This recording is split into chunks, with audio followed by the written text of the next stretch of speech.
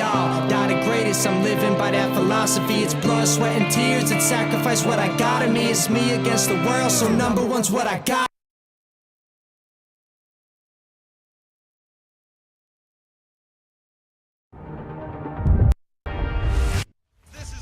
What am I doing here? What are you doing? Hey guys, the mic's in my hand, maybe shut up.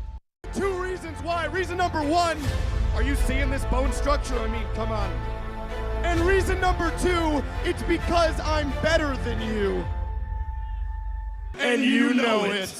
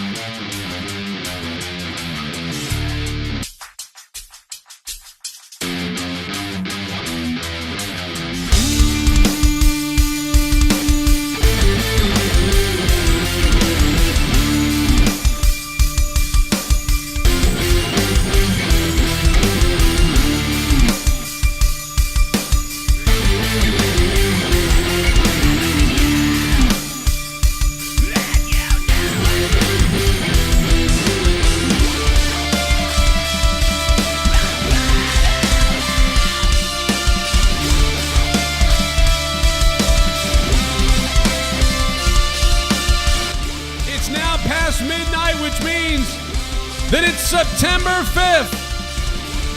It's AEW All Out, the post show from hell. And this was too long, folks, for Daddy Joe. Let me tell you something.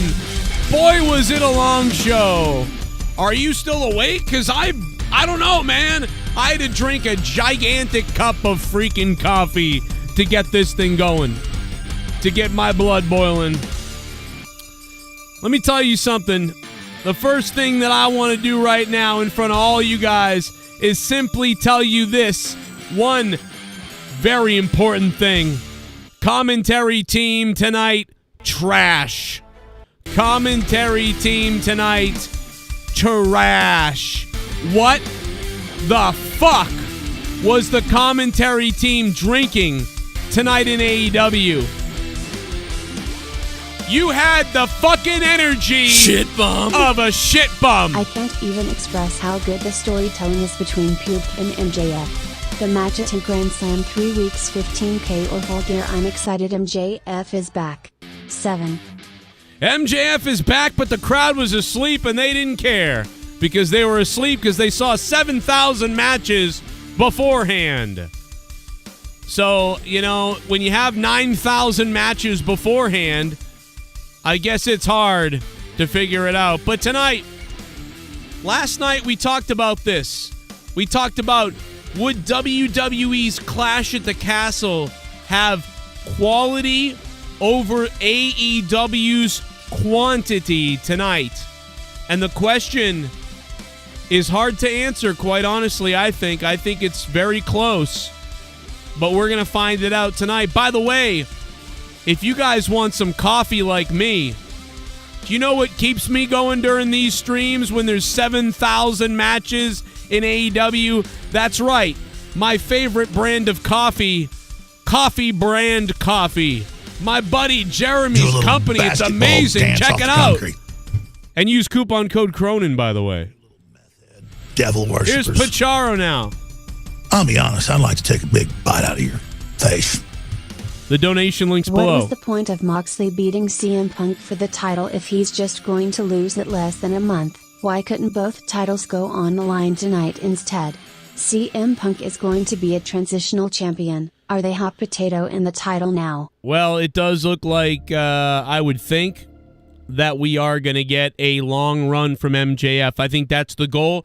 That's the goal we've all wanted. That's the goal I want to see. We got to have MJF face Punk, potentially lose, maybe, or something, or win after that. But either way, MJF needs to win the championship and go on a 2-year run with this title. I want to see MJF be one of the most ruthless, sick, and crazy world champions, Flair-esque, but with the nasty. That's what we've got to see from MJF. That is exactly what we got to see. We got to see MJF, one of the biggest scumbags ever, as the AEW World Champion, and he needs to put that thing over like crazy. There was nobody hotter than MJF a few months ago. Now, he's been cooled off a bit, and I think tonight you saw some of that, to be honest. I think he was a bit cooled off. I think that Chicago crowd was dead, by the way. That was not, I thought the crowd was going to explode for him, but they were in Chicago. CM Punk is their guy. What are they going to boo? What are they going to cheer? I don't know. But here's the thing. They did need that, because if they didn't have that, they didn't have a lot going on tonight. I'm going to tell you right off the bat, this may be popular, this may be not popular, I don't know. I want to hear from you guys what you thought about this, because I've been torn in all kinds of different directions tonight. All kinds of different erections tonight for me. And yes, I said erections, by the way. I've been torn left, right, and center and all over the place tonight on this show, from what I feel about it. But one of the things that I will say is that one of my favorite matches of the night was the first one where I finally started to wake up, which was the Acclaimed, because I liked the Acclaimed so much that I came alive for the Acclaimed's match. And the crowd came alive too. And then that made me more excited because the crowd was flipping out for the Acclaimed. That was pretty good stuff, man. We got Dave Rose on hold on Discord. We got Mustafa, I think, on his way, if he even saw it tonight. I'm not sure. I think Mustafa might have sent me a message he missed tonight or something. I don't know what he said. But he said something earlier. I'm not sure. But I know Rose is waiting on standby, rather, tonight. There's a lot to talk about here tonight. No doubt about it. Match of the night might have been the Acclaimed. Some people think it's the Trios match. All right. I will just tell you my favorite moments of the night right off the bat. My favorite moments of the night were Kenny Omega's entrance. I cracked up at Kenny Omega's entrance. I really did. I also loved, here's the thing. The ladder match, I was disappointed because I thought the ladder match was going to steal the show. I had that penciled in as one of the best matches of the night, potentially. So I'm like, all right, ladder match. This is going to be one of the best matches of the night. This is going to be one of the ones we're all talking about. Here we go. And instead, it really was just, hey, go out there and flippy flop around. And, we'll get to the other stuff. We'll just get to the whole Joker thing, which was the whole point, right? That was the whole point, really, was just to get to that part. That was it. So it was kind of like, okay, like on one hand, beautiful storytelling. I love it, but you could have had the Joker. You could have had the countdown clock, and the Joker is, and then the Joker doesn't come out. And for 10 more minutes, they have a crazy ladder match that's amazing. And then finally, everyone's down at one point, and out comes the guy who's the Joker, except it's all the mask guys, and then they do the same thing, but the match gets to be awesome. So you have one of the best matches of the night, and then you have the big reveal of the Joker winning. But instead it was just kind of like, okay, go do a couple of good things, and that's great. But then that's it. So that was it. We had about 1,000 matches tonight. Too many matches. That's a good point, DJ Scandalous. MJF gave it away several times. I actually thought somebody different was in the Joker mask. I actually thought that. I thought that they sent somebody different out so that we wouldn't think it's MJF. But upon watching it a second time, I'm like, oh man, he's doing MJF stuff. So why would they send out a different guy when he's doing MJF stuff? I thought the guy was a bigger guy. 65% of you guys thought it was MJF, though. So we had a poll earlier tonight, and 65% were up for that. Now, the question that everybody wants answered, what do you think? Who wins, WWE or AEW? 36% say Clash was better. 32% say AEW All Out was better. And both were good, 25%. 7% say both sucked. So there you go. It's pretty close. In a minute, we're going to be going over to Discord where devious Dave Rose is waiting. I'm sure he's waiting with anticipation to find out what's going on here. But, man, the poll is still up, man. Vote on that poll, guys, because that's a big deal. And, guys, if you're drinking coffee like me, drink Coffee brand coffee. You know the man. My buddy Jeremy from the Quartering. Been friends with him for 8 years. I've been friends with him forever now. Ever since he first started opening Magic the Gathering packs. You know, we've been pals. And, man, his coffee is amazing. His company's phenomenal. And I drink it now. And if you use coupon code CRONIN, you're going to get 5% off your Coffee brand coffee at coffeebrandcoffee.com. This is all out, baby. We're in it for the long haul tonight. If you guys, we got breaking news coming. We got a press conference to review. I got a bunch of shit to tell you guys about tonight. This is an amazing night. Hit that like button and stick the thumb up my ass. Let's go to the donations. By the way, the link for the donations live is in the chat. If you guys want to drop anything, feel free to. Shout out to DWELSH, who literally saved the show last month with over $2,000 in drops. And oh my goodness! Decided here he is! Your hard-earned money. Acknowledge him! And to fund my show, to fund what I do, to fund what I believe in, to fund my godly ass. JCS Army, donate to me. Come on, MJF, you want a piece of this? By the way, the commentary sucked tonight on AEW. What were they doing? Me. I'm going to fucking rip one later. The Soundwave 92 is here. What's up, Chad? Hit that like button, guys. Stick that thumb up there. All the way up my ass, Janelle Banks. DJ Scandalous. One of the most overbooked clusterfuck of a PPV I have seen from this company. First they screw over Mox to give Punk his win back, and then we have this whole weird return with MJF. Tony should have done an audible and give the Acclaim the tag belts. You know, I kind of agree. But I think the Acclaim situation is very similar. I think the Acclaimed situation is very similar to the Drew McIntyre situation the other night. Everybody was so upset. Like, they should have just given it to Drew because the crowd wanted it. I get it. I feel the same way. I love the Acclaimed. I love that match. That was my favorite match of the night because I cared about them so much. I really did. I think CM Punk and Moxley is number 2 of the night, I guess. And then maybe the trios match after that. But, you know, this is a forgettable All Out for the most part for me. I'm not going to... There was a lot of decent matches and things that happened. And listen, I got some people on hold that we're going to put on the show tonight. A couple people that loved this pay-per-view tonight. And I've got a one or two that did not like this show tonight. And I'm somewhere in the middle here. But we'll get to that. The ladder match, again, was sacrificed for the story of the Joker, which is, you know, understandable in many ways. In some ways, some of it pissed me off, but I get it. Let's go to another donation here.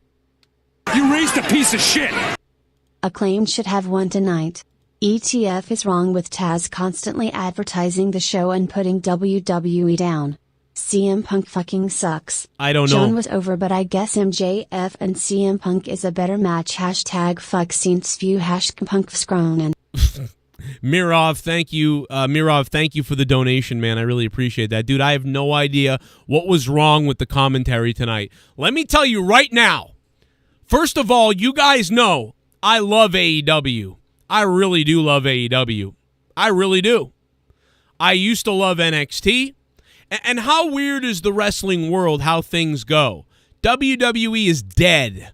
NXT shows up and takes over the world for about 5 years or 4 years. For about 4 years, NXT ruled the wrestling world as far as I'm concerned.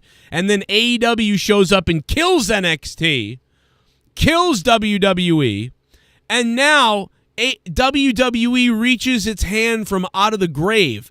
And AEW is now in turmoil in some ways. AEW is still really good. It's just in some kind of weird turmoil. But one thing that I've got to bring up, and you cannot argue this worth a goddamn! Worth a goddamn! You put those fucking women out there in that 4-way match, and you called that match like a piece of shit. You called that match like a piece of shit. So here's what I want you to do, Taz. You fucking midget fuck from fucking New York. You piece of shit. And Jim Ross, you old son of a bitch. And Jim Ross, when you were on my show, you said, oh, Joe, you're a good guy. You're going to get somewhere someday. And I said, yeah, Jim, that's very nice of you, but I'm 35 years old, and I'm starting to get kind of old, Jim. It's kind of running out. The clock is kind of ticking, Jim. Maybe look at some of my commentary and tell me if you like it. And then I got to get ghosted on Twitter and on my cell phone by Jim Ross so I could sit there tonight and listen to Tony Schiavone be fucking lost and call Taz Excalibur. And then, during a women's match that, by the way, was for the AEW fucking Women's Championship. And what did you do? You called it like nothing. It meant fucking nothing. Granted, Sheeta fucked up 5 times and every other woman fucked up several times in the match. You called this match like a cunt. That's what you did. I don't want to hear anybody out there trying to pretend like this commentary team was good tonight. You should be sick to your goddamn stomachs. Do you want to hear the call? I got the audio. Let's hear the call. 1, 2. Baker. It's got to be frustrating in there. These ladies are interrupting all these pinning predicaments. Yeah, it's tough for sure. Ripcord rolling elbow, the twisting neck breaker. As you pointed out earlier, Jared's first pin. And wait, look at go! Grabs, grip. Here's the finisher by Tony Storm. And one for Jamie Hayter as well. Tony Storm. Could be it. Now fella. 1, 2, 3. And new champion. And there you see her. An AEW Interim Women's World Champion, Tony Storm. Wow, that thing could have went either way. Congrats to you, Tony Storm.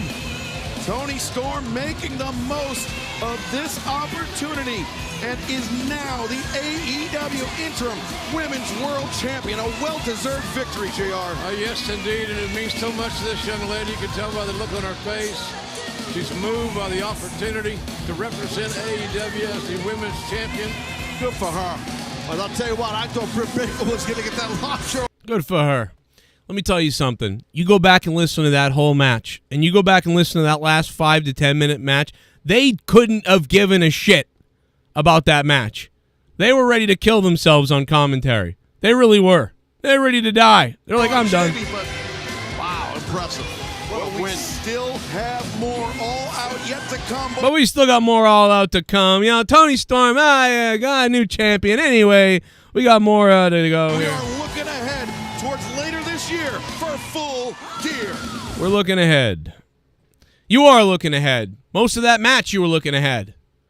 Most of that match, you were looking ahead. Good Lord, was the commentary fucking retarded tonight. They were all over the place.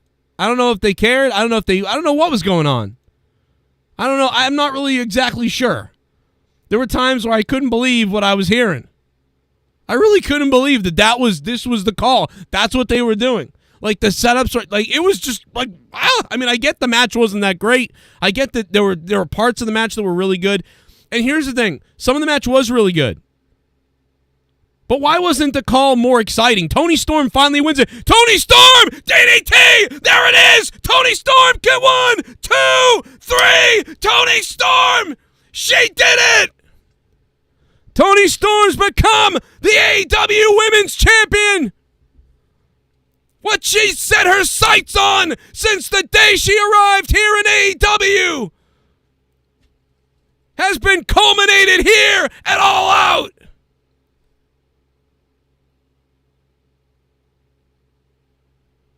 And she did it against 3 other women with the odds clearly stacked against her. No, none of that. None of the big, like, it's her big moment. It was just kind of like, she won. Anyway, on to the next thing. It's just her, she's won this before. She's won this 3 other times. It doesn't matter. It doesn't matter. It's just the AEW Women's Championship. It doesn't matter.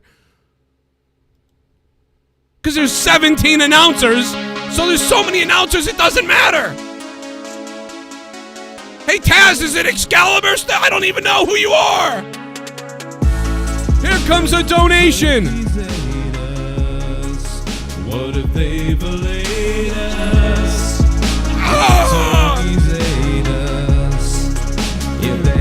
AEW, was it better than WWE? Vote now. Tell us what it is. Tell us about it. They filleted us.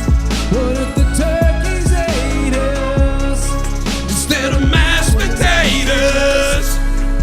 Thanksgiving. Let me see those turkeys right now. Instead, those turkeys ate us.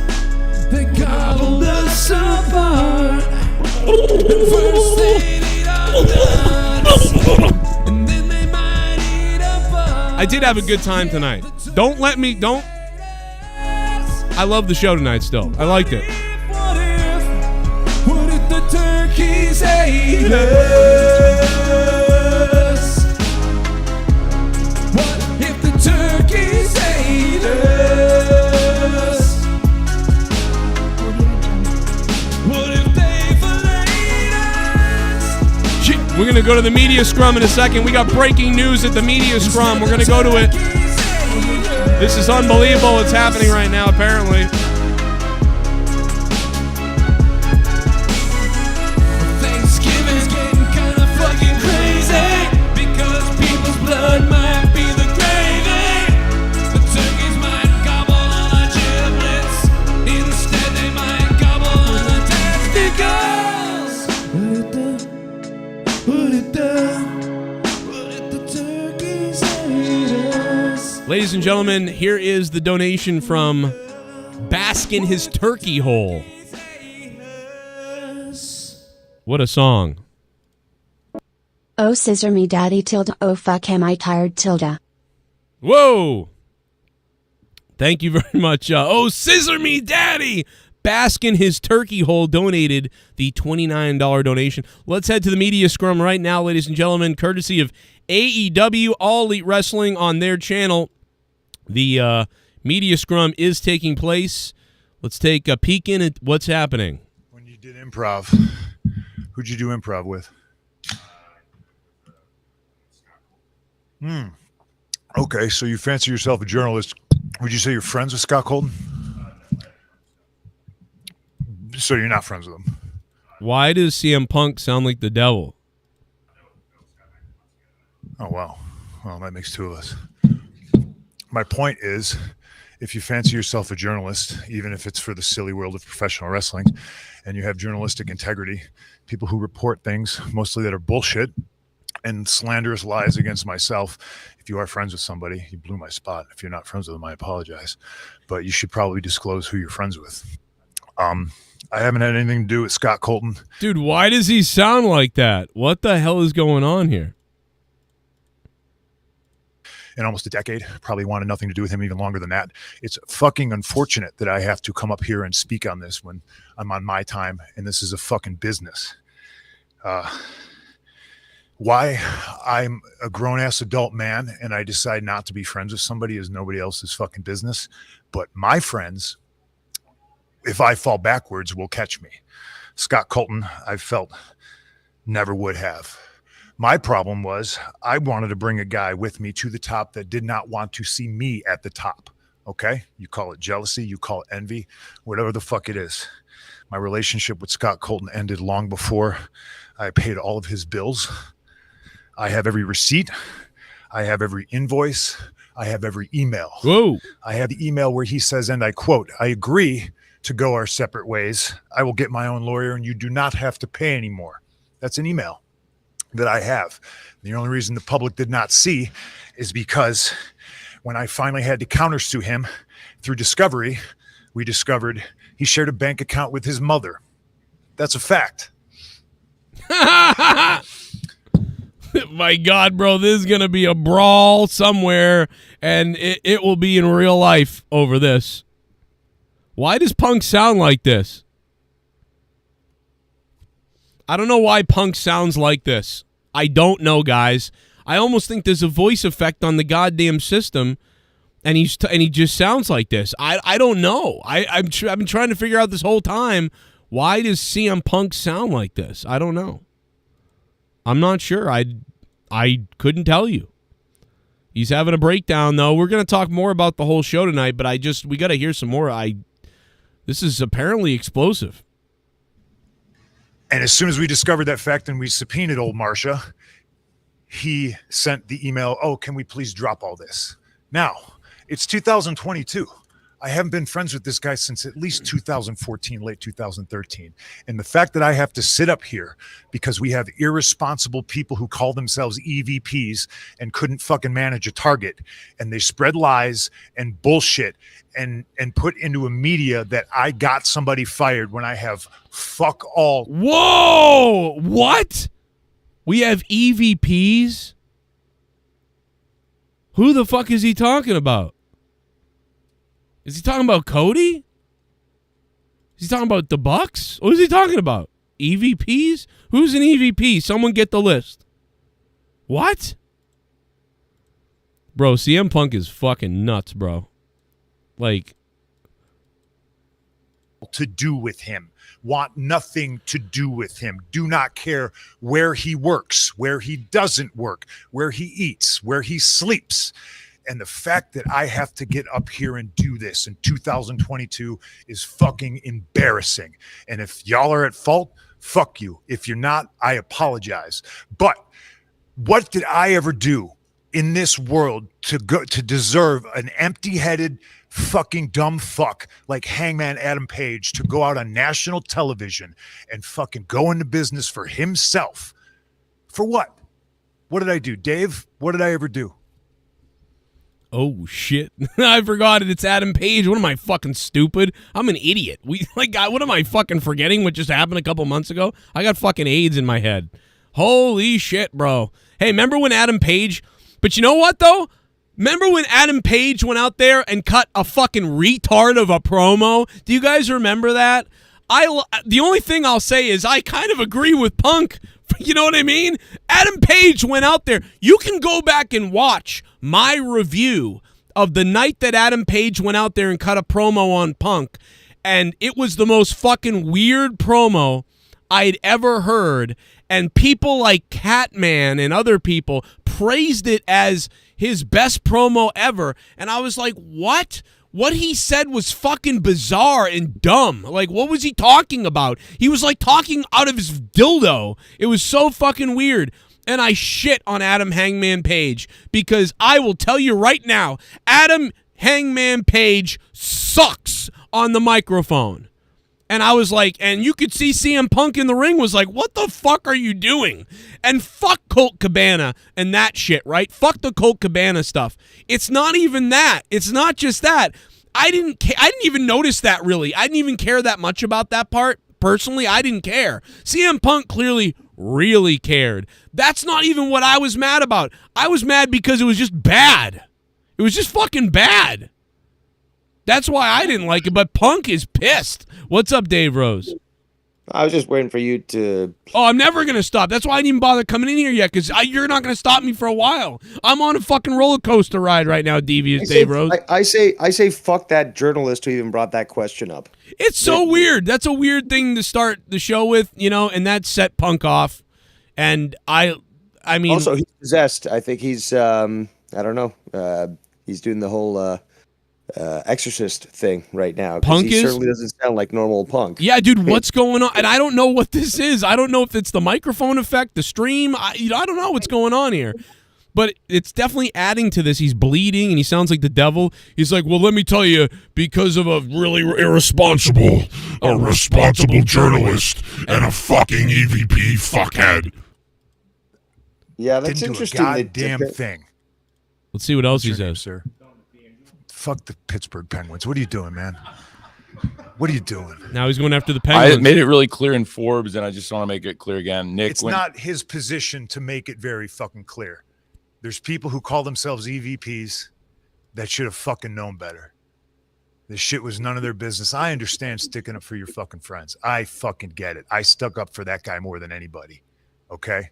I paid his bills until I didn't, and it was my decision not to. Yeah, but I shouldn't have no commented when Nick first said it. It's my fault, and if I hadn't, it's my that. fault. It's my I fault. appreciate I that, should have but just taken it head on because you never said anything. But I'm trying to run a fucking business, and when somebody who hasn't done a damn thing in this business jeopardizes the first $1 million house that this company has ever drawn off of my back and goes on national television and does that, it's a disgrace to this industry. It's a disgrace to this company. He's got a point. I gotta tell you something, guys. I'm Eddie Kingston, and I don't like it when you call me fat. And I'm CM Punk, and I don't like it when you bring up fucking the other Jew. No, but he's right. No, he's right. No, he's right. He is. He's right.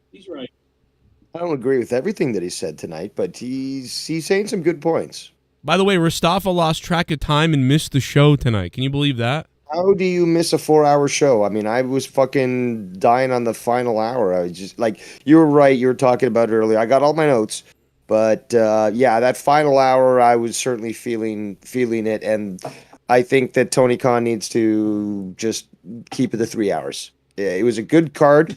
It was stacked, but it was too much. Tony Khan is a mess right now. Let me tell you something. You My boy are alone. a mess. You leave him alone. He needs to hire me, and I'll fix everything. Okay, Tony? Well, You're he fucked. can hire me too, and I'll make things good too. But It's a goddamn mess right now, Tony. Let me tell you that. It's a mess. there's always room for improvement, okay?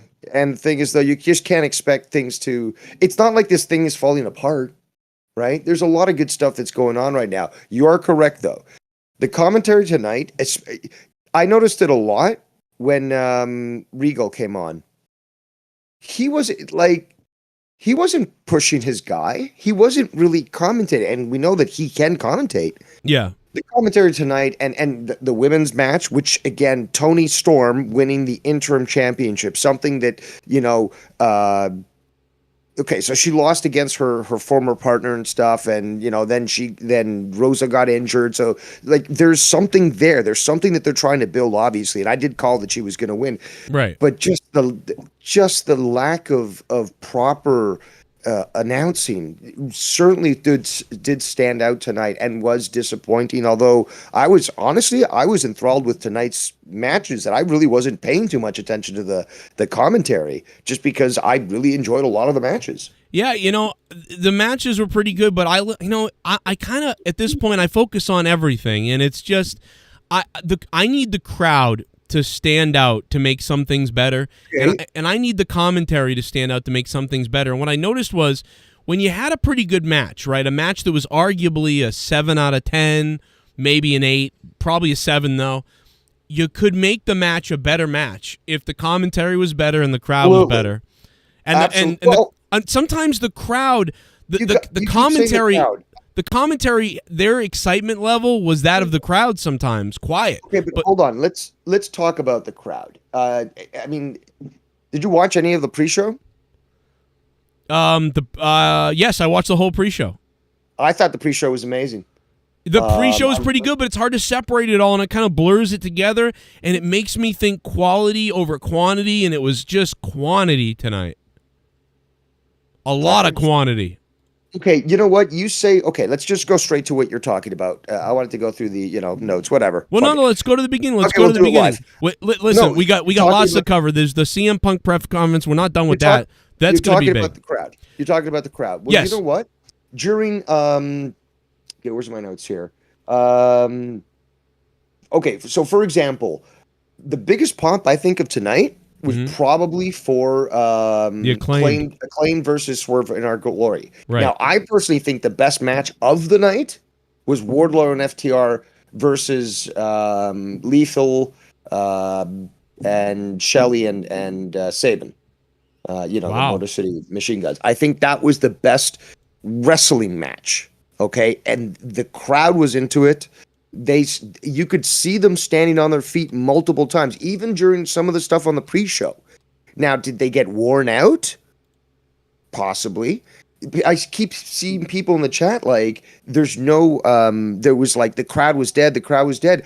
I don't know whether or not we were watching the same show, because I certainly heard the crowd respond and stuff, and especially for the Acclaim match. That's the match that seemed that everyone was responding to. Well, yeah, to me the Acclaimed was the loudest the crowd got, because the crowd just like there wasn't a lot of people that the crowd loves right now, right? Hater got a good response. I'm surprised. Yes. Like, Darby Allin, Jamie Hayter, the Acclaimed. I think Jungle Boy a little bit, but he got jumped at the beginning, so we really couldn't figure that out, which, okay, that's sort of a story continuation, which is fine. Seemed to like Samoa Joe coming out.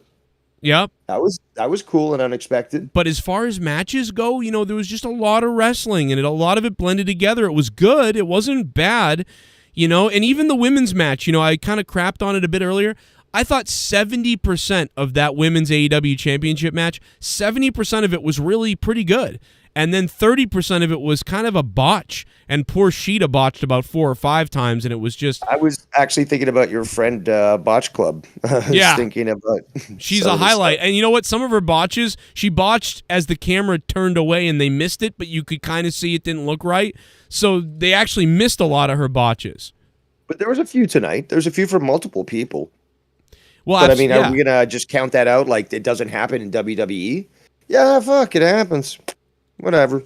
Yeah, a lot of people were crapping on what I gotta shout out the guy in the fucking front row, and usually where the green shirt guy sits. But you had a guy with a white shirt. Where is that guy? Did he die of COVID or something? I hope so. I really do. Oh my god! Just like the fake Dave. Yeah, the guy had a white shirt, black writing. It said, "Just enjoy wrestling." I thought that was perfect. That's the perfect message for tonight. It wasn't perfect, but it was. I mean, I tuned in and I enjoyed. It was like Woodstock '99. It was just there's like 100 bands to see. You're going to be dead at the end.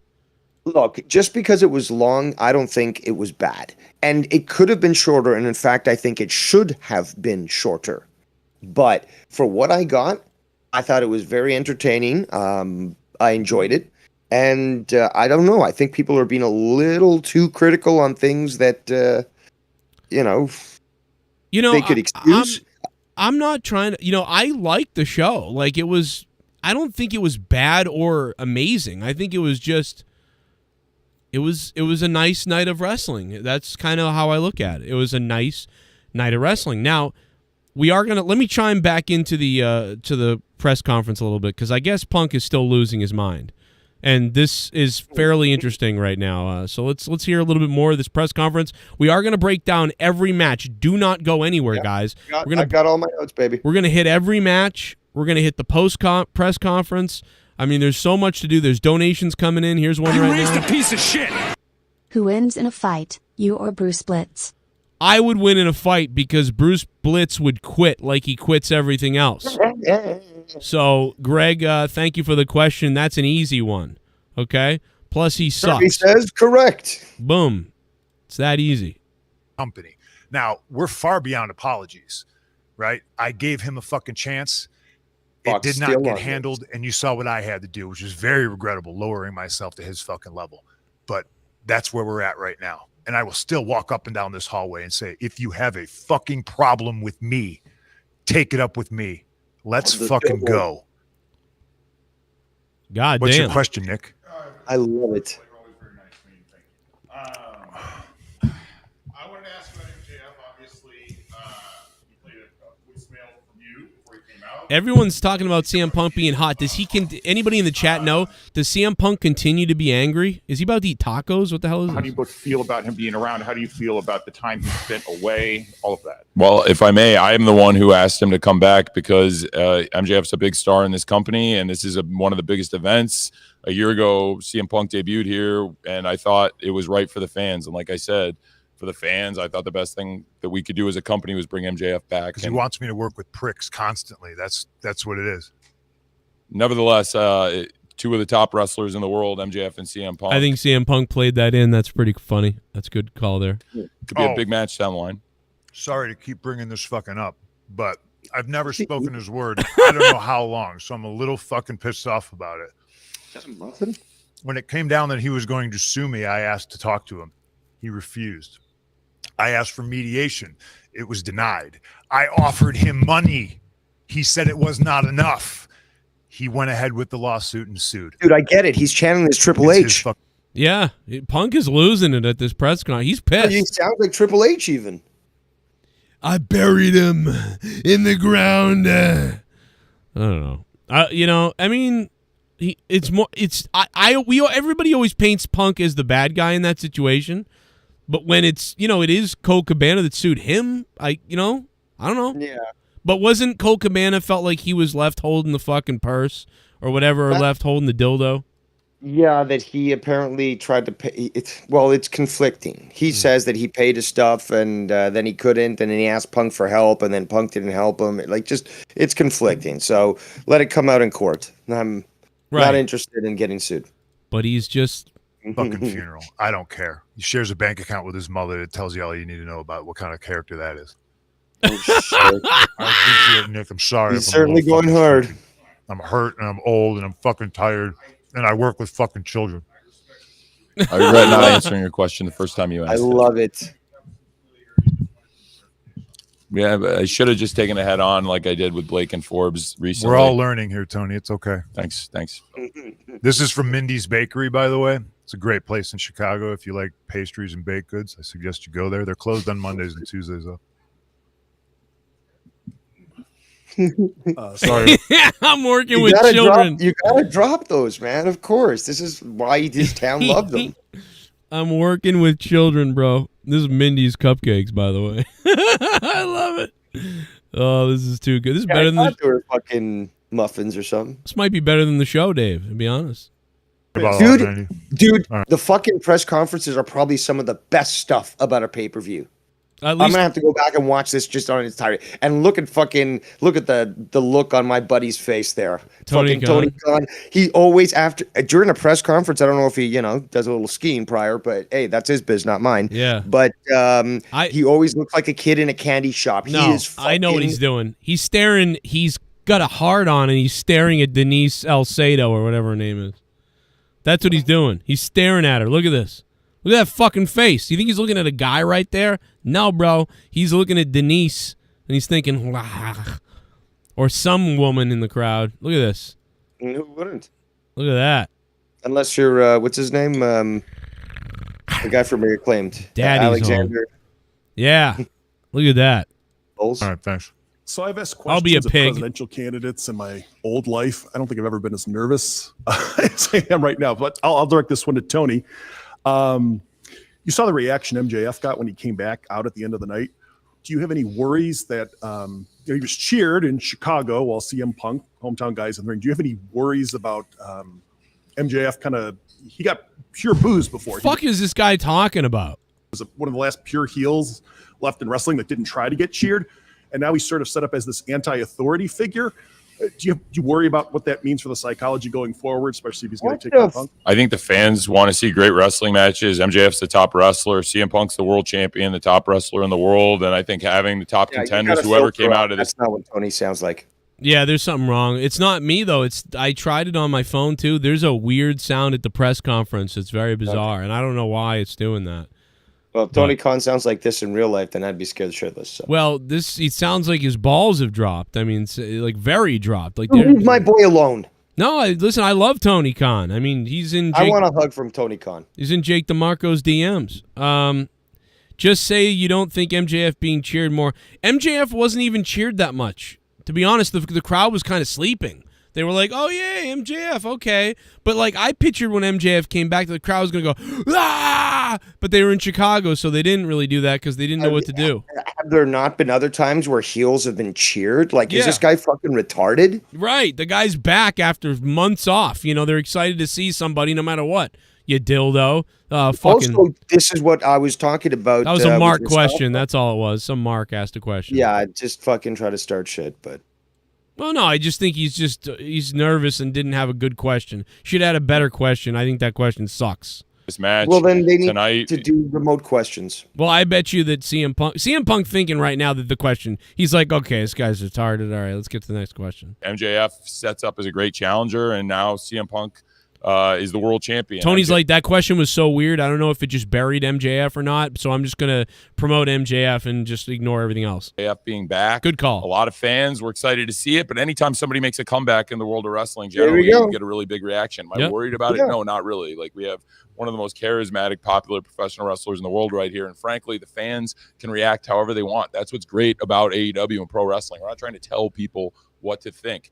This is a really compelling story. People are emotionally moved. People are calling that a great ending, and I'm really glad people liked it. But the fact is, it was a great match, and it was a great ending, and now we'll see what happens on Wednesday. You should have just said, and you're a fucking retard for asking that question. And don't ever come back in here. What is your name? Scott from the WrestleSlam.com? Fuck yourself. I would love to see that. Oh, my God. I'll tell you why I'm upset about it. Is because if you're an EVP, you don't try to middle your top babyface.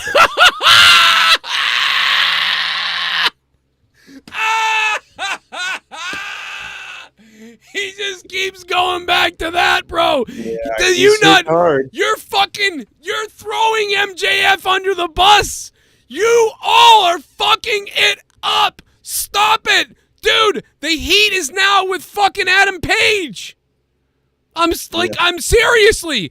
That's all I want to talk about now. Now it feels like MJF doesn't matter because you're actually just let it play out. Oh my God! Like, just stop talking about fucking the other guy. Like, MJF's getting buried.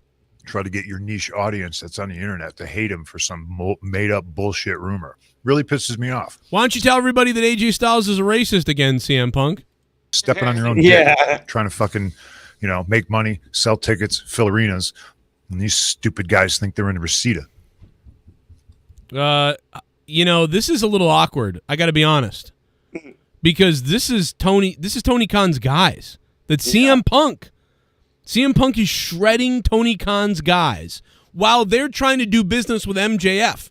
MJF's in front of the boss. MJF is the big bad guy who's back, and all CM Punk is doing is talking about Tony Khan's friends and calling them scumbags.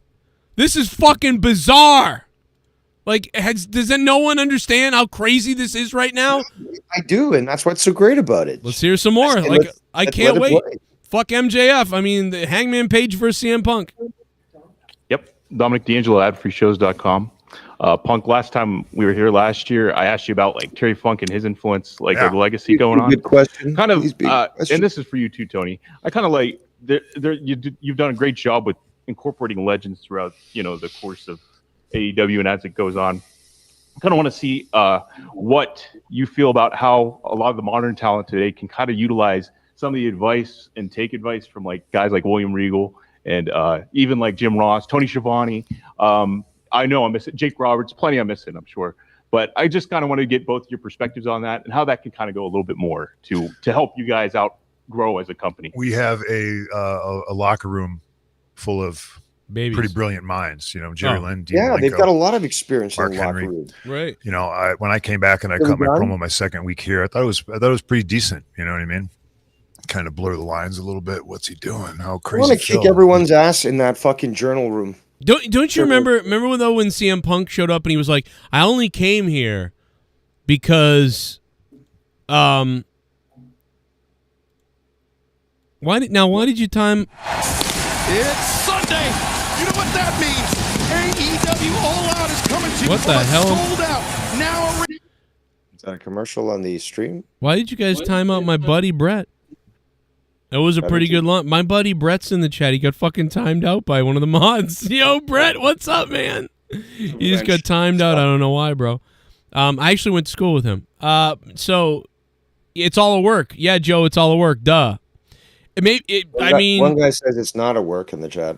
Who cares if it's a work or not? Just fucking enjoy. Right. I'm having fun. It's not a work, but because you don't bring back MJF to be the big baddie going up against Punk, and then have Punk the whole press conference angry with fucking Adam Hangman Page. Makes no sense. So no, it's not a work. Punk is actually angry, and a reporter asked a question about it earlier that was weird, and he's actually mad you mark fuck. Reporters are stupid anyways. They're asking stupid Because questions. they're anybody. I could be there asking questions because they're not real. Most, you know what I mean? Like half the wrestling journalists. Yeah, but that's what I said. They should have remote questions where you could be on camera. I'm Joe Cronin from the Joe Cronin Show, and I'm here to ask about, just like they did with fucking.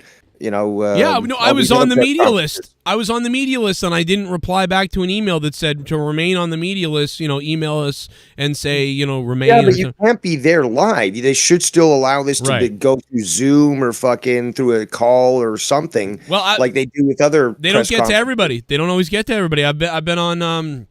Yeah, but I can ask way better questions than what they're fucking asking. It's fucking these embarrassing. are bad. These are bad questions. The shit I want to know about that they're fucking not even Like, what do you think about the crowd reaction when a heel gets cheered? It's like, do we want to talk about the past? Because they're marks. We've seen that in other promotions. They're fucking marks. They're trying to ask. They're trying to let anybody ask a question, which is nice of them. It makes sense. But good Lord, are they terrible? Like questions. I'd be asking things like, for example, from a Canadian perspective. Okay. You guys are coming in October. What do you guys plan to be doing that might be different, or maybe just continue with the same thing? Is there something that you anticipate that you're going to find different in Canada that you will compared to what you find in the American cities that you tour? Is there anything that you're doing in regards to local talent, bringing in to perhaps highlight Canadian talent when you're here? Like all these things that would be related to something that I'm interested in, and many others, Canadians, would be interested in too. It's a simple fucking equation. Who are these fucking people working for the New York Times? Like shit. Right. But again, the weird thing here is, again, they're kind of, this is going to be a big story all week now. And I got to be on, listen, I appreciate it. I'm entertained as fuck right now, and I know you are, Dave. But let's think about this. This is not good. The rest of the week, there's going to be a big story about CM Punk going off on Adam Page and Tony's guys and everything. It's going to detract from the actual show. Yeah, it really is. This is bad news. I'm serious. So what's funny? It's bad news, but it's just not it's not as conducive as it could be. But also, it's funny because CM Punk is like, dude, you ruined it, you fucking idiot.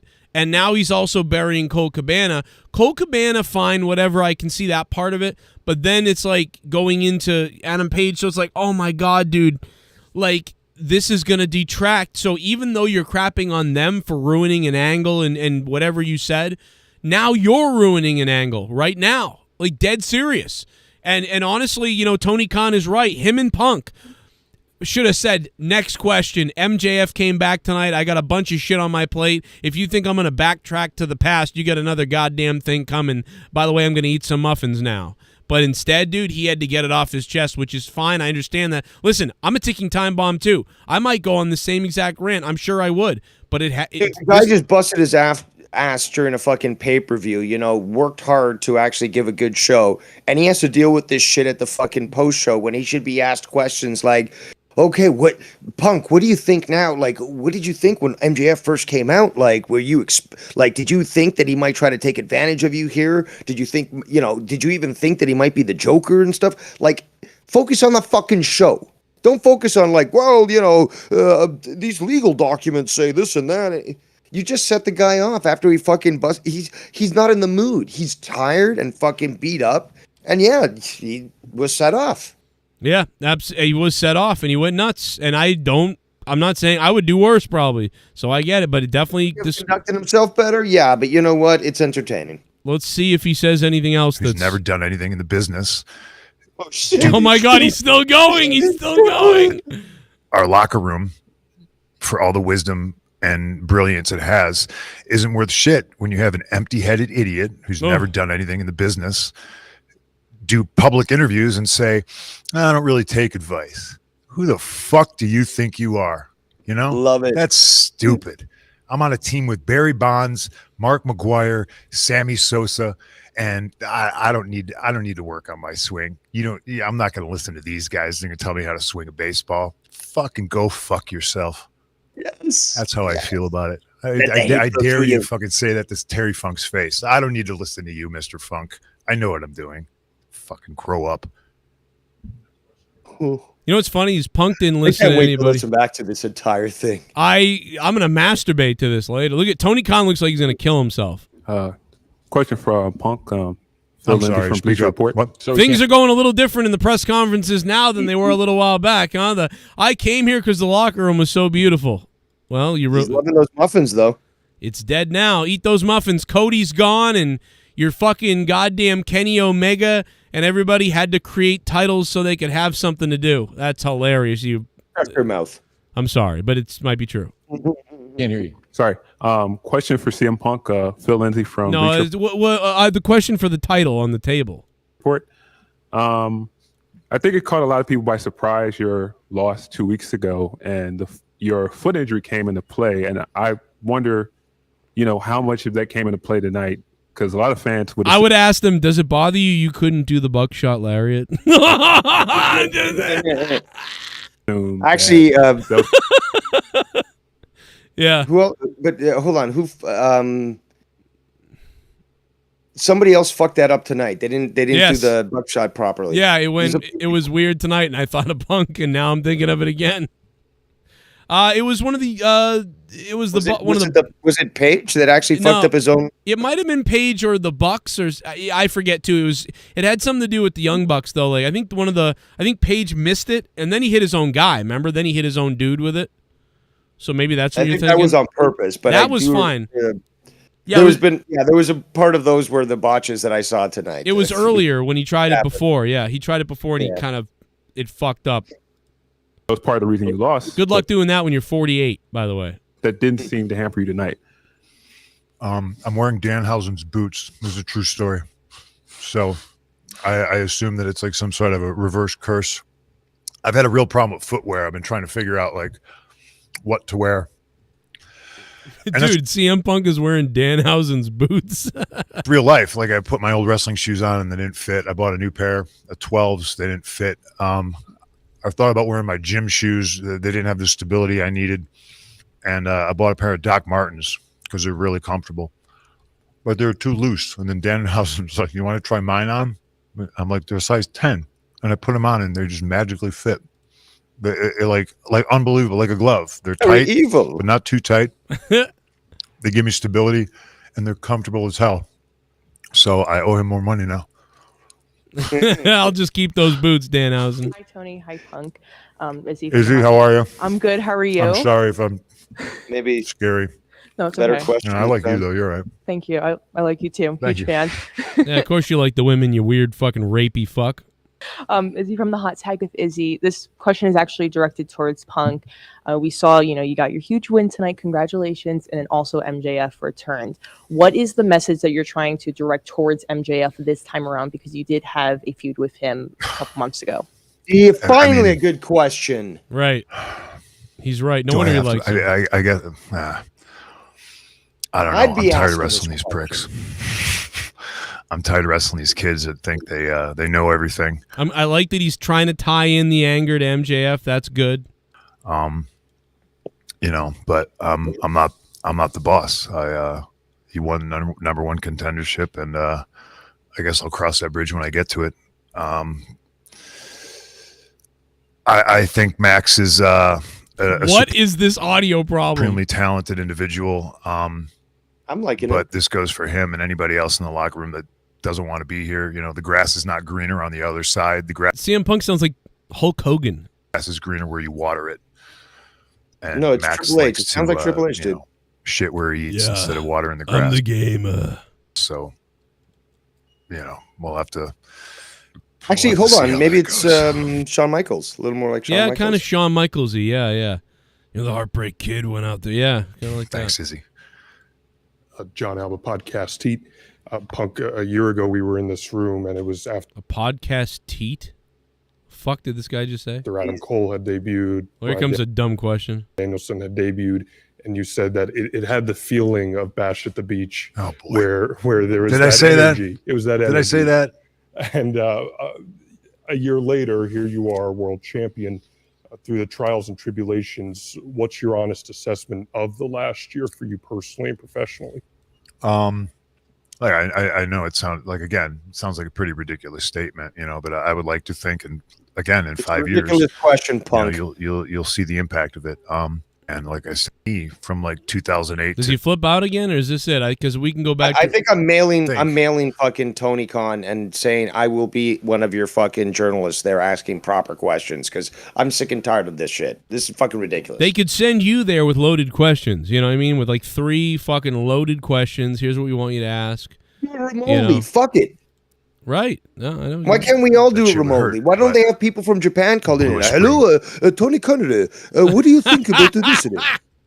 Oh my God. Foot now, it to carry the title and, carry through the summer and just help grow the business. So it was meant to do anything, try to get around. Well, I think that's about it. I think that's about all of Punk's anger. So let's get back to the review. We'll if we can get a couple of more, comment. If anybody else has another thing about what he says or what happens, let me know and I will go to it or I'll try to find it. But yeah, there you go. In my head that Mustafa missed this show. I can't. Right after last night, he was like, "Who cares about WWE tonight? AEW tomorrow." Oh, wait, I missed it. Okay, after we were on your prediction show, yeah, we talked for like I don't know an hour or something afterwards about wrestling and all this stuff, and he even said. Hold on, I've got my notes here. Which one was it? What happens if Luchasaurus ends up turning on Jungle Boy? Right. And I was like, I don't think that's gonna happen. Well, I was wrong, and he fucking called it, and yet he didn't bother to fucking even watch the show. It's fucking incredible. It blows my mind. I would have thought that, especially of him, of all people. By the way, we have my notes, and I'm ready to go through every single fucking match in order.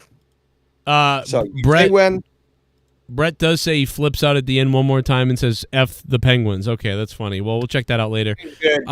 Listen, seriously, fuck the Penguins. Seriously, fuck you, Mario Lemieux, you weirdo. Go diddle Sidney Crosby. 783 votes so far. WWE Clash was better. 36% is winning.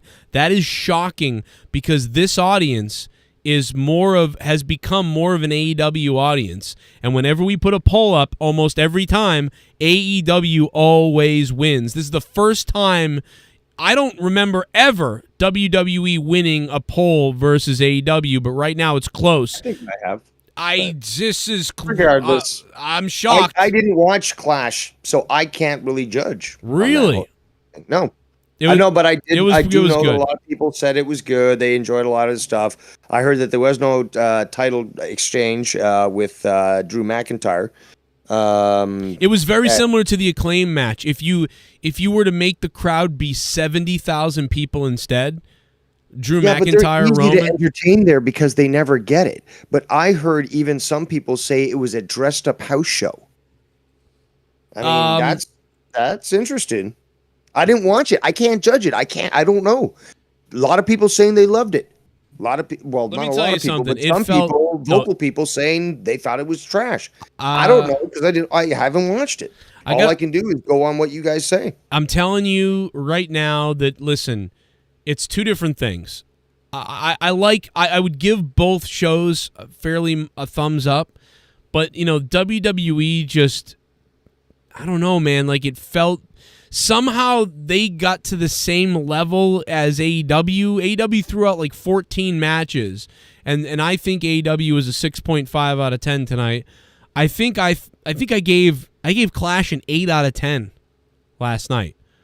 That's the first time I've ever given a WWE pay-per-view, I think, a bigger score than an AEW pay-per-view.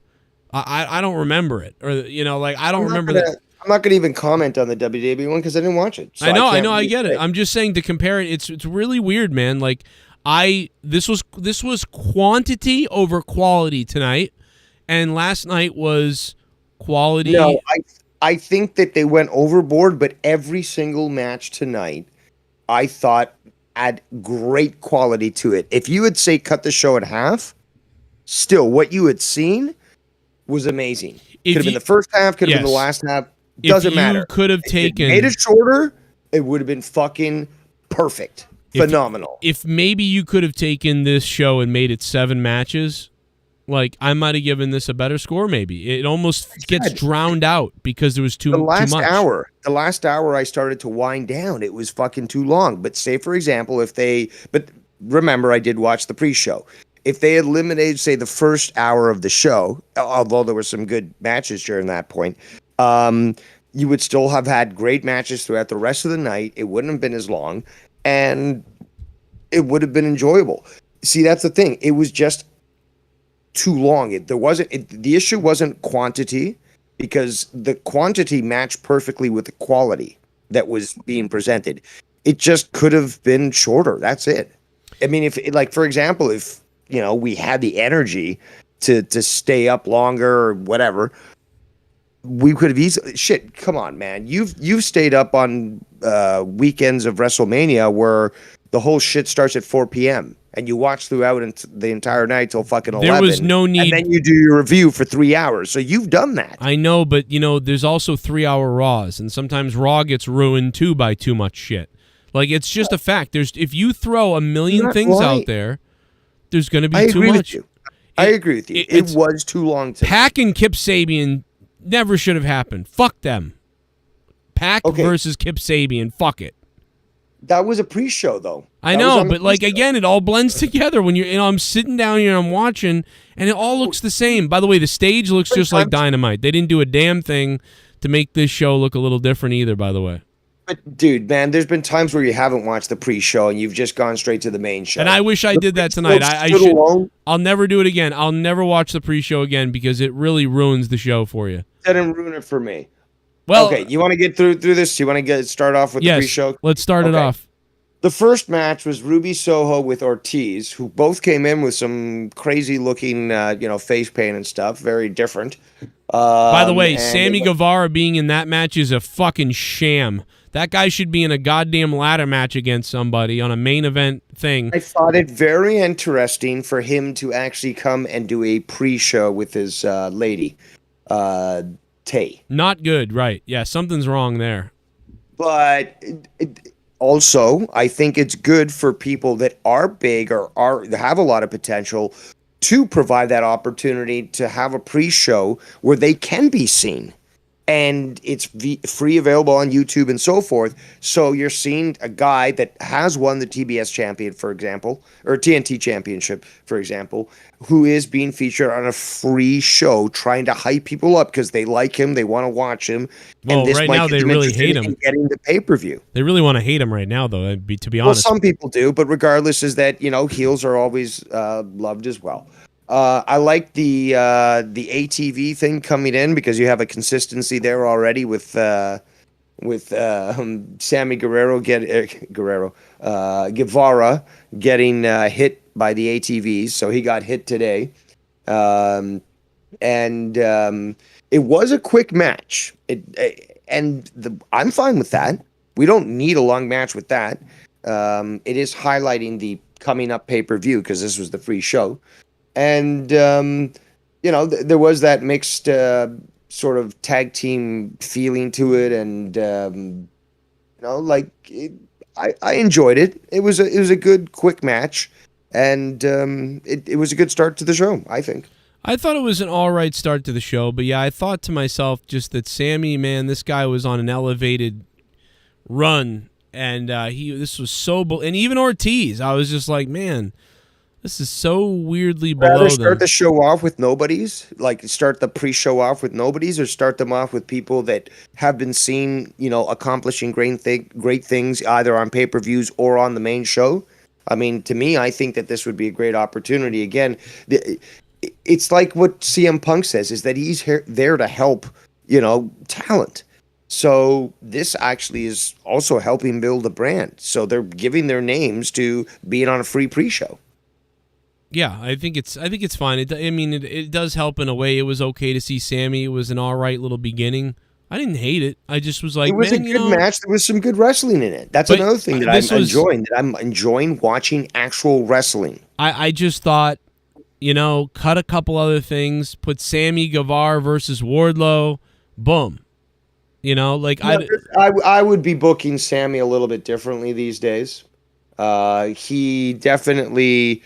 I think makes a lot of people feel the same way that they feel when they think about me. That I'm a slimy, disgusting individual who's too arrogant and needs to be brought down a peg. And hey, I mean, you know, I guess they're triggered, but it can work when it comes to the business, you know. Right. So with Sammy, certainly you can make this guy the biggest asshole ever and sneaky and just underhanded and make it work. But you know what? I enjoyed that match. Well, I And gave it Ruby Soho, I gave it a 6 out of 10. I'll give it a 5 out of 10. But again, it was quick.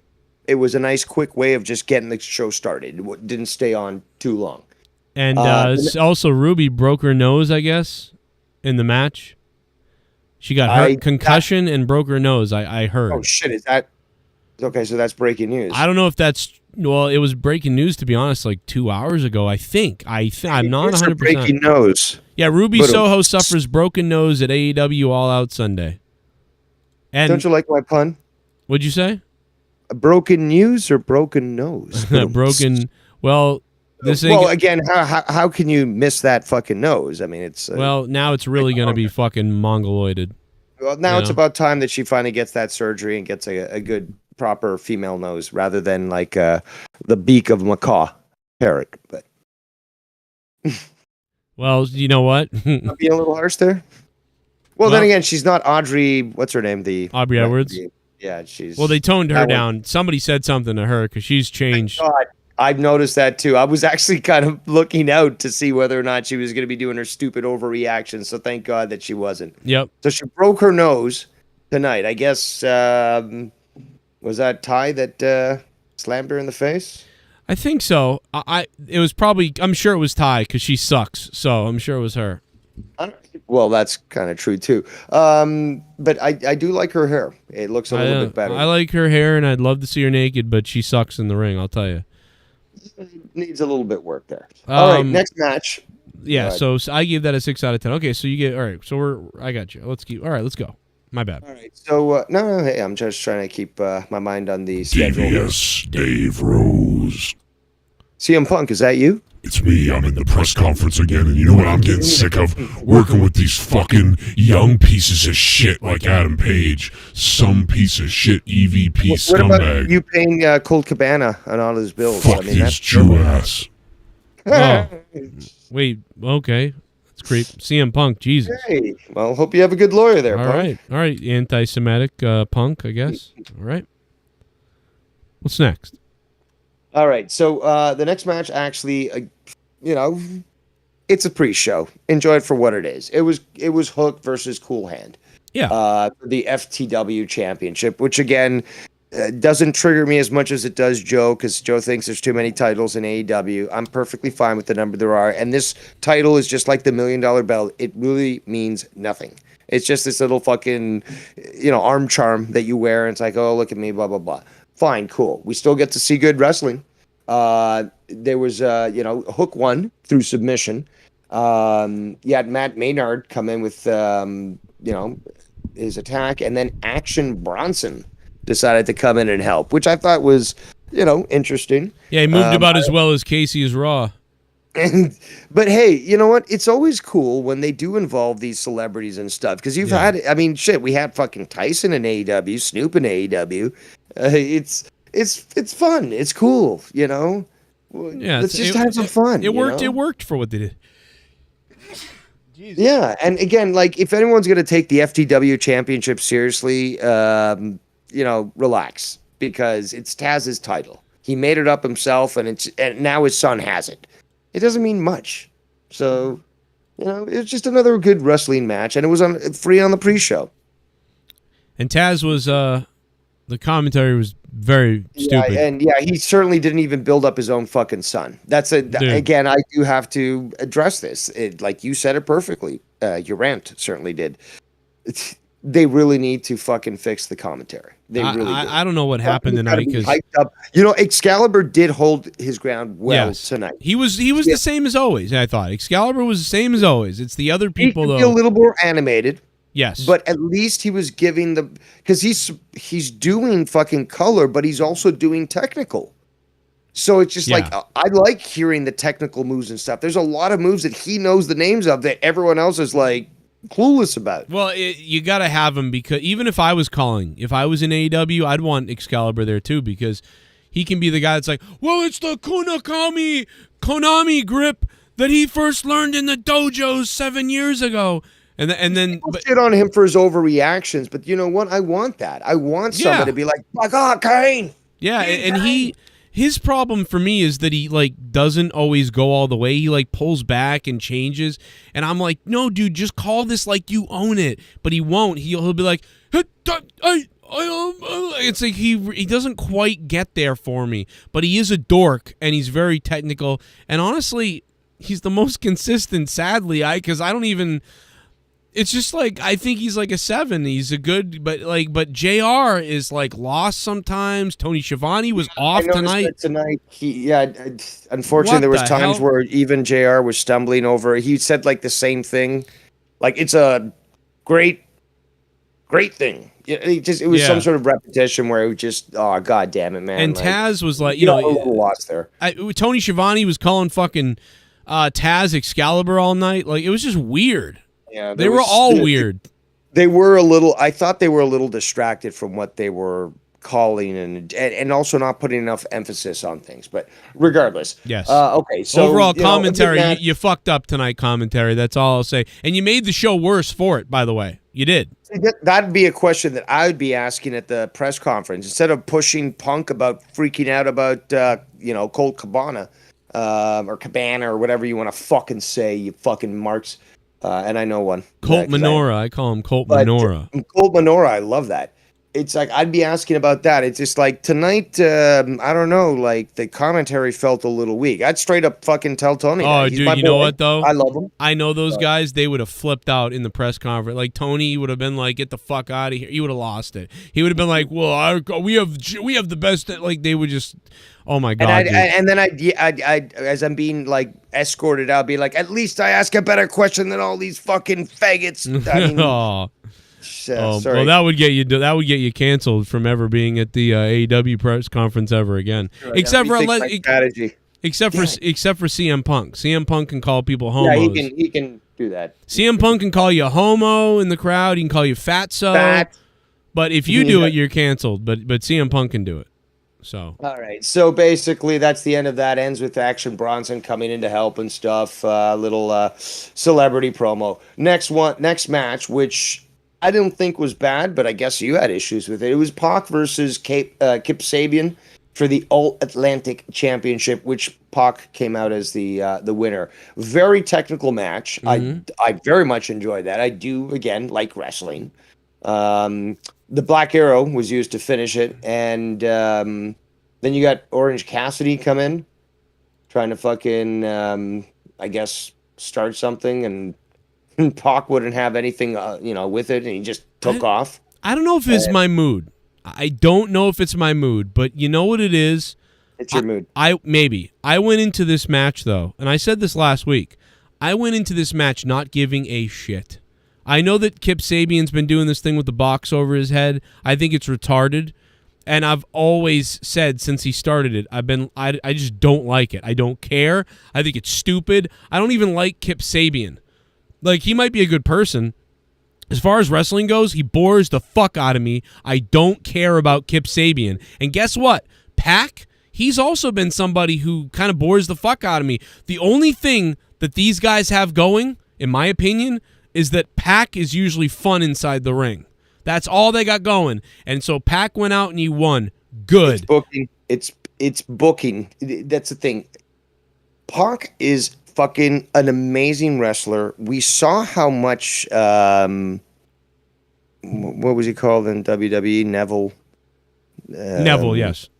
No, but what was his full name? What they used to call him? Oh, I don't remember anymore. Yeah. Call him Midget. Midget.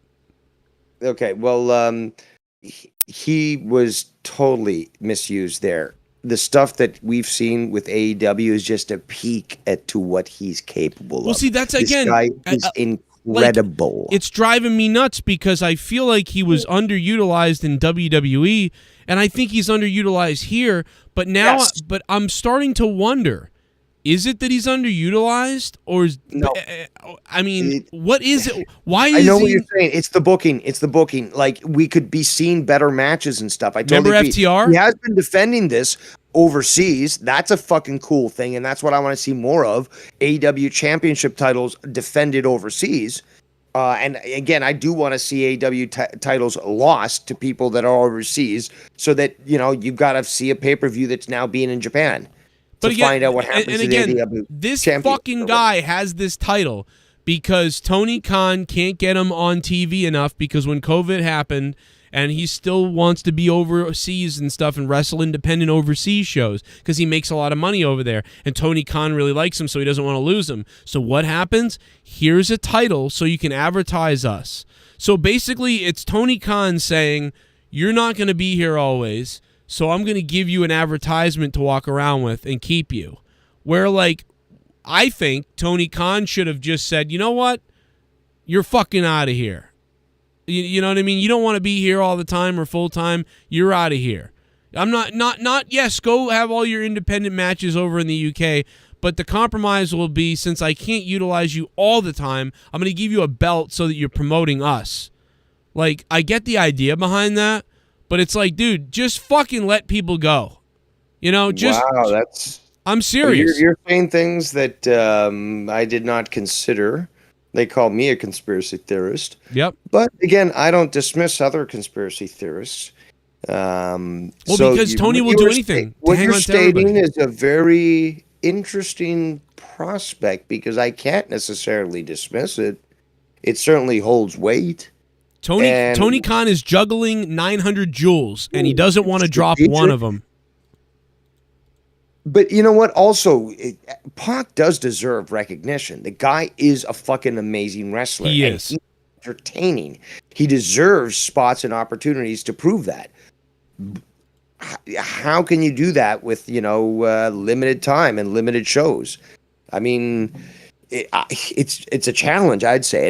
And I can't deny that I think that certain storylines could be written a little bit better and stuff. So could he have been better highlighted? Yes. He's really like Malachi Black to me. A guy that does a lot of kicky things, and I know they're a little bit different. Malachi has that martial arts thing a little more, where Pac has more of the high-flying type of deal, a little more low center of gravity. But the two guys remind me of each other. They talk pretty well, but they don't really have a character. Pac is like, I'm the bastard Pac, and I'm gonna kick your face in. And then Malachi Black does this, like, kind of that similar thing in a way, but he's too quiet.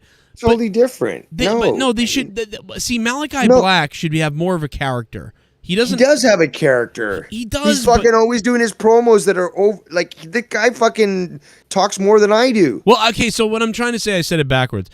I said inverted what I meant to say. Malachi Black has that part of it, where Pac doesn't. Pac just says, I'm the bastard Pac, and I'm coming out. But Malachi has the promos, the dark promos and the mystical stuff, and I think they should go more Black to that. recites a fucking, quote from his novels. You right. know what I mean? Yes, and I think they should do even more with him. But Pac has none of that. Pac just goes, I'm the bastard Pac, and I come out. That's now. He's done other stuff where he's actually sort of, actually done talking. He's done, he's built up stories and rivalries with people. They're not, that's again, it's the booking and the way that they're allowing for this. This guy, if he was allowed to talk and build up, we've seen this even when he was with WWE. He can talk and he can build up a story. I know, and I agree with you. I think he could do more. It's just, and like you said, it's not happening. And I think it's just they're not even trying. I think they think and why aren't they trying? That goes into my conspiracy. My conspiracy is that, okay, this guy makes a lot of money overseas, so he kind of wants to balance both, so they kind of don't care too much. Even if that's the case, I'm cool with it. It gets the AEW name out there, and it keeps a champion, because he can say, "Oh, I've been, champion, All Atlantic champion for the last 264 days." Yeah, right. That builds up a brand and stuff. And, but what happens sometimes is you get, and with me especially, less with you, but more with me, you get a match where it's Pac versus Kip Sabian, and Joey don't care. I don't trust anyone that wears eyeshadow, and that goes for men and women. So, well, I will give that. I will say that is my. I gave that my best score so far at a 6.5 out of 10. Really? Yes. You like that match a lot, huh? Well, I didn't love it a lot. I gave it a 6.5, but I mean, I thought it was the best that I saw. I liked it for its technicality. I like the whole insertion of Orange Cassidy, and then basically Pac is saying, "I don't care what you think or whatever," and he just walked away from the guy. Like, it's obviously he wanted to start shit, or he just came out there to sort of confront Pac, and Pac was like, forget it, and he just walked away. Well, the rumors are that Malachi bowed out of his match too. I know we're not on that match yet, but did you see that? A lot of people are saying that Malachi Black took a bow or something weird and was all emotional and bizarre. And by the way, I read yesterday that he's thinking about taking a break from wrestling. That's where the rumor started, that apparently he asked for his release. He didn't and people were like, "Oh, he wants to go to WWE." No, he didn't ask for a release. He said, "I want some time off to focus on my mental health." Apparently, the company told him no. Well, Tony's got to really get that into order. This guy already. So when Moxley has a drinking problem, everybody cries and sends him away for 60 days. But when Malachi Black, give the Black, Dutchman his time off, right. But I just want to say one last thing about the Kip Sabian Pac match was I do like at the end where Pac wins and he's walking away. Cassidy comes out, and you've still got Kip Sabian in the ring arguing with his box. That's pretty funny. That was perfect. I love that. I'm going to be honest. There were a couple times tonight where I ran away because of kids to do something or grab a drink or food or whatever.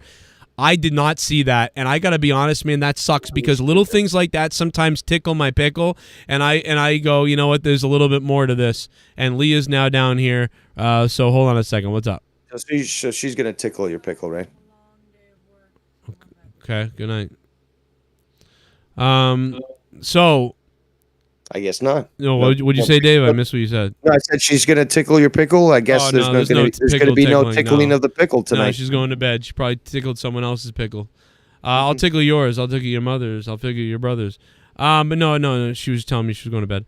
And yeah, no, there's no work tomorrow because it's Labor Day. Yeah, but yeah, I mean, I don't know. But I just wanted to add that last point is the fact that. What? Oh, she's gonna beat me up now. Look at that. At least I'll take anything to feel anything. I don't know. Go watch CM Punk's press conference. You'll love it. Myself today. All Out was so anyway. Hey, what's up, man? I appreciate it. It's 1, 2, 3. There's donations. I've held them up a little bit.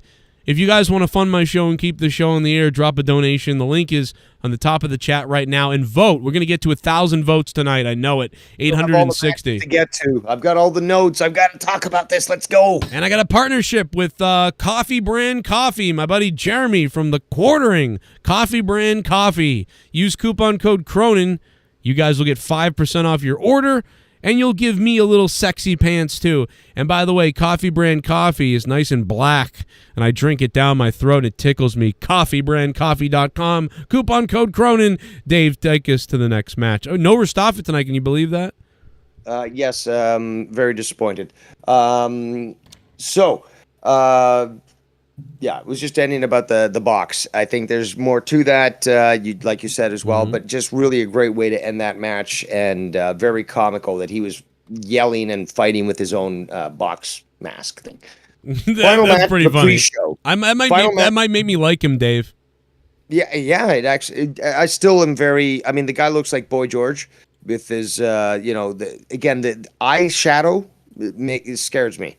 Okay, so like this guy's got the eyeshadow and stuff. It's a little weird, but last. By the way, I'm sorry. Continue, Dave. I'm retarded. You know what?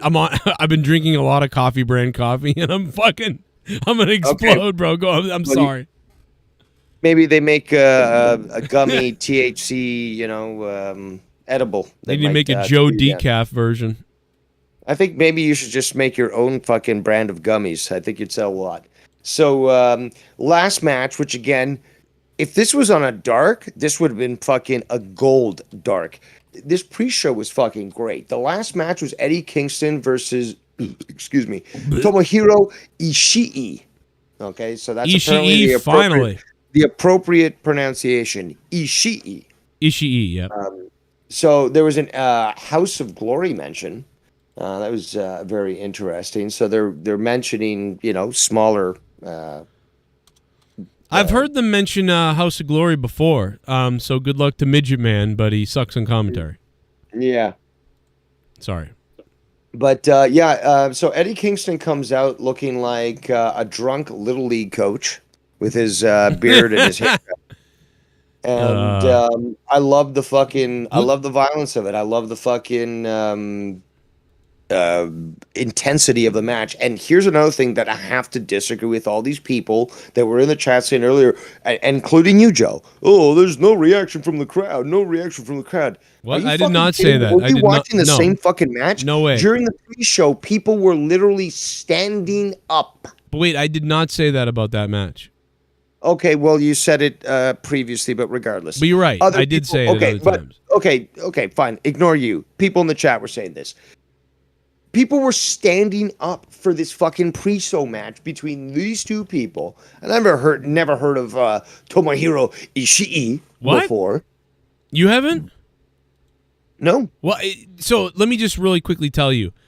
Ishii is one of my favorite New Japan wrestlers. And this match was already canceled once. And you remember when it happened? I was pissed because I love Ishii. But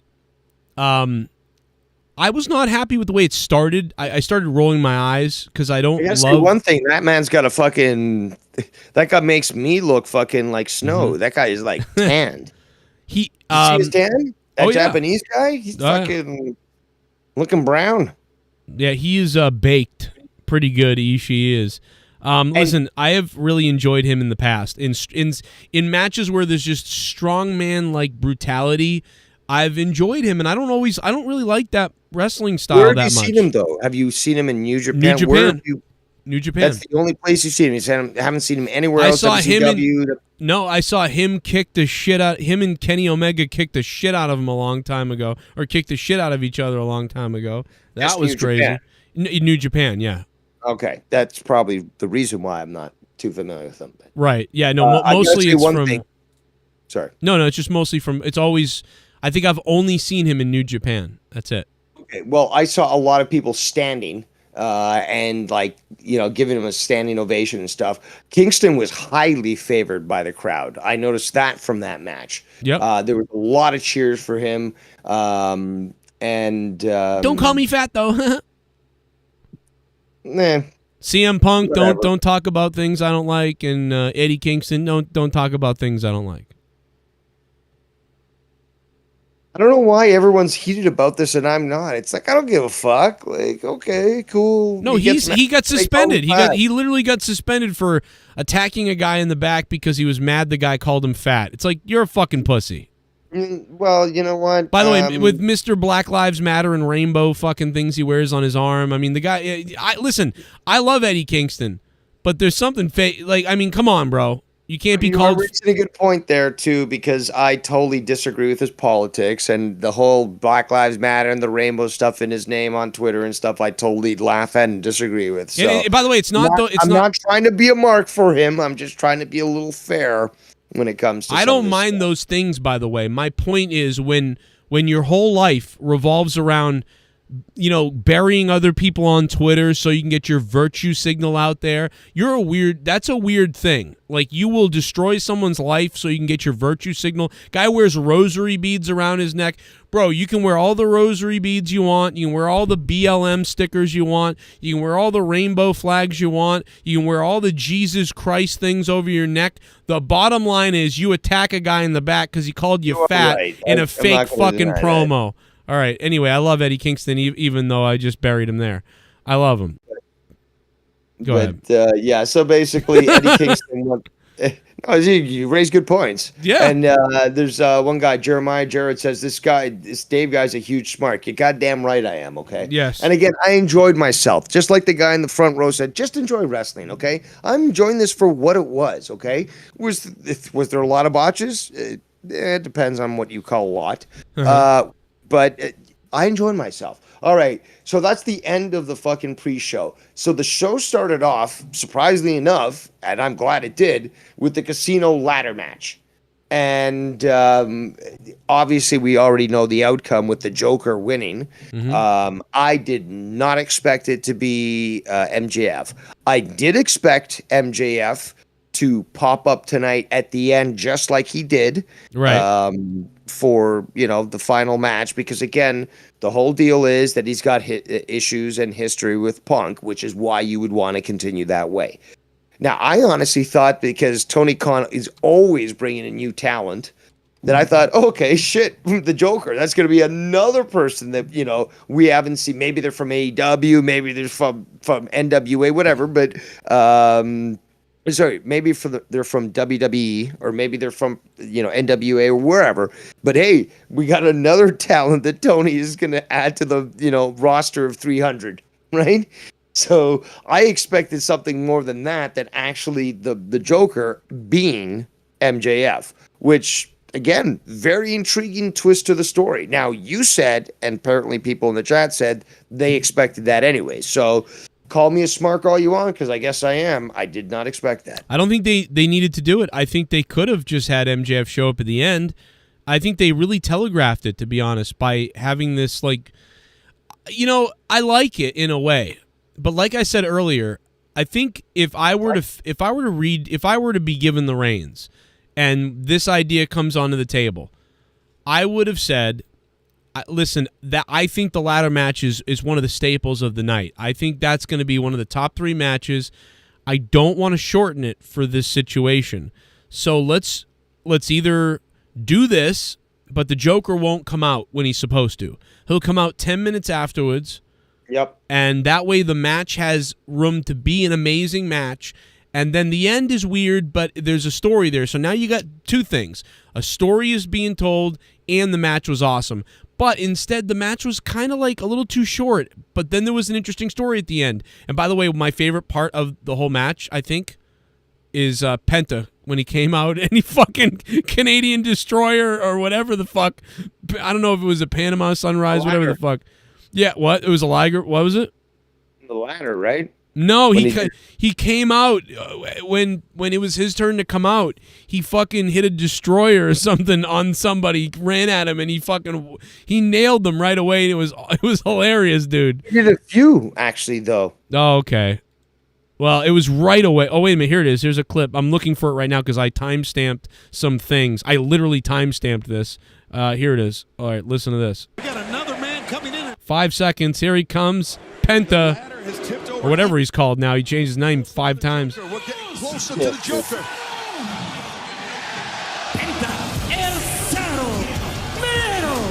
Now he comes out all cool and shit, and the fire's going off.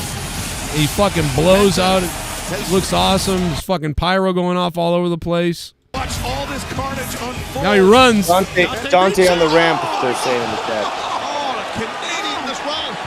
He fucking hits Dante with a Canadian Destroyer on the fucking ramp. That was hilarious, dude. Oh my god, bro. I started right there. I was like, holy shit. I was freaking out. But yeah. That was a good match. It was a good match. Really good match. Good match. I wish it was the only thing is 5 or 10 minutes more, I wish. But who am I to say that? It started with Phoenix and Yuta. Then you had Roosh come in. El Toro Blanco. Then Andrade El Ídolo. Then Claudio. Dante Martin. Then Penta El Cero Miedo. And then Stokely comes in and fucking, grabs the chip. And then obviously hands it off to the Joker. And, the Joker wins it. So. And, I've been given my rating for every match. I will give this a 7.5 out of 10. I was hoping this match would be an 8.5 out of 10. So that's my little bit of a disappointment, but that's a good, it's a good rating. 7.5 for the story and for what they did. Very nice. 7.5, but I thought it would have hit an 8. And it could have if it was 5 or 8 minutes longer. It was a good technical match with a lot of different things. There's a lot of different, I guess, fights between the different individuals. So you got a lot of people switching up the fighting, a lot of different people going against each other. So we got a nice variety of different fighting styles and people just going against those they might not normally go against. So this was a good match, especially to start off the night. This was the night, this was the match that started the night off. So it certainly got people hyped up. Especially with this whole Joker thing, which nobody, even knew what was going to happen. And, people kind of expected that, they were going to pull off their mask. And then, and you said that they telegraphed it. And, it was all the stuff that they were doing was sort of indicative that it was MJF. Personally, I didn't pick up on that. Okay, so maybe I'm too much of a smart. But it certainly left for an entertaining match, and I will say the guy looked bigger. I was wondering as he left, who is this guy? I thought he looked bigger than MJF. So even though I was like, yeah, it's going to be MJF at the end, but I don't think MJF was in the mask because he looked bigger, and I think part of that was because Stokely is so tiny. And I thought, is it Matt Cardona? And then I thought it's somebody different in the mask to throw us off, but at the end it will be MJF. But then I watched it a second time because everybody was like, it's MJF. I watched it a second time while there was like a break in between the matches, and I said, oh man, he did the mannerisms of MJF. So I'm like, they didn't even hide that, the way he turned as he first stepped in the ring. I missed it because I was just so focused on the wrestling. Again, I did not expect that, and yeah, maybe I am a mark. But the bottom line is that it certainly did not, it worked well on me. I did not expect it to be him. And I expected MJF to come out at the end, but, for him to be the Joker, I certainly did not expect it. And, we'll talk about that at the end, but real quickly before we continue, let's go back to a throwback moment on my show from 10 years ago when I almost died. Let's watch that. Oh, my God. Look at the bear reversed me right there. Does anybody remember when I almost died at 2 in the morning? I mean, my neighbors were like, what is this idiot doing? The bear reversed it. Anyway, that was a quick little clip. I just wanted to throw, wake people up a little bit. Let's drop a donation. Dead yet or what? Grugy just subbed. GRG, thanks for subbing to the channel. We're having a subscription party tonight on the show. People are subbing like crazy and they're drinking alcohol. It's going to be a good night, let me tell you. Shit bum. We listened to CM Punk in his press conference. Tonight and 6/5. I knew it was MJF because Stokely was MJF's manager on the Indies before that gave it away. Yeah, that's a good point, DWELSH. Some people were bringing that up, including you in the chat, and people were sending me videos of the two of them on the Indies and stuff. So, DWELSH, thank you for the $5 and becoming a $5 ship bum. Don Callis saying shit on the internet. I can't remember what it was that he said, but I'm going to have to respond. Don Callis is a goddamn genius.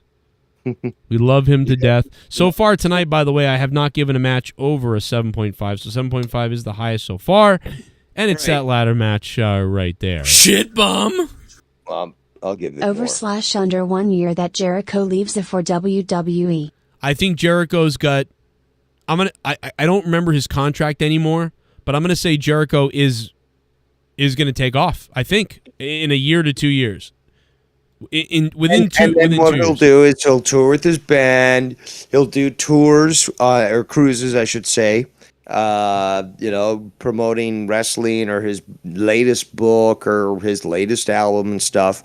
And he'll be open to going to wherever we'll have him. Right. I mean, what is this?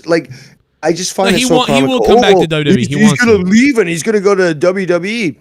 Of course he is. Of course he is. He said he's going to. He said he's going to do this 3 years ago.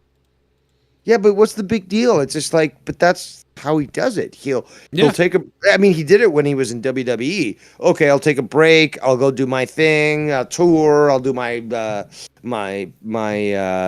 cruises. Then I'll come back. Then I'll leave. Okay, cool. What's the big deal? Oh, Well- he's leaving. Like, oh, AEW, it's wrecked because Jericho's leaving. Yeah, no, it's listen. They are in a bit of trouble, I think, but I'm not. You're Oh my fucking- god, you're it's such a matching problem. Like, yeah, it's not that big a deal. It's gonna happen. I'm not. Listen, You're not in trouble. They are having a bit of a rocky time here. There's some drama going on, but But you know what? Tony Khan recently announced, I was going to talk about this later, but fine, let's bring it up fucking now. He announced that in 2022,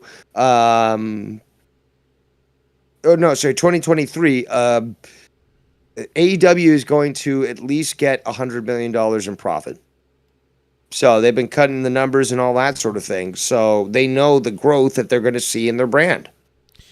Listen, they were the number on one of the not on a very competitive night not that long ago. The fact is, they were the number 6 show on cable.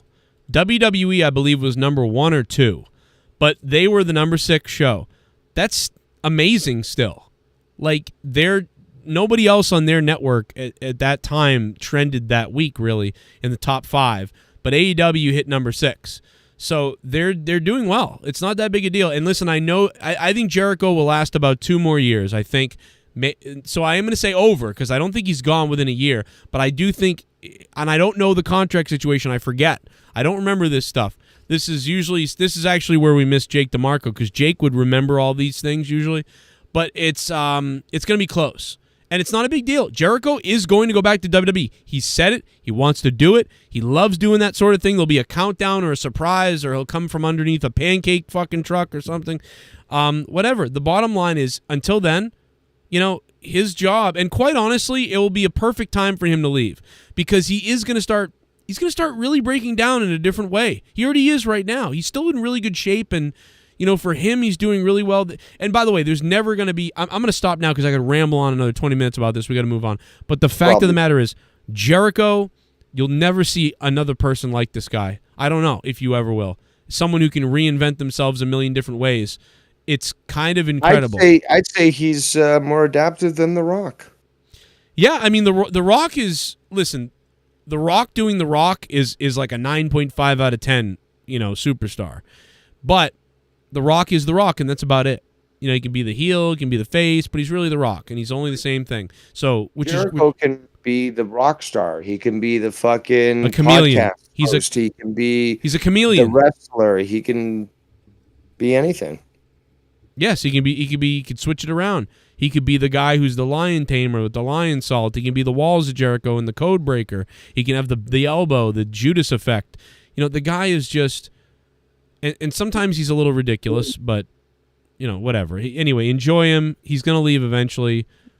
Cody leaving. And again, it's not a big deal either. Oh, he's leaving. He must hate Tony Khan. No, the contract expires. Tony's like, well, anytime you want to come back, you've got an open door. Okay, cool, Tony. That's great. I'm going to go work with, Hunter. Okay, man, enjoy yourself. All right. Goes to work with Hunter and fucking completes his 2-3 year fucking contract. And then it's like, okay, I'm going to go do a tour. Oh, hey, Tony, you still got an opening on your fucking roster? Yeah, Jericho, come on in. Stop with this fucking, that this is like, people hate each other. It's Well, like, you really CM think Punk Tony hates fucking Khan Adam hates- Hangman Page, I'll tell you that. Well, apparently I'm cutting you off. I'm sorry, Joe. No, I was just saying. No, that's Danny 310 in the chat. Apparently I'm cutting you off. Well, according to our friend who basically is happy that I'm gone from Twitter for forever, Sean Ross Cyclops, he's saying that there is some big heat on Punk for his comments in the AEW post-Scrum, obviously. I mean, Good. the guy That's just... what the fucking point is, right? Yeah, the guy went after one of the EVPs, Adam Hangman Page, and I'm sure Kenny Omega's flipping out. So I can only hope that they beat the shit out of each other for real in the back. Can't wait to hear this back. It's gonna be awesome. Oh man, let's just recap for 2 seconds. I have a little clip Did here. improv. Who'd you do improv with? Let's hear it.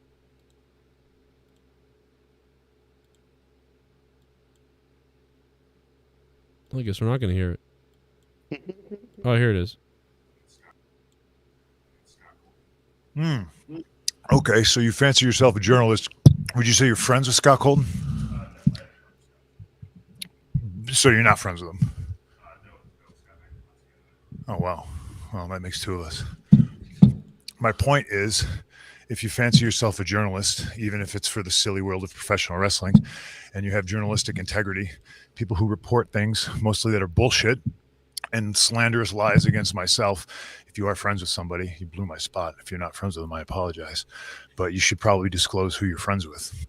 I haven't had anything to do with Scott Colton in almost a decade. Probably wanted nothing to do with him even longer than that. It's fucking unfortunate that I have to come up here and speak on this when I'm on my time and this is a fucking business. Why I'm a grown-ass adult man and I decide not to be friends with somebody is nobody else's fucking business.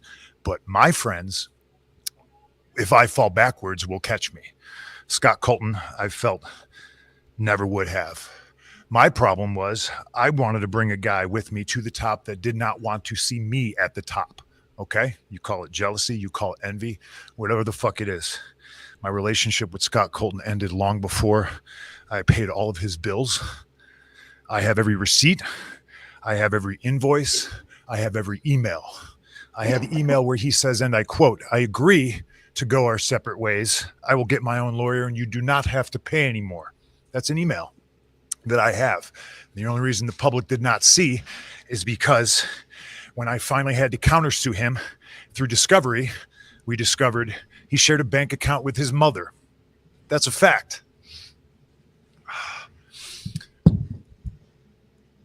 And as soon as we discovered that fact and we subpoenaed old Marcia, he sent the email, "Oh, can we please drop all this?" Now, it's 2022. I haven't been friends with this guy since at least 2014, late 2013.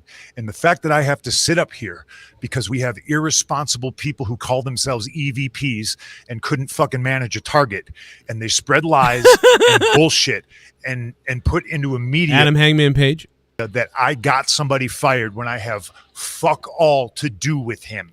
Want nothing to do with him. Do not care where he works, where he doesn't work, where he eats, where he sleeps. And the fact that I have to get up here and do this in 2022 is fucking embarrassing. And if y'all are at fault, fuck you. If you're not, I apologize. But what did I ever do in this world to deserve an empty-headed fucking dumb fuck like Hangman Adam Page to go out on national television and fucking go into business for himself?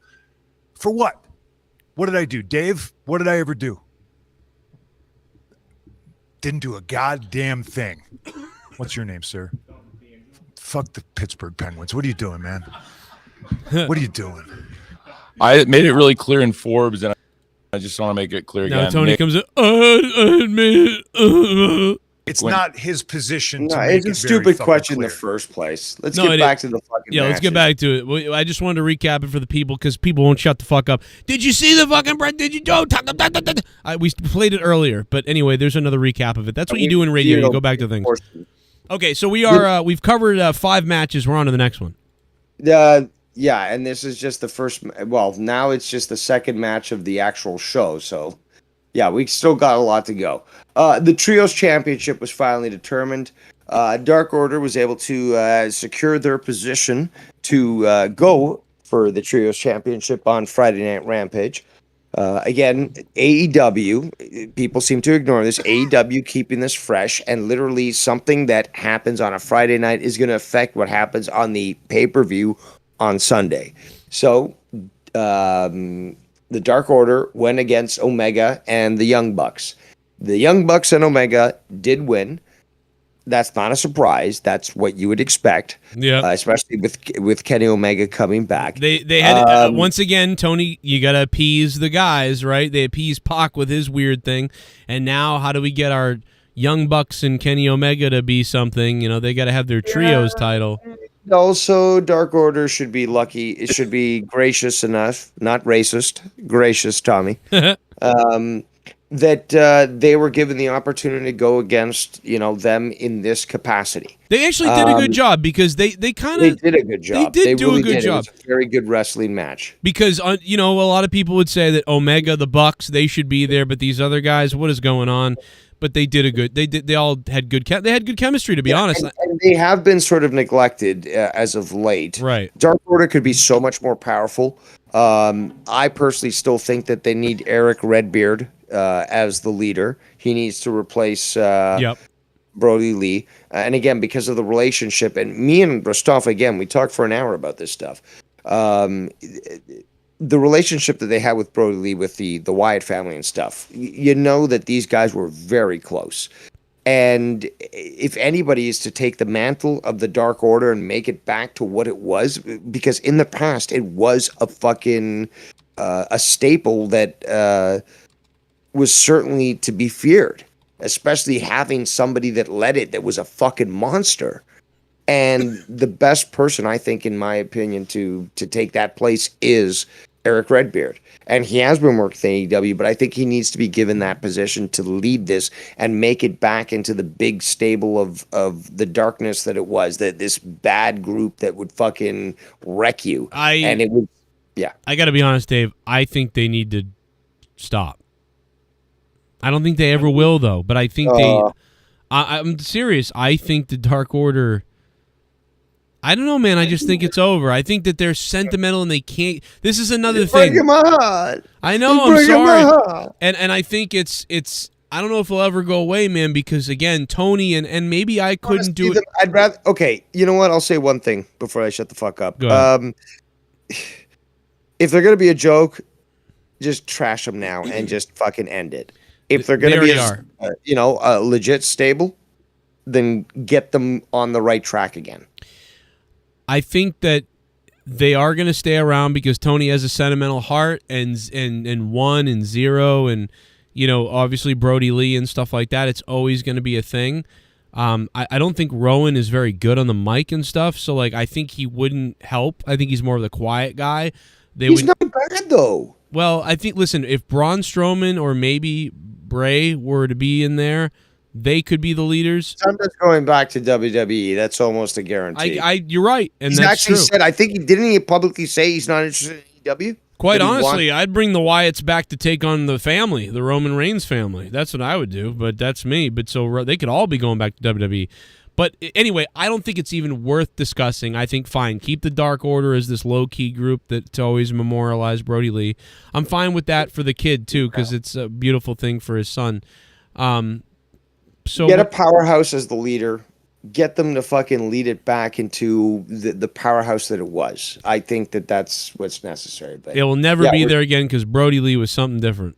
Yes, but if you had somebody, I mean, shit. Even if Rotunda did come, doubtful, into AEW, that would change. Well, that would literally change everything. According to what Triple H says, Rotunda would be a mess because he'd change his mind every fucking 30 seconds, and you know what? Tony Khan's head would explode.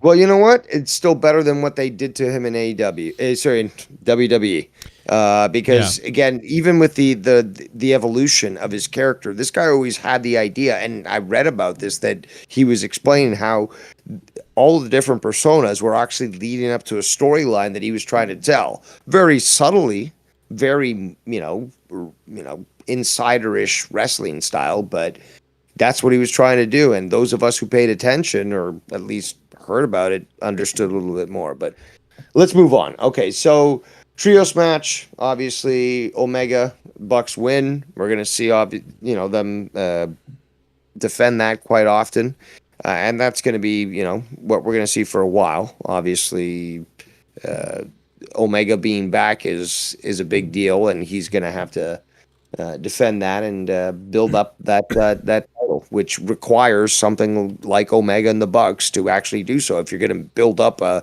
new set of titles, then you're going to have to get the biggest names to do so, don't you think? Yeah, it's probably true. And I know that you're not really a fan of the trios title. To be quite honest, I'm not a fan of trios titles either. Too many belts. No, it's not too many belts. I don't think it's too many belts. I think that they've got to focus on certain things. Regardless. Okay, let me just name it: North American title, trios belt, tag team belt, women's match. No, take the trios title out. Take the trios title out, and everything else is good with me. I'd take the North. I'm willing to have the All Atlantic title. That's the fucking. It's like the European title. It's like the American title. They're the TV title. It's just another title. Like, and again, title. forget about the FTW title. That doesn't count. That literally is just the $1 million belt. Listen, that just annoys me because there's so many belts that now another belt, even though that's not a belt. The FTW thing doesn't matter. No, That's I know it's not a belt. It. I understand that, but it's just there's so many belts that like that makes it worse for some reason. Shut the fuck up when fucking look at how many belts fucking WWE has. Yeah, they have a problem just like AEW does. They have. Okay, let's just move on. Because Dave, they have like fucking. They have 5 hours of TV, and they have too many belts. Meanwhile, AEW has about 3 hours of TV, and they almost have as many belts. Both companies have too many belts. That's, you know what I mean. And okay. I know. Okay, fine. If you want to be fair that way, I'll accept that. I think WWE, WWE's worse, but AEW quickly was like, "Yo, let's be dickheads too." Like, I was like, "What are you doing?" That's the problem with the other company. Why are you doing this? Okay. I can't necessarily disagree with everything that you're saying, but let's move on and talk about the next match, which was Jade Cargill versus Athena. And Cargill coming out looking like She-Hulk. A lot of people even saying she should have fucking played She-Hulk. Yeah, dude. I would have watched that shit. Absolutely. And she looked good. Good entrance. She looked the part. She looked good. That was a great uniform. Again, just strikingly towards, and she's got an eye to detail. That was the costume, or very similar, that She-Hulk used in some of the comic books. So she not only does she dye her skin fucking green, but she fucking wears the uniform and stuff. By the way, nice job culturally appropriating sepsis patients, you fucking bitch. Sorry, no, both entrances wonderful. Athena was beautiful too. Great, the wings. I thought that was cool. I like that. Hair's looking good. That's a good cut for her. I loved it. Athena had this glow to her. It was awesome. And then, unfortunately, and she's believable too. You got that fire in her. Like she might be, obviously much shorter than Cargill, and Cargill's fucking like statuesque. Like she's an Amazon. Like she's legit and she can kick people's asses. But fucking Athena as well certainly has that ability to do the grappling and certainly do those very strong-handed moves. So I actually enjoyed this match. Yeah, I thought it was all right. Some people were really crapping on Athena. Jade quite a bit. It was all right, and it was short and to the point. They got to the point and they moved on, but they both also had entrances. It was interesting because like there weren't a lot of special entrances tonight, but the women here kind of went to an effort to like have these special entrances for a match that was very kind of quick. Yeah, but nice. It wasn't filler. I wouldn't say it was filler like say a hook match, right? Yeah, it wasn't.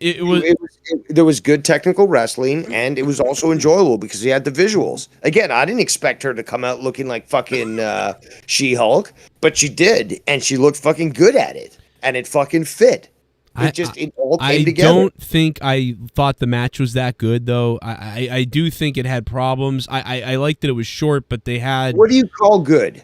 To me, it was enjoyable. That's what I call good. It was enjoyable. It was. Am I judging enjoyable on fucking technicality and stuff? Well, then they might not score that high.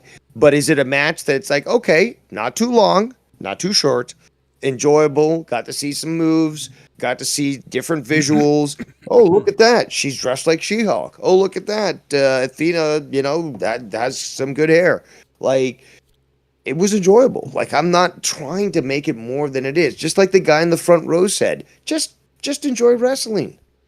Well, what I like about it too is it's different. There was too much. You know how I was talking about everything blending together? It's actually a match that I would put in the show if I was to rebook this show and I could only put 7 matches on the card or 6 or 7, it's one that I would put in there because it was a little different compared to some of the other things. Because there's, at some point there's just too many car crashes. It all blends together, like I said. If that match aired on regular TV for free, people would be freaking the fuck out because it is that good. If it was airing free on TV, people were like, "That's amazing," because it was. the bridge to get out of that move at one point, and then she went over the top, and then Jade went off the rope, and they switched, and then there was a springboard crossbody by Athena. Like, there was little sequences like that were nice. I like these two, and some people shit on it, but I did not agree, man. I like it. I don't know. What would you give it? I'm going to give it maybe like a 7 or a 6.5 out of 10. Probably a 6.5 out of 10.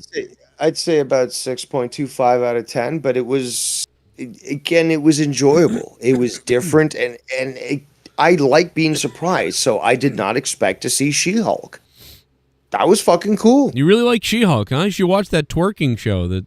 No, see, that looks totally garbage and fake, but then again, you look at Jade Cargill with green skin, and you're thinking, yeah, you can dominate me. Right, and I do think someone in the chat just said Athena, carried her.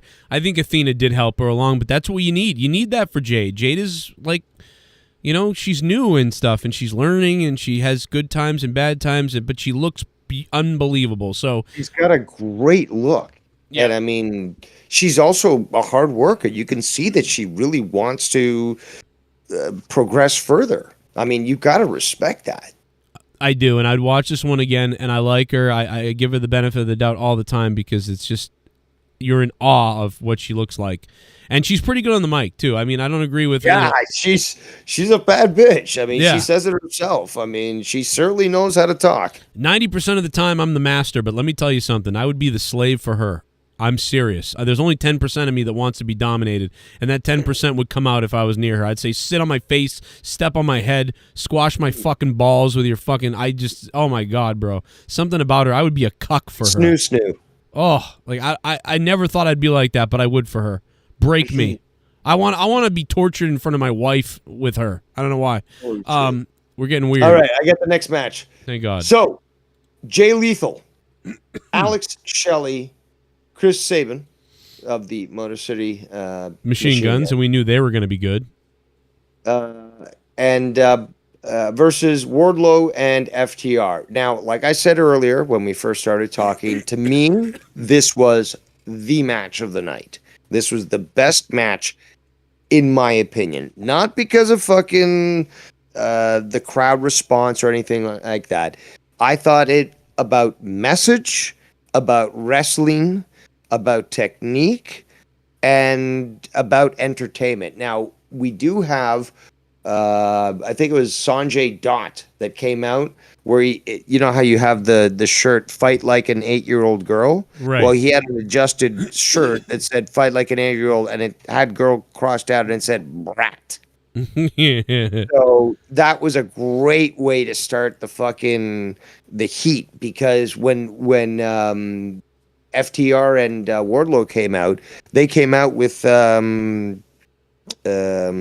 what's his name's daughter, right. Not Cash Wheeler. Dash. Right? Was it Dash? Or maybe it's Cash. I fucking can't remember their new. I haven't been able to get their names right. Listen, if I work for the company, unlike JR, I would get it right. The one with the mustache. How about that? The bald one with the mustache. Yeah, I think she came out with them. I thought that was very cute. Like it was, like this is like family wrestling back like the 1970s NWA and stuff. Like, there's that family component and stuff. So there's that interest, and they've been doing really well since the whole fight like an 8-year-old girl thing. Shirts sold out, all the money donated to American Heart Foundation, whatever. And, her coming out with them to start it off, I think really sort of provided that establishment of what the story meant. And her coming out at the end to, basically put her foot on Sanjay's chest after he got his ass kicked for his shit. It was just a great way to wrap the whole thing up. I thought it was if we're going to call it wholesome, fine. I'll be a smart mark, whatever the fuck. It was a little cheesy, but I like it. I like it. It's wholesome. It's back again. Like, we had this stuff in the 80s, okay? Yeah, it's stuff Rock you see and at the wrestling indie stuff. show. There were wholesome times. It's stuff you see in an indie wrestling show, that we see all the time if you go to them. I see it all the time doing commentary. You don't see it on TV really that much anymore. That's true. That is true. But again, it was a good match in my opinion. Wardlow really showed himself to be a fucking powerhouse, and I'm glad that we're finally seeing this guy being properly pushed, but he can be pushed a little bit better. It's good that he is associated with FTR. I guess we're going to see this now because there's going to be no more CMFTR, right? I mean, that's what they were doing before, right? Yeah, I don't think they were associating, so I guess they're no longer associated. I don't think anymore. But one thing you mentioned before we leave this match is FTR and Motor City Machine Guns. That's a must-see match. That's a match that needs to happen again, probably, because these guys. It would be nice, a good rematch, actually. There's a lot of power bombs, by the way. I made a note of that. There's a lot of power bombs in that match, and it was fucking amazing. But yes, I enjoyed this one for the most part. But again, I think finally Samoa Joe comes out at the end, ROH TV champion. Looked like a fat waist. Defends. Well, it just reminds people that he's still around, and we might see more of him. So, all right, ready for the next one? Yes. Powerhouse Hobbs versus Ricky Stark, and Hobbs won. This match did not need to happen. Just say it. Yeah, this is one of those matches that could have been excluded. Could have been done on Wednesday or Friday. I like Starks. I like the way they're trying to push him and stuff. And, obviously, retribution and becoming a face and so forth. Well, this actually had some build-up, too. Somehow, this actually had some backstory. And, I believe that this match is another match. Again, like you just said, this is a match that suffers from trying to get too much stuff on the show. This match should have had room to breathe, and there's no reason why it couldn't have been better and had room to breathe, and it didn't. And hindsight, when you look at this show, this is where you're correct when you say matches. Quantity over quality. Yes. Because they try to stuff so much into this show that it actually takes away from all these different storylines that they could easily build up massively, whether it be on even Dark. Imagine Starks and Hobbs on Dark. And they're big. They're known on the main shows. They build it up on Dark to build up this, and it forces people who watch the regular shows that might not watch Dark say, shit, I got to watch it out Dark now because there's stuff that's happening there that I need to know about. Right. It's true, and it's I would say two matches. I would concede to you, get rid of two matches, and this show might be a 0.5% better, because it would have more room to breathe. That's At least 3 matches, in my opinion, should have been removed if we wanted to enjoy a proper pay-per-view. But, okay, so... Not a very good thing. I think it's like a 5 or a 6 out of 10 because, what are you going to give it? It was too short. Yeah.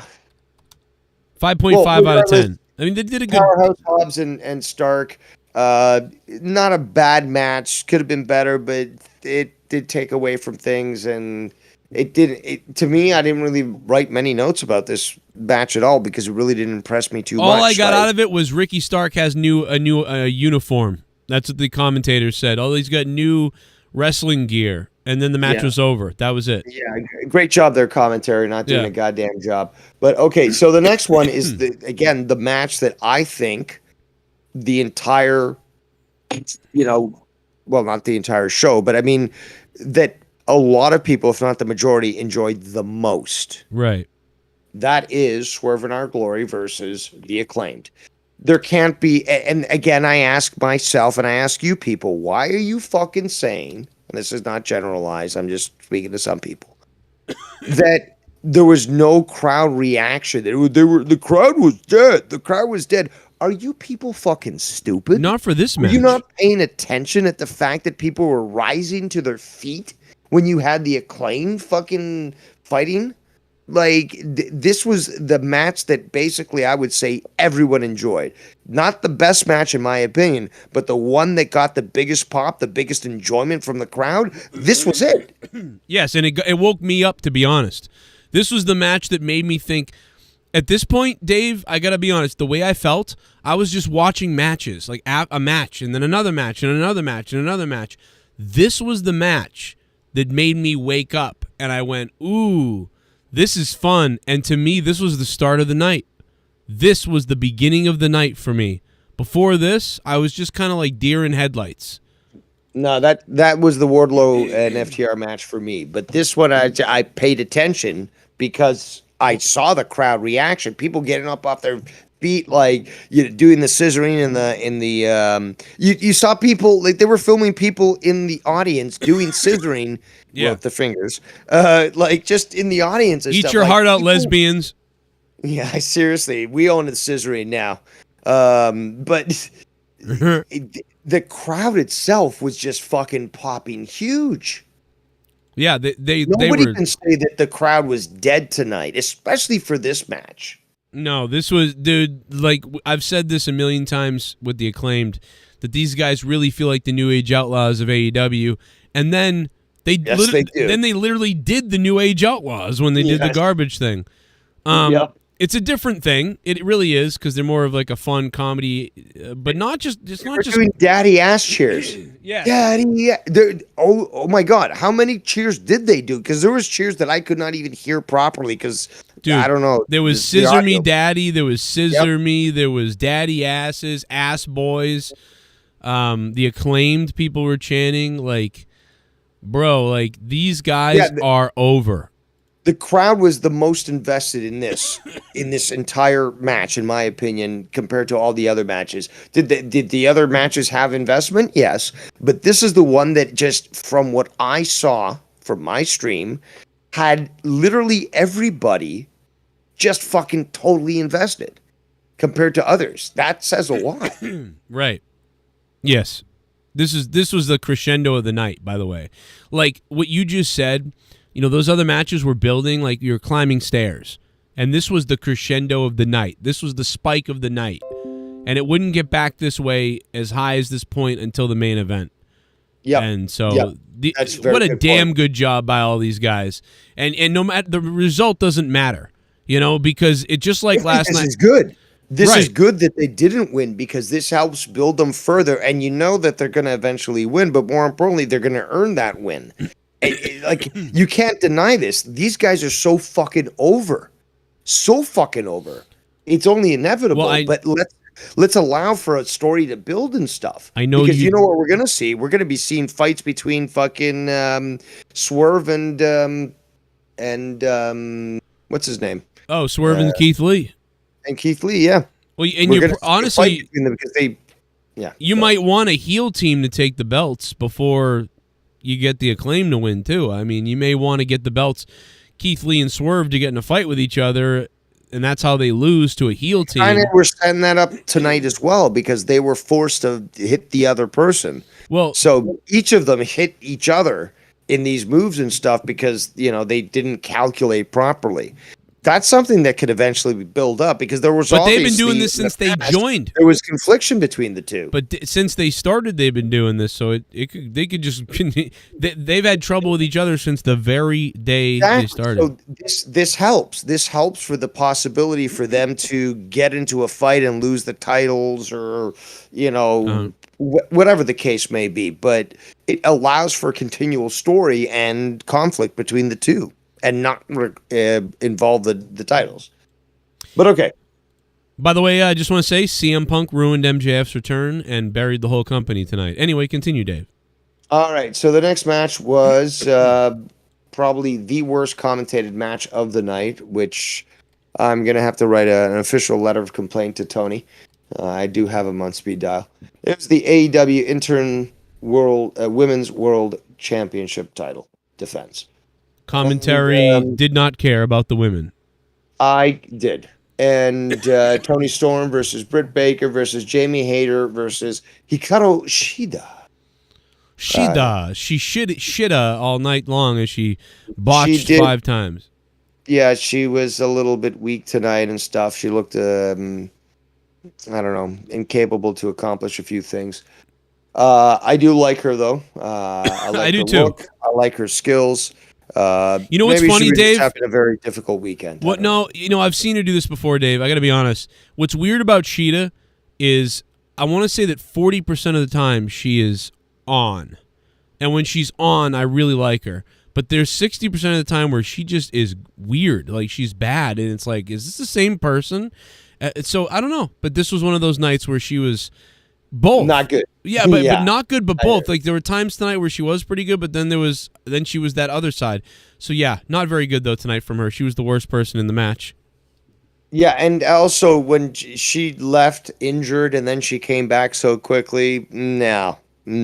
It's you gotta extend that. If you're gonna be coming back after a supposed injury, you better be coming back, with your leg wrapped up on crutches and try to, come in and fight. Like a little too played, So that I didn't like. The winner of the match was Toni Storm. And this is what I always expected because they're trying to set up this whole confrontation between her and Thunder Rosa because they had their relationship and there was the betrayal. And now you're going to unify the titles just like with the main title. They're going to unify it instead of in the interim title, it's going to be the unified title and so forth. So this is what they've wanted for a while, and they're going to want Toni Storm because she's got a good look, she's got some good wrestling styles and stuff, and that's what people want to see. However, interesting to say, because Jamie Hayter got some fucking great response during that match, actually. In fact, she was getting cheered over everyone else. Yeah, Jamie Hayter was getting the sympathy love or the newbie love or whatever you want to call it. So I want to quickly add, Botch Club, I believe, was one that this was a note I made. Botch Club, I think, put this up where apparently it was like AEW cameramen have no chill. And it's basically a footage of like the camera guy coming right up to Jamie Hayter's ass and like filming it nice and close. Ooh, so they're horny. I thought that was very comical. So shout out to Botch Club. Check him out on Instagram. Botch Club on Instagram, great guy. 958 votes, guys. We're closing in on 1,000 votes. WWE Clash was better, is winning 37%. All Out was better 33%. Both were good 24%. We are neck and neck here. This is really close. And I don't think WWE's ever beat AEW on my stream, so this is crazy. There's more. Well, WWE is larger than AEW. I mean, it's understandable. True, but they never beat AEW in my reviews, so this is shocking. All right. So, the AEW Championship goes to Toni Storm. We'll see what happens when Thunder Rosa is cleared to wrestle again. I'm going to give that match a 6 out of 10, by the way. Maybe a 5, actually. I wrote a 5 down here. Yeah, it's pretty bad. 5.5. We'll go 5.5. I'd have to give it a 6. It wasn't bad. Britt Baker not looking too bad. Jamie Hayter always looking good. Crowd died, and the commentary was so bad that they ruined it for me. See, that's the biggest thing is that it was the commentary that they didn't even hype up, which was really aggravating. They could have easily built this thing up because this is for the interim title. This is the first time, like you said, you fucking did a great example. It's like, would you not like do this great reaction for Toni Storm winning for the first time? Yeah, it's an interim title, but this is her first time, and they didn't even put enough effort on that. They're like, they showed her for a bit standing on the buckle and like kind of crying and showing the title, and then they move on to a fucking commercial or something like that. This is where she has to be there, like kneeling on the floor crying, saying, I finally have something to show. Like, it's insulting. It really is insulting to the effort that they put into fucking doing this. I swallowed water the wrong way. That's why I'm coughing like a maniac. Jesus Christ. It's, okay. It's like in my lungs or something. I can hold it together. All right, the next match. Christian Cage. Except I swallowed it like 15 minutes ago. All right, well, there's always a delay. Christian Cage versus Jungle Boy Jack Perry. With the winner being Christian Cage. this was another one of those matches that was built up pretty well. You know, like there was a few things, like we said, that were built up really well. This was built up pretty well, and this was a story thing. This wasn't a match really. It was a story building thing, which you know, there were people thought Lucha was going to turn again. And it seems kind of weird, but I kind of liked it in a way. I don't think I think he should have just turned tonight. I think he should have never turned. But you know, they did something interesting, because if they had built him up turning, people would have expected it tonight. So instead, they turn him right away. He turns back. Then people think he's going to turn, then he doesn't. Then tonight he comes out and turns tonight. And then you know, Mustafa actually called this out. I didn't even expect this to happen, but you know, there we did. You know, there we did. Yeah, it's turning. I was a bit surprised. I actually did think the second that Jungle Boy turned around and went to go backstage, I went, "Oh, something weird is going on." Yeah, and then as soon as Lucha came from the heel tunnel, it was like, "Oh, holy fuck, they're doing it!" And dude, when he choke slammed him on that grating. It's the marks on Lucha on Jungle Boy's back. The fucking commentary was active on that, because Taz was commentating. It's just like, yeah, look at the implant, the indent in his skin from the grate, and yeah, literally, it looked like he had been just put on a fucking grill. Well, you know, the men were back out there, so they cared again. But yeah, his back was bleeding almost and marked. It was so good. What a visual! What a great visual! And then Christian earlier getting slapped by Jungle Boy's family. Like, all that emotion was great. The stuff through the table. Should have been done on Dynamite probably, but it was really good. As far as story goes. We didn't get much of a match. It was just story. Well, you know, there's a good pop for Jungle Boy. The crowd was invested, especially with the whole turn from Luchasaurus. It was a short match. It's actually very short. I mean, you know, the match didn't start till he was eventually thrown into the ring, and it ended relatively quickly. Well, he got jumped, and then he got squashed. I mean, which was fine because he got jumped. But it was a build, you know, for what obviously is going to be something that's going to be between Luchasaurus and Jungle Boy. They're like. I would say that this is now more focused on between them than it is with Christian Cage. So there's going to be some sort of confrontation between the two. Yeah, and I don't know. And maybe that's the plan. And Christian thought, you know, I don't know, dude. It's not over though. It's literally just continuing. We need a big man to come to Jungle Boy's rescue. Well, Wardlow can come out and be his tag team partner. You never know. Or Lance Archer. Oh God, no.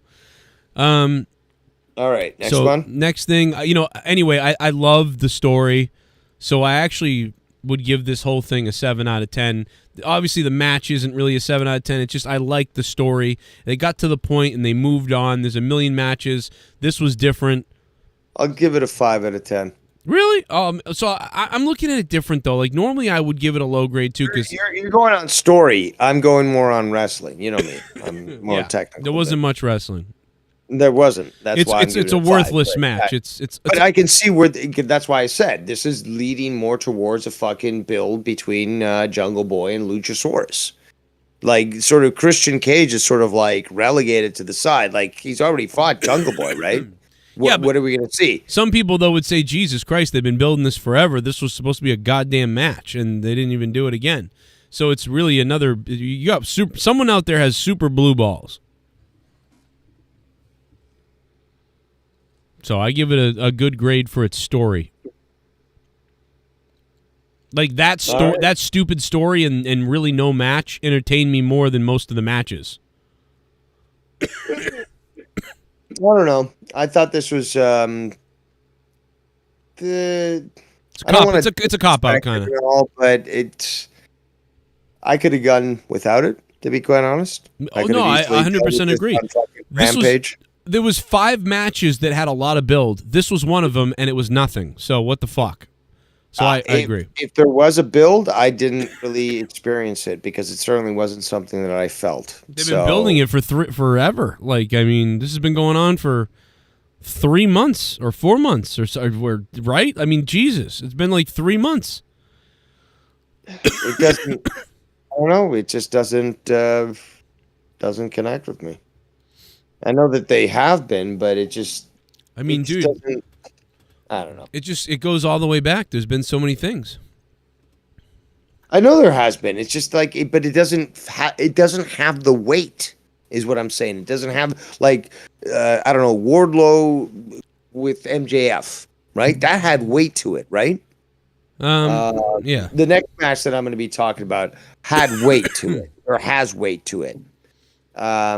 This just doesn't have weight to it. Now, can we move on to the next? Yeah, let's move on. Sorry. Bryan Danielson, the American Dragon, versus the Lionheart, Chris Jericho. Now, Chris Jericho won this match. I do have to start off by saying, who the fuck is Elliot Taylor? He's literally a friend of Daniel Bryan's in actual real life, and he's the one who was like, listen, Daniel Bryan couldn't get a theme together that was supposed to be whatever, and he goes, I'll put something together for you, and he was like, yes, like, so it's one of those things. He's his friend, and he liked the theme he put together, so that was really his friend, who's an artist. I'm assuming like an indie label or a very small time, whatever. I thought it was all right. The guy looked a little bit He bizarre. came out looking like he was, a few months late to the gay parade. So I was a little, confused as to why he was coming out shirtless and sounding like a member of the Backstreet Boys. But He looked like Eminem, Jake Paul, and Machine Gun Kelly had a gay child. I mean, it was very, he really did look like too many different people rolled into one, mixed with a porcelain doll. at least wear a shirt. I mean, why do you come out shirtless? It was weird. Looks like he was trying to, solicit people. Yeah, it was. I'm not gonna lie, man. I thought the same thing. I was like, this is weird without the shirt, and yeah, there was something weird about it. I don't know what it was, but it was pretty good, though, I guess. But there's something off about it. But good on him. I do like this song, the version of the song. But yeah, a little bit weird. Check it out on Spotify. But yeah, okay. So Bryan Danielson and Chris Jericho. Chris Jericho, obviously, with the Lionheart character going on. A good technical match. I enjoyed it. I did like to see the Lion Tamer being used. I'm not a fan of the Walls of Jericho because that's just a Boston Crab. Right. And we did get to see, I thought, what was a good story being told between the two. Yeah. I thought they did tell a pretty good story. I wasn't sure if this was going to be a dud match for some reason or if it was going to just tear the roof off the building, and I didn't know what to expect. And in the end, I got something in between those two things. I got a nice wrestling match between two veterans that I'll probably appreciate more on the second watch. And it was a solid match. And Jericho did bleed a substantial bit. Yeah. Yeah, he was busted up. And he had the different music, he tried to portray himself a little different. But I like how he can. That's one of the things that people need to admire about Chris Jericho, is that he can adapt accordingly. So just like we were talking about earlier, is that this guy can take a break from wrestling, go tour the world doing rock and roll with his band, do these cruise ship adventures and stuff. Decide to go do a fashion line, go work for WWE afterwards, then, take another break, then go work with AEW. That's the type of guy he is. He's just one of these guys that is motivated. I mean, how can anybody hate somebody that's motivated like that? Yeah, I mean, the guy's tenacious to change and to be, like I said earlier, chameleon-like. He'll go with it, too. If the crowd says something, he'll be like, that's a good idea. I'm going to go that route, or this way. I'm going to decide to do this. I'm going to throw people off. He's always thinking, but he's not overthinking, I guess, like Triple H would say Bray Wyatt is.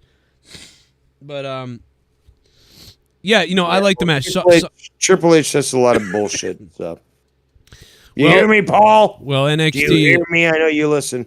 Who cares about NXT back in the day? I mean, they were just a developmental brand, and so Well, until they weren't, right? Because you heard that interview. that's what I'm where it's saying. Well, they beat our developmental brand. Good job. Yeah, but for the longest time, he claimed that they weren't developmental. So, what's the truth there, Hunter? Can you tell us? It was a hilarious part of that interview. Now it's like, well, he kind of buried it. He buried NXT, but all right. He sure did. So, okay, not much to say about the Danielson Jericho match, other than it was obviously quite technical. It was enjoyable, but Jericho won using a little move there. Where was it? He pushed into the referee and then did a little low blow. And you have what's his name? Who's pissed off at him? He's working with Jericho. Who? I can't remember his name. Daniel something. Oh, Yuta? No, Garcia. Yeah. So he's he's now being told by Jericho that he's going to have to fight. It's annoying. That story's bothering me for some reason. I don't know. There's something about Daniel Garcia that's annoying the fuck out of me. I kind of see that too. I don't know why. They're setting up a fight between him and Jericho. It's obvious. Yeah, they're gonna have a pretty big fight. Yep. Jericho wanting to put more people over. Try to put as many people over. That's something that should be commended. This guy comes into organizations, whether it be WWE or AEW, and he wants to build talent up. Even Punk wants to do that. So, all right. So next match, it was Miro, Sting, Darby Allin versus the House of Black. And yeah, we talked a little bit about this earlier, but let me tell you something. One thing, Julia Hart, yummy, and she's got a good resting bitch face. I'll give her that. My wife has that same sort of thing, but let me tell you this: Darby Allin's a star because when he came out, man, that crowd was ready to go. This is one of the AEW originals that people really love, and so credit to Darby Allin because, again, another guy. Like, there's a list of people I could make for AEW. Darby Allin should be treated special because people love him, and he was basically created here in AEW. And he's building the brand too. And if you look, you know what blows me away? If you look at his old stuff, if you look at the stuff that he's done in the past, it's impressive. And if you look at the stuff that he's doing right now, where he builds a ramp that he drives a 4x4 over his own fucking house and crashes into a bunch of trailers. This guy's a fucking madman, and it's so enjoyable. And he applies that when it comes to his wrestling too. Yeah, he's wild. It's amazing he hasn't gotten hurt outside of wrestling doing one of these weird stunts or things that he does. Yep. Thank God. I mean, the minute he does is going to be seriously, thank God, because that insurance policy must be a big one that Tony has on him. Well, he bought a house, with knowing that this guy's a psycho. He bought a house with his girl, and then I think they broke up. Thank you, Sith, for sending me the press conference. We did play it earlier. I'm assuming you know that now, Sith. Let me go to some donations real quick, sweep some of these under the rug.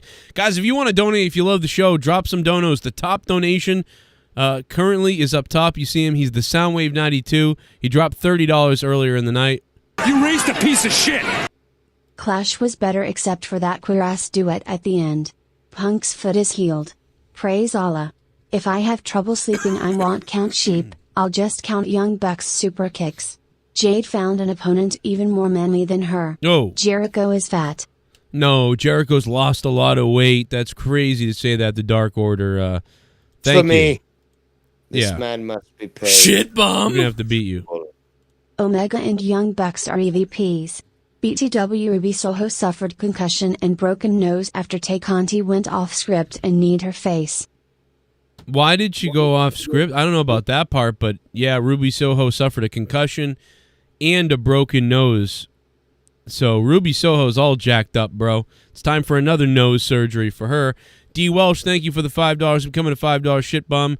CM Punk went ape shit during the press conference and buried all the EVPs. Ruby no nose. Ruby no, she's got no nose. Ruby came to AEW for nothing. I'm sorry. This could be good though. Maybe she'll get an operation on her nose. Yeah, she'll get a free operation courtesy of Tony Khan. Cut some of that schnauzer off. A. O'Donnell became a member. Thank you, A. O'Donnell. That's 33 months in a row. Holy shit. Bum. Thank you.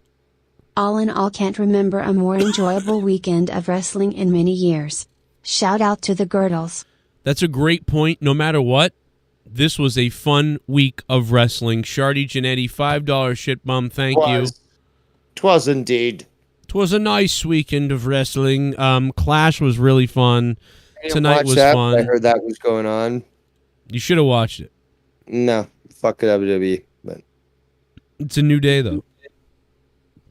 It's a new day. Anyways, all right. So let's move on to the next match. Well, we're still talking. Well, actually, we haven't even gone. You raised a piece of shit. There's another one. Not fan of Strickland and Keith Lee team. Switch them out for a new team of Jeff Hardy and Jimmy Uso called Swerve into another lane into oncoming traffic. Adam Page soon to be rounding up shopping carts at Walmart. LSU kicker probably in hiding. Wings. Thank you, Adam Page. Wings. Is promo retard. Like, oh my God. All right. Anyway, Okay, so Miro, Sting, Darby Allin versus the House of Black.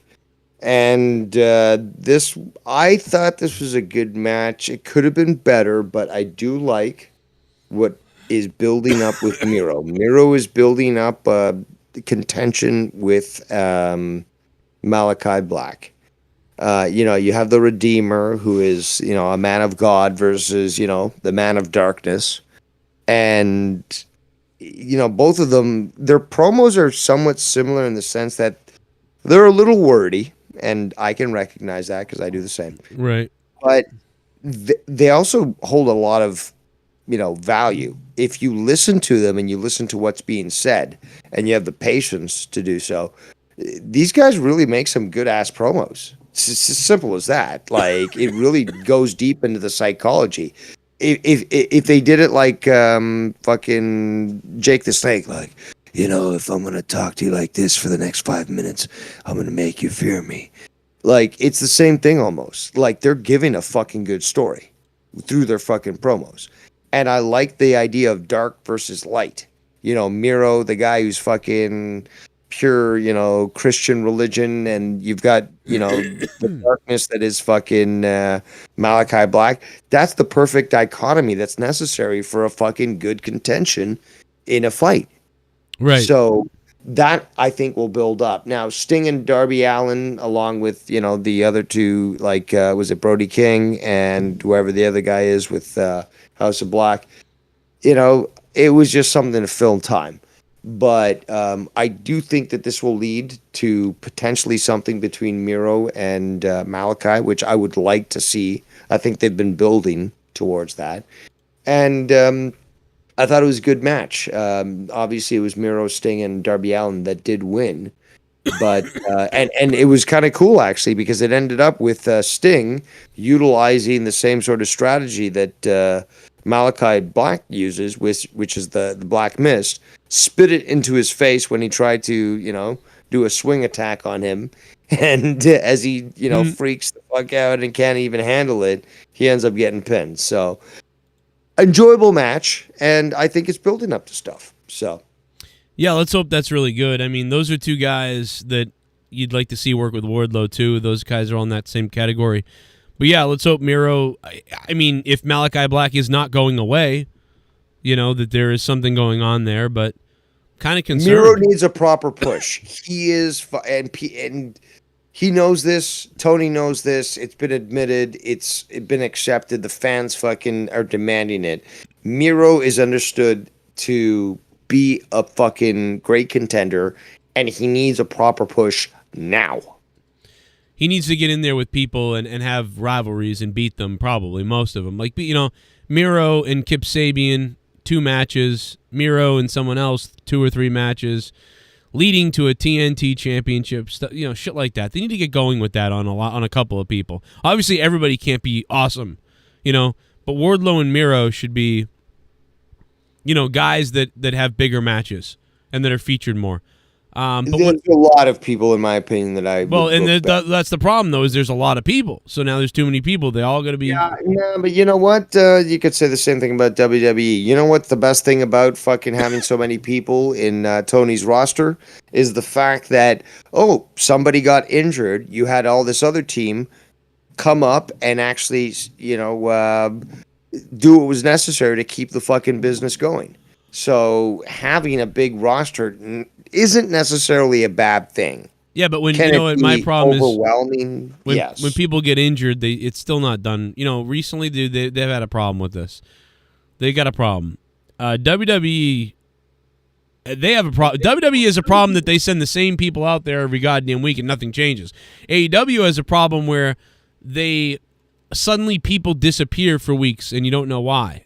And then when they come back, you're supposed to remember exactly what was. That's their problem. Those are 2 different problems for 2 different companies, and that's the issue, in my opinion. That there's hard to argue.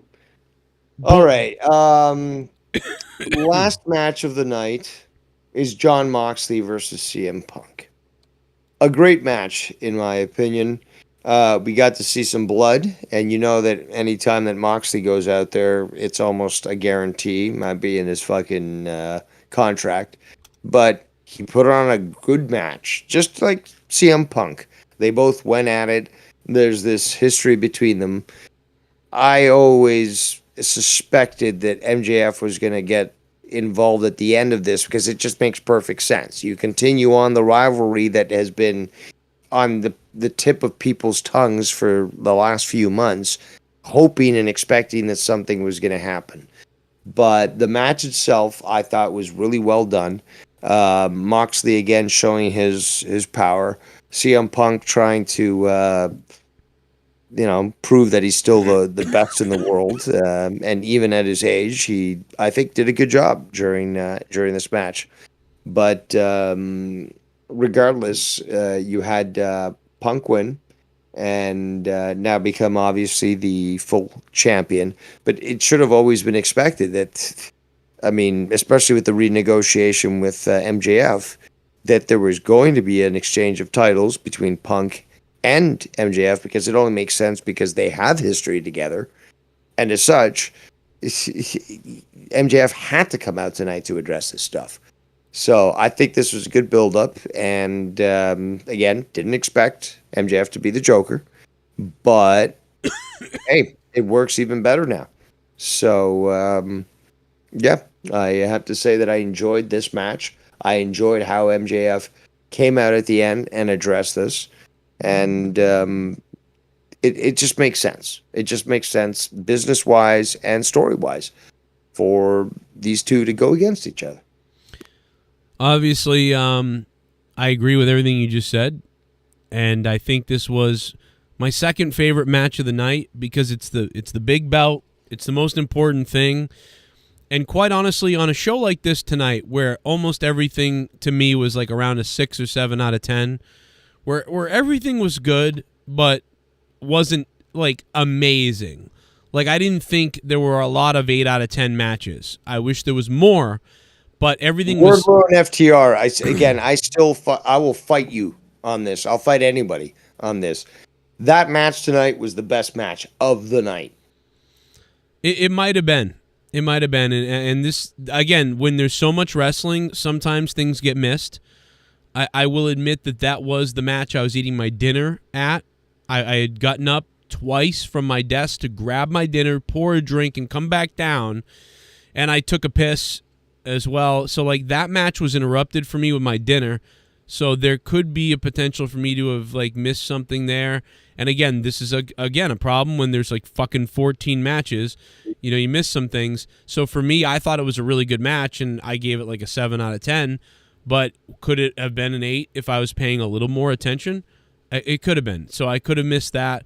But right now I have Acclaimed being my favorite thing of the whole entire night, and I have the main event being number 2, and then I have the trios match and that match tied with each other. So, but again, overall tonight, I think I would have to give All Out a 6.5 out of 10. So 6.5 out of 10 for All Out tonight for me. Nope. What do you give it, Dave? Over 7? Okay, I'm including the pre-show as well. I'm going to have to give it a 7.85. Okay. Wait. What? 7.85. 7.85? What's that? Like almost an 8? 7.85 out of 10. Why not just a 7.5?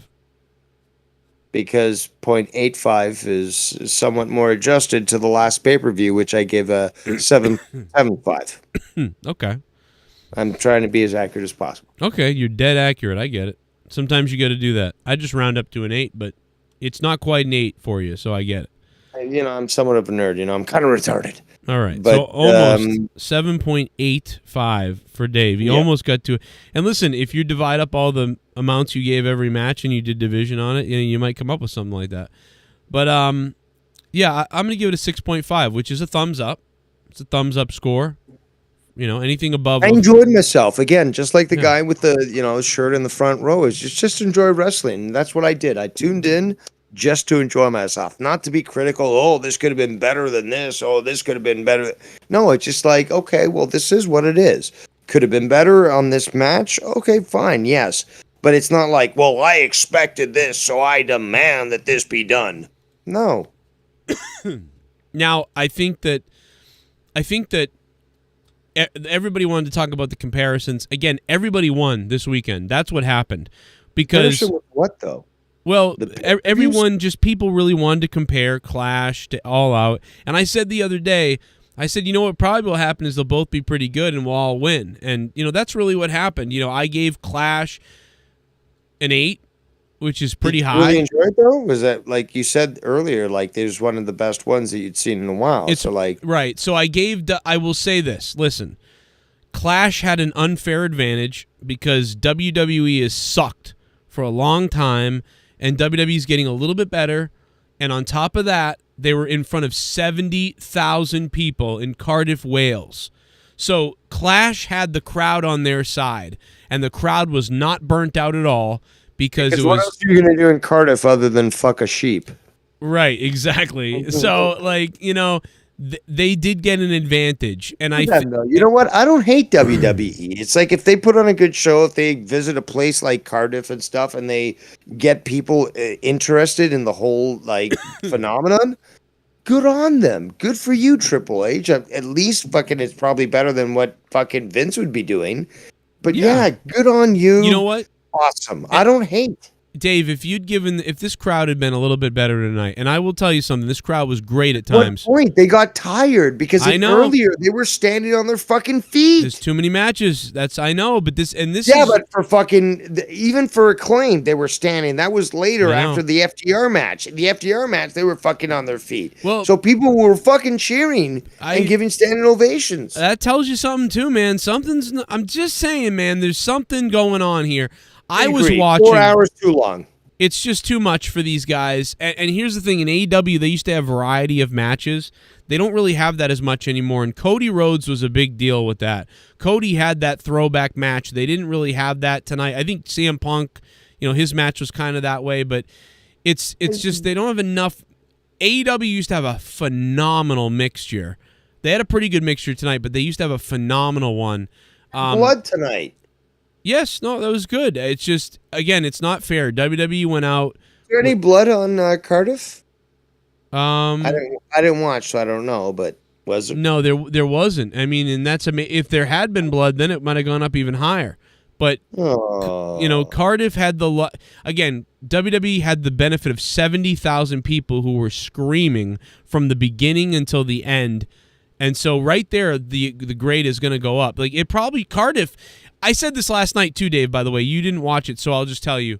if that show in WWE's show last night had been in like anywhere, Tennessee or anywhere in America, it would have been a 7 out of 10 show. But because Cardiff was nuts, I believe it went up to almost an 8 because they had this fourth man in the crowd, or whatever you want to call it, the sixth man, as they say. In fact, the announcers even brought that up, the sixth man in the crowd. If this crowd tonight in Chicago, for some reason, was on steroids and they were blazing, they were just blowing the place down from the beginning to the end, then this show tonight might have been able to beat Cardiff because the crowd... Were we watching the same show? Because I heard cheer. Like, were they pumping in fucking... No, cheers? there were times tonight where that crowd passed out, it felt like, and there were other times where they were loud. Yeah, there were times, like the women's match, for example, I noticed that things sort of cooled down. But there was other times where, again, people were just, like, cheering loudly, and they were standing in their seats. I'm not saying that didn't happen. I'm literally telling you that for a lot of this show, the crowd was great, but because they weren't crazy from the beginning until the end, like in Cardiff the other night, that hurt the show. But that's not. The previous pay-per-view that happened for WWE, I don't know where that happened, but did we see the same responses in Cardiff, or did we also see lulls in attention span of the audience where they were just, fuck it? No, SummerSlam. I did not give SummerSlam an 8. I gave SummerSlam, I think, a 6.5. I think. I don't remember now, but I think I gave SummerSlam a 6.5 out of 10. And the crowd was pretty good, but they weren't at all like... I mean, dude, this is what I'm trying to tell you, is this wasn't fair. You didn't see Cardiff, so it wasn't fair. Like they could have gone out there and not had the best matches, and the crowd was so damn good that you would think the matches were a little better. So, again, it's not fair. If the Cardiff crowd had witnessed AEW All Out, you know what I mean? Like, All Out would have been, instead of a 6.5, I'd be giving All Out a 7.5. Because I literally think I gave them extra credit the other night because Michael Cole was better on commentary than usual. He usually sucks. He was better on commentary, but the commentary wasn't that great either, and they didn't have Pat McAfee. So, I didn't AEW commentary tonight was bad as well. That's the other problem. So if AEW commentary, if Mauro Ranallo called AEW All Out tonight, I would have given them a 0.5 extra grade. And if the crowd was a little more fired up, I would have given them a higher grade. So, but there was that electricity wasn't always there. Crowd was good tonight though. Chicago was a good crowd. I think the crowd tonight was an 8.5, maybe an 8. Dude, it was a great crowd. Yes. And they super popped for fucking Punk. Yes. It was good. Really was. It was a good solid 8.5 out of 10 crowd. Cardiff was a goddamn 9.5 out of 10 crowd. How are you going to beat that? You can't. It's not fair. No, but that's the thing though, is Chicago is very picky about what they like. Just like Montreal, just like Toronto, just like fucking Boston. They're a little particular. Cardiff is it's a shithole, dude. What happens in Wales? Nothing. It's like fucking Delaware. Well, it's not just Cardiff. Nothing. It's people coming from all over Europe to see WWE. Those people came from all over Europe.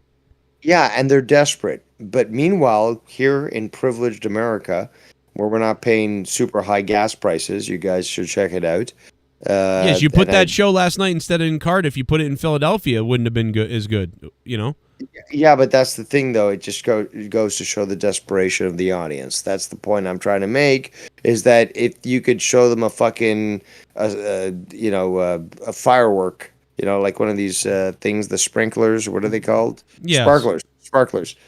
They'll be, oh, look, it's shiny. It's like, of course, yeah, I mean, listen, that you give to these fucking poor little Brits there, the UK, they'll think, oh my God, we're so privileged. Oh, no, it just. Yeah, it doesn't matter. It doesn't matter. I understand, like, whatever. It's just what happened. That's all. It's just what happened. You had a crowd who was nuts. They haven't seen Yeah, wrestling but the crowd, in forever. The crowd, look, dude, man, you get the crowd that being stupid, crazy in fucking Toronto and Montreal and stuff. It's bizarre world, like they call it in fucking WWE. Yeah, you'll have people who are fucking heels that are cheered on to the point where the house fucking comes down in Canada. It's just how it works. Yes, and exactly. If they were in Canada and Bizarro World and people have been going crazy all night there, it would have been more exciting too. It's just what happened. I don't care. I understand. It's just not fair. That's what we're saying. I get it. Chicago's one of the best crowds you can have in America, and they were an 8.5 tonight out of 10, which is a good crowd. Yes, I am an AEW mark, people. I mean, Dave is sucking AEW. Thomas. But Dave, you got to go. I'm assuming you got to go to bed. I'm sure. So do you want to give your final thoughts here? I'm sure you've been up for a long time. No, to today, since it's 3:00 Eastern, it is a holiday here, and I don't have to go to sleep. Actually, You sound like you're going to bed and you're passing out. no, I'm not. I'm loaded on coffee, but I mean I'm tired too, man. But let me play some more donos then. So overall, I give it a 6.5. Dave gives it a 7.8. 7.85. It was a good show. What a weekend of wrestling. It was beautiful. I think show. WWE really hit on the pageantry. AEW really hit on the wrestling excitement as expected, pretty much. And so we all win because we all give both shows a thumbs up. So that's really good news. I did not see NXT. I'll watch that later, maybe.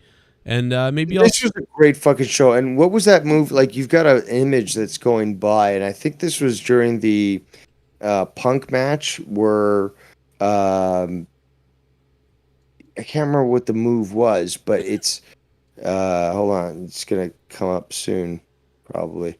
The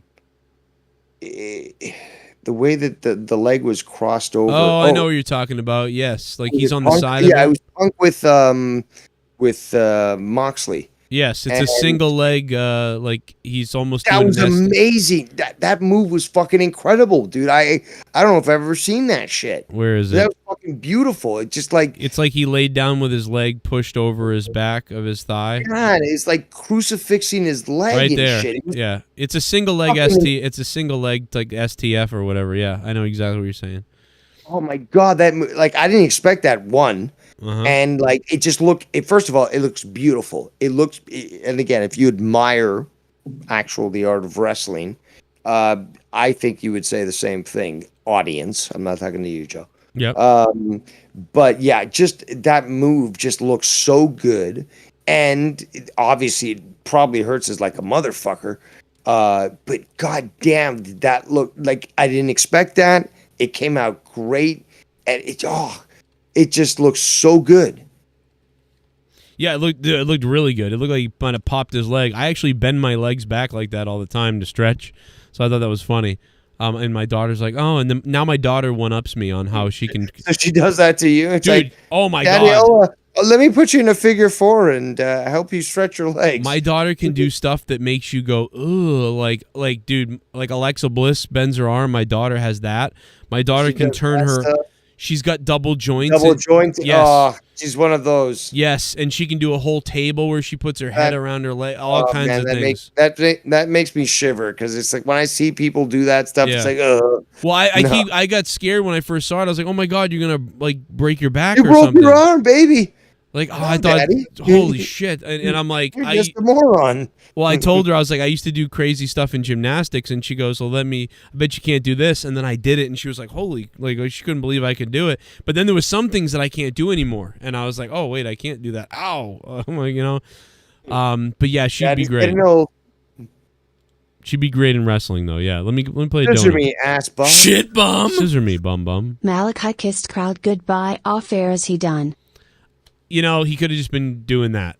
But there is a thing that he's taking some time off or whatever, which takes away from the Miro thing. But yeah, it could be. And maybe he doesn't even know. Or maybe he was just acknowledging the crowd in a way. Maybe he was like, yo, Chicago always loved me. Like, what's up, guys?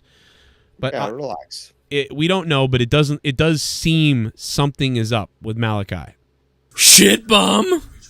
Is the Punk page drama legit or a work? No, it's real. I mean, that's really going on because you would never take time. Why would Punk sit there burying EVPs and saying Adam Page is a whatever? I mean, and maybe I'm being worked somehow, but it ruins MJF right now. It's a very big mistake. You talk about Punk. Ruins, it distracts. Right now, the focus should be on MJF. Because he comes back after all this time. He's building up the drama that obviously was pre-established with him and Punk. Again, because it wouldn't make sense for him, say Punk was out. Why would MJF come back and start shit with Moxley? There's no history between them. Yeah, but there is between Punk. It's funny because it's so funny because CM Punk is angry with Adam Page, who, by the way, Adam Hangman Page is an idiot, and that promo was fucking stupid. For many different reasons, not just the reason Punk's mad. It's a lot of reasons. But Punk is mad at him for fucking going into business for himself. Meanwhile, Punk takes away from MJF by shitting on him, which makes me wonder if CM Punk does hate MJF.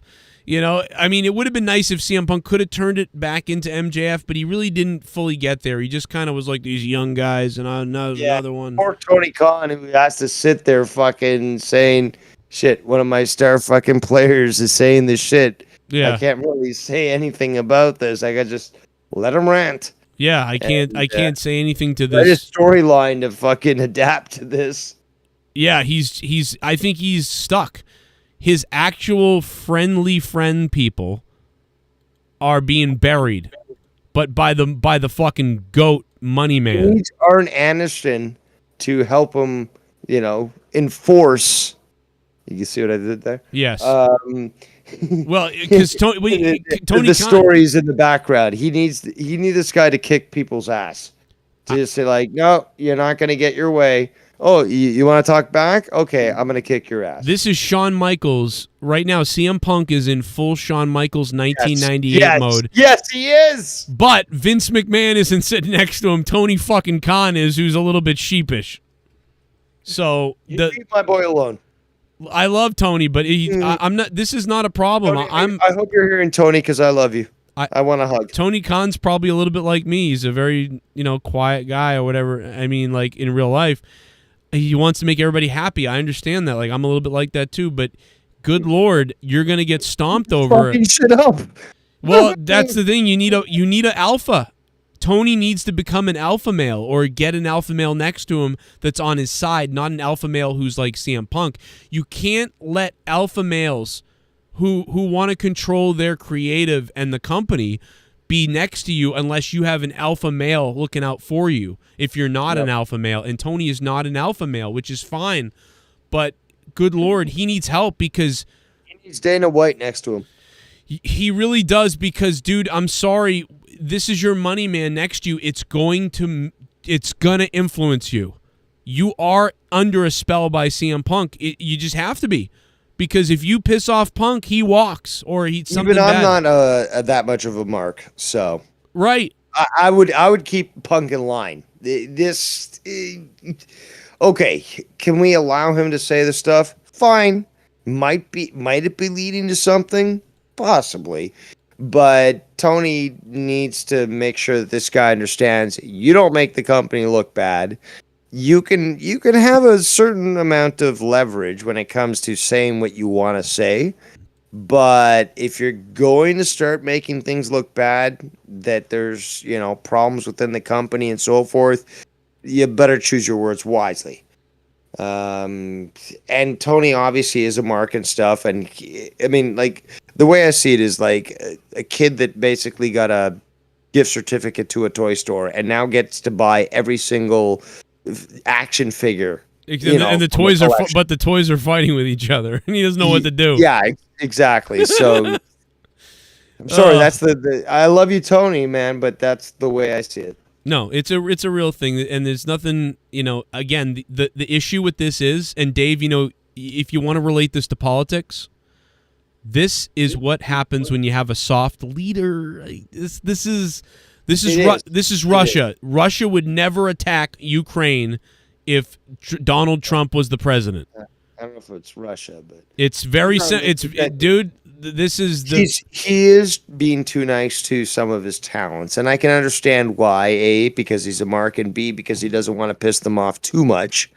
But even still, he does need to relegate decision making to other people, especially when it comes to storylines and stuff, so that they can be consistent and ensure that, you know, if you want to bitch, you can fucking leave the company.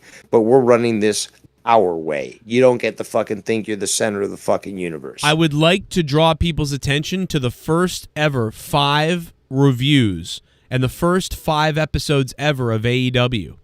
And I want you to listen to what I say about Adam Hangman Page. Go back, watch the first 5 episodes ever of AEW Dynamite, and watch all 5 of Joe Cronin's review, my reviews. Listen to what I say about Adam Page. I nailed this fucking guy since the beginning. So Adam Hangman Page is like if Shawn Michaels was a face before he left with Sherry, but never went anywhere else after that. That's I kind of feel bad though. Before we play this, a little bit. Yeah, no, I'm not going to play anything. I'm just saying, go back and listen to it. I don't hate Adam Page. You know, I don't either. Good stuff. But yeah. I just think that I feel you, I've dude. always I don't have to felt say anything. I feel you. I've always felt that he's got a little bit of a like, I'm the shit, you guys don't understand. It's like, dude, you've done nothing, in my opinion. You're pretty good in the ring sometimes, but you're bad on promos, and you got good theme music. That's pretty. There could be something here, but I was never on board with the let's make him the champion. I think he fucked up a lariat tonight. Oh, really? I'm almost positive that he fucked up, because again, the lariats were used a lot tonight. And I'm almost positive that he fucked up a lariat. Yeah, you know, and Steve Langenheim says Hangman's supposed to be a cowboy. Cowboys don't wear butterflies on their pants. Yeah, Hangman Page is a fake fucking cowboy. Jim Cornette nailed him with this, and Jim Cornette was like just buried him. The guy is like, I'm a cowboy. Oh, it's just like, dude, this guy is not a cowboy.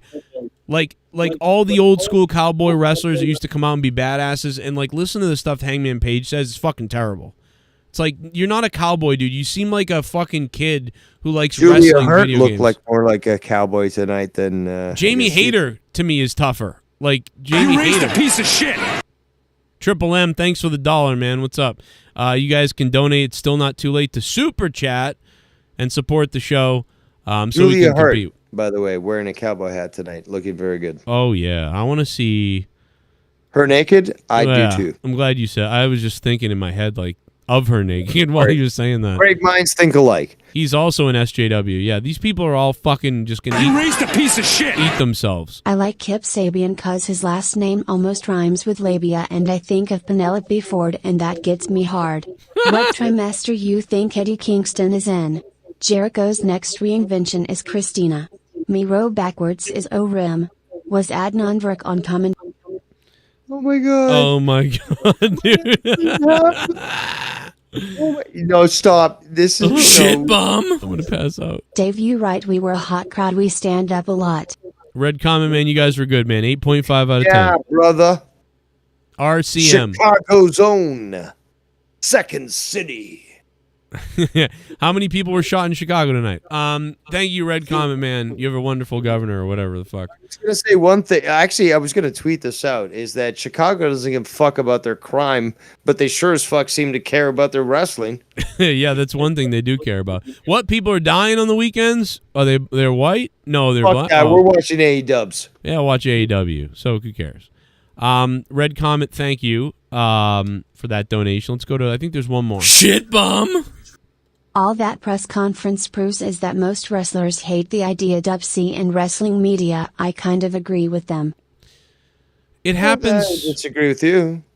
Yeah, it happens when you get all kinds of levels of journalists. What about the interviews with fucking Moxley? You got who else?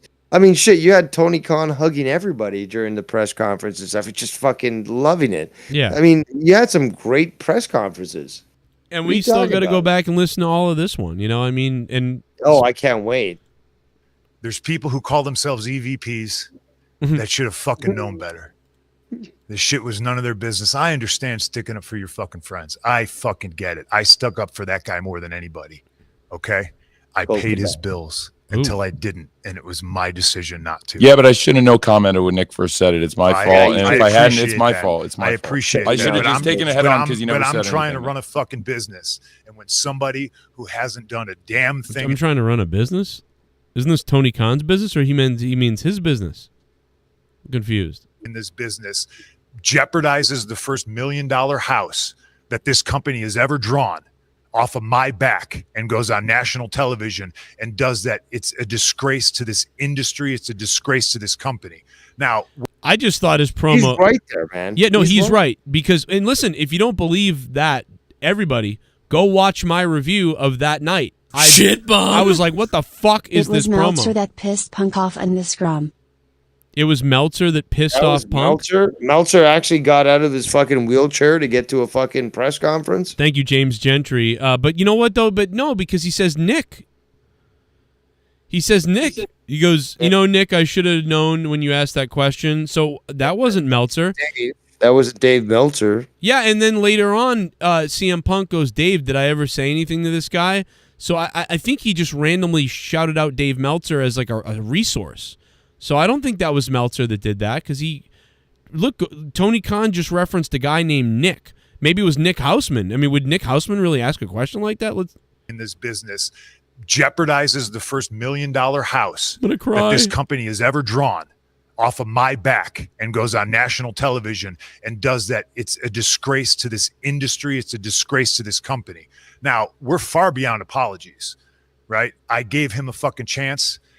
It did not get handled, and you saw what I had to do, which was very regrettable, lowering myself to his fucking level. But that's where we're at right now. And I will still walk up and down this hallway and say, if you have a fucking problem with me, take it up with me. Let's fucking go. Look at Tony Khan. Oh, boy. He's been listening to you, Joe. Yeah, I Let's don't know. fucking go. I'm just glad. You know, I'm glad. You know what I'm. This is the narcissist in me, but I'm just smiling ear to ear because that night when Adam Page was cutting that promo, I went on a ballistic rant at the end of that show, and I was pausing it, and I was like, "Look at CM Punk's face. Look at my face. Look at what the fuck are you talking about?" And I buried the fuck out of Hangman Page. People like JD and other people like that were sucking his dick. People, I swear to God to you, go pull the fucking video. Catman in New York, automatic Mustang man, scumbag, was saying that that was the promo of Hangman Page's life. Perpetual cheater. On women, allegedly. But I was disgusted with what I was hearing Adam Hangman Page say. Yep. And CM Punk is saying exactly right here what I was saying that night, except for CM Punk is more focused on the, what other people have actually said. Dude, it was so bad on so many levels. It was like, what is he doing? And it wasn't, and I don't have the personal thing that Punk has about the whole thing with Colt Cabana. That's a little bit a different focus. I just thought from the beginning to end, like, what the fuck was he doing on that promo? And I was like, God damn, I never want to see this match because this guy doesn't know what he's doing, in my opinion.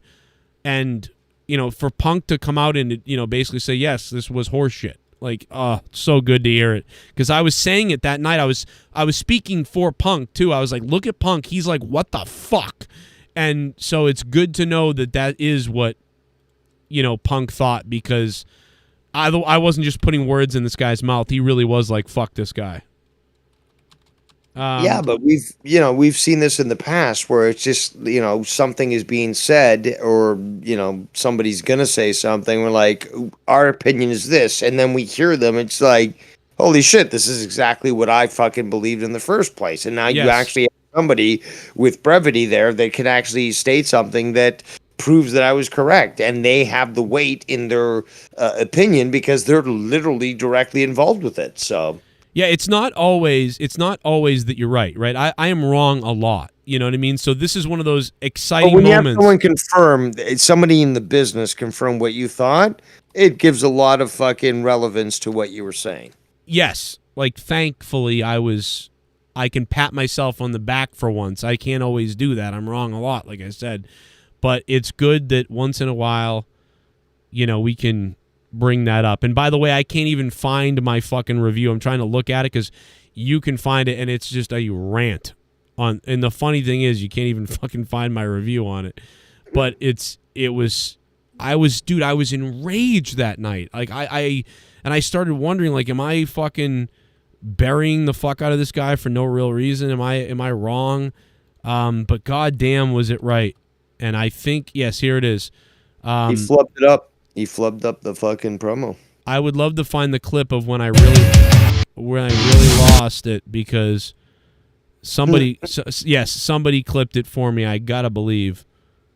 That rant was insane. I'm looking for the rant now. Let me find just a piece of it. I mean, it's been our best so we can one. see exactly what I was talking about. Damn, I made like a lot of money that night too. Pushed away. Here, you're gonna come in here all of a sudden and try to tear it all down with your BS and your crap. You tried to do it in UFC, but you got knocked out. No, I'm talking about CM Punk right there. Oh, no, I'm talking about what he should have said. That's what I was talking about. A very strange promo. I am gonna have a lot of fun listening to it again with you guys in a minute. We're gonna play it because I think we could really break that down. And I really think that it should have just been Adam Page should have been like, he should have focused on, I'm not going to let a guy like you come in here and destroy this company like you destroyed that other company. So I think this was a much better promo. Maybe she has a urinary infection. Well, I guess none of these timestamps are right. Why would you have that? I clicked on both the timestamps and I'm not screaming at all. And I know that I snapped at one point. Those timestamps are not right. But the more I thought about what I really wanted to say about you, the more I realized it's exactly what you would do. And I don't think fighting your hatred, your pettiness, your cowardice was more the same. I don't. So wait a minute. I don't think fighting your pittiness, your cowardness, what? And then he says he pities him right after this. What? I don't think it's the right thing to do. But I will tell you face to face, man to man, how I feel about you. I don't hate you. I almost pity you. And I have no respect for you and what you've done since you've gotten here. This is where he should have gone. This whole promo should have been about, I have no respect gone into. And it should have been about how you're defending AEW. It's costing me a lot of money. And he's going to look at me and he's going to... I went on a huge rant. This is 10 minutes of me screaming. Well, okay. That started to go somewhere. You talked a lot about workers' rights, but you've shown a lot the opposite since you got here. How? What? How has he shown the opposite? What are you talking about? What has CM Punk done that shows the opposite of workers' rights? What are you saying? Why didn't you say... You know, you talk a lot about workers' rights and how you care so much for everybody individually, and we need this and this other thing, and you're just such a great white knight for everybody. But you only do it to save face and to look good in front of all these people. Because he didn't do that. He didn't do any of this. It was so bad. To get here, to create All Elite Wrestling. Look at the look on Punk's face right there. Now, I'm not going to do this to you guys anymore because this is 25 minutes. So, obviously, we got to get the key points. I'll get the key points later. In fact, what I'll do is I'll get the key points of the things I said and the things I said, and then I'll put them... I think I just repeated myself. I'm having a stroke. And then I'm going to put the parts that CM Punk ranted about in the press conference, and we're going to clip them all together, and I'll have a nice little thing where you can see the breakdown of how this is just a fucked up thing. And it really is. It was mind-blowing that night. But at the same time, I can't say this enough, at the same time, what CM Punk did tonight was also bad because MJF is coming back as the main villain guy. And now CM Punk, you're calling out, unless the plan is for MJF to be the face, which I can't believe. If that was the plan to have MJF be the face, then I sort of get this maybe, right? Attack the Hangman Page. Everybody likes him. All the fans like him. Attack him and MJF. So then maybe there's something there I'm missing. But if that's not the plan and CM Punk is supposed to be a face still going forward or like a fairly likable person, why are you detracting from MJF, who's waited months to come back and now you're detracting from him to flip out on Adam Hangman Page. This is going to get all the headlines. Why are you doing this? This was a huge mistake by Punk, in my opinion, unless I'm being a dumb mark who doesn't understand something. But to me, this was like, I mean, yes, for me, I love it. As far as covering wrestling, this is delicious. I can't wait to talk about this all week. But what a fucking detraction from poor MJF, who's fucking back. But it doesn't matter, because Punk is going, fuck the EVPs and these cunts and these fucking assholes like Adam Page and fucking Cole Cabana. Like, it's like, whoa, shit. So just huge mistake, I believe, by everybody. Everybody looks fucking stupid. I hope Jim Cornette eviscerates this. I'm going to be listening for Cornette this week for sure. Haven't caught him in a couple of weeks. I'll be listening this week. Can't wait to hear this response. What's your question, Nick? First of all, you're always very nice to me. Thank you. I wanted to ask about MJF. Obviously, he played a voicemail from you before he came out. Obviously, confronted you, Punk. Played a voicemail. Dave, let's wrap it up, bro. I'm going to get some sleep, brother. You've been great tonight, and there was no Mustafa tonight, so Dave, you handled the whole load yourself. Appreciate it. Yeah, I just want to wrap up by saying that I expected MJF to come out. Did not expect him to be the Joker. It worked perfectly. This is what I expected. Like I said earlier, Rostov and I actually had like an hour-long conversation as to where this was leading, all this stuff. We really marked out, so forth and so on. And I expected this, but I like the way now that I've seen it, that he was the Joker and so forth. Unexpected, enjoyable, and something that obviously we want a conclusion on. We want to see MJF get the title, obviously. We want to see a conclusion to the situation with Punk, because he's got already that history. It makes sense that Punk won the title, and it makes sense that MJF comes back now. Right. So this, to me, is a great build-up to something that makes sense, because you said, you want to see MJF as, holding the title for the next 2 years. I say the same thing. Because, first of all, a heel holding the title, pissing people off, and building up that brand, building up that title. And, okay, so 2 years pass. Again, all these people call me a mark. Excuse me, but this gentleman has a contract, and he's going to fulfill it. He's not a fucking moron. So, he's going to continue on. He got a break, a renegotiation through his contract with Tony Khan, who recognized what he was doing. Now he comes back, wins the title, and we're going to see some great fucking heelish action from MJF. I think this is beautiful. It's great. It's exactly the way I expected. But more importantly, I think it's the way that things should be. It's the story that people want to see. People want to see this, not just me, not just Smark, just regular casuals. They want to see MJF win. Yeah. They like to see that type of person actually get the title. I want a piece of shit like MJF to have the belt for like a year or two. That's what makes it so great. I got that photo with him in his fucking... Yeah, you like butterfly pants? You like him? Yeah. But yeah, again, fucking loser. By having a heel hold the title, it just builds up heroes, the good guys, the faces, more, because they're the ones who are trying to get this title. It makes perfect sense. The guy deserves to fucking hold the title. That's as simple as that. He's earned it. And it just works. This tonight, again, 7.85. I could rate it higher, but there's, again, things that I am critical of it. But god damn it, this was a fucking amazing pay-per-view. If you're fucking arguing this, then just go watch fucking NXT and shit like that. Because yes, that is shit. But tonight was totally satisfying for me. I'm very happy with tonight. Enjoyed myself very much. And I'm glad that you gave me the opportunity to speak about it. Yeah, man, you were a savior, no doubt about it. I would have probably been off the air by now. I would have rattled through everything. So thank you, Dave. Devious Dave Rose.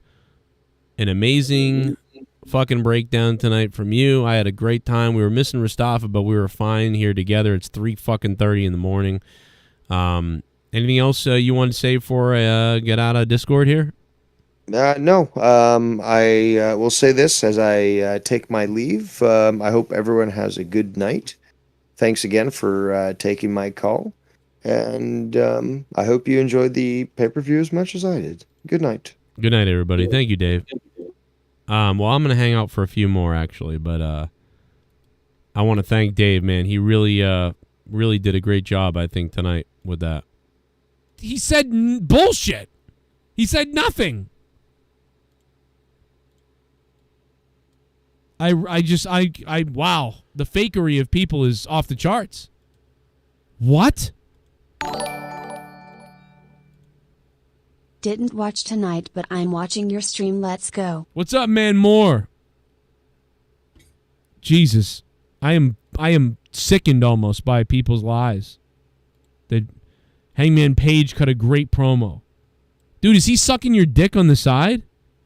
Tony Storm looked pretty good tonight, though, I thought.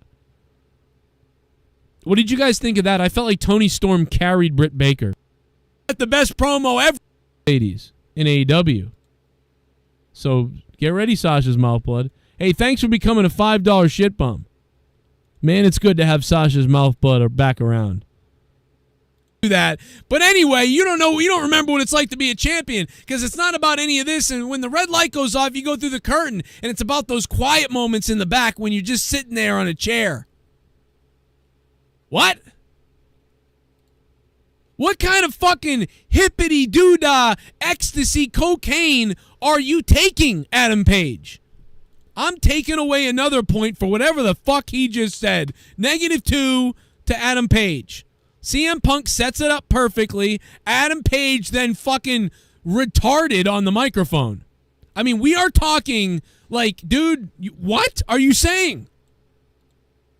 I guarantee you almost no other wrestling reviewer brings this up. I guarantee you almost no other wrestling reviewer talks about this the way I am. But this needs to be talked about. What is he saying? I was right. You talk a big game about workers' rights, yeah? Well, you've shown the exact opposite since you've gotten here. Okay, that started to go somewhere. You talked a lot about workers' rights, but you've shown a lot the opposite since you got here. How? What? He gave no examples or like no specifics, but also the specifics he did give was the Colt Cabana thing. He did bring that up, but in a weird way. So I was wrong about that. He did kind of bring that up. That was one of the problems, is that he brought that up. He literally brought real... But at this point, I didn't know he was going off script and going into reality. I just thought he was cutting a bad promo, and I was like, his promo is fucking weird. That's all I could think was like, oh, his promo's weird. You know, but I wasn't thinking that this guy is fucking... Now, he basically says, but I didn't want to do that. But then he sort of goes on to do that. But now that we're here...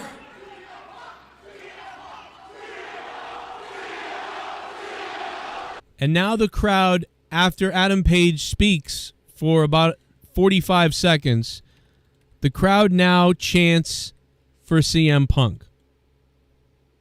CM Punk has said nothing. And the crowd is now chanting for CM Punk because what Adam Page just said was retarded.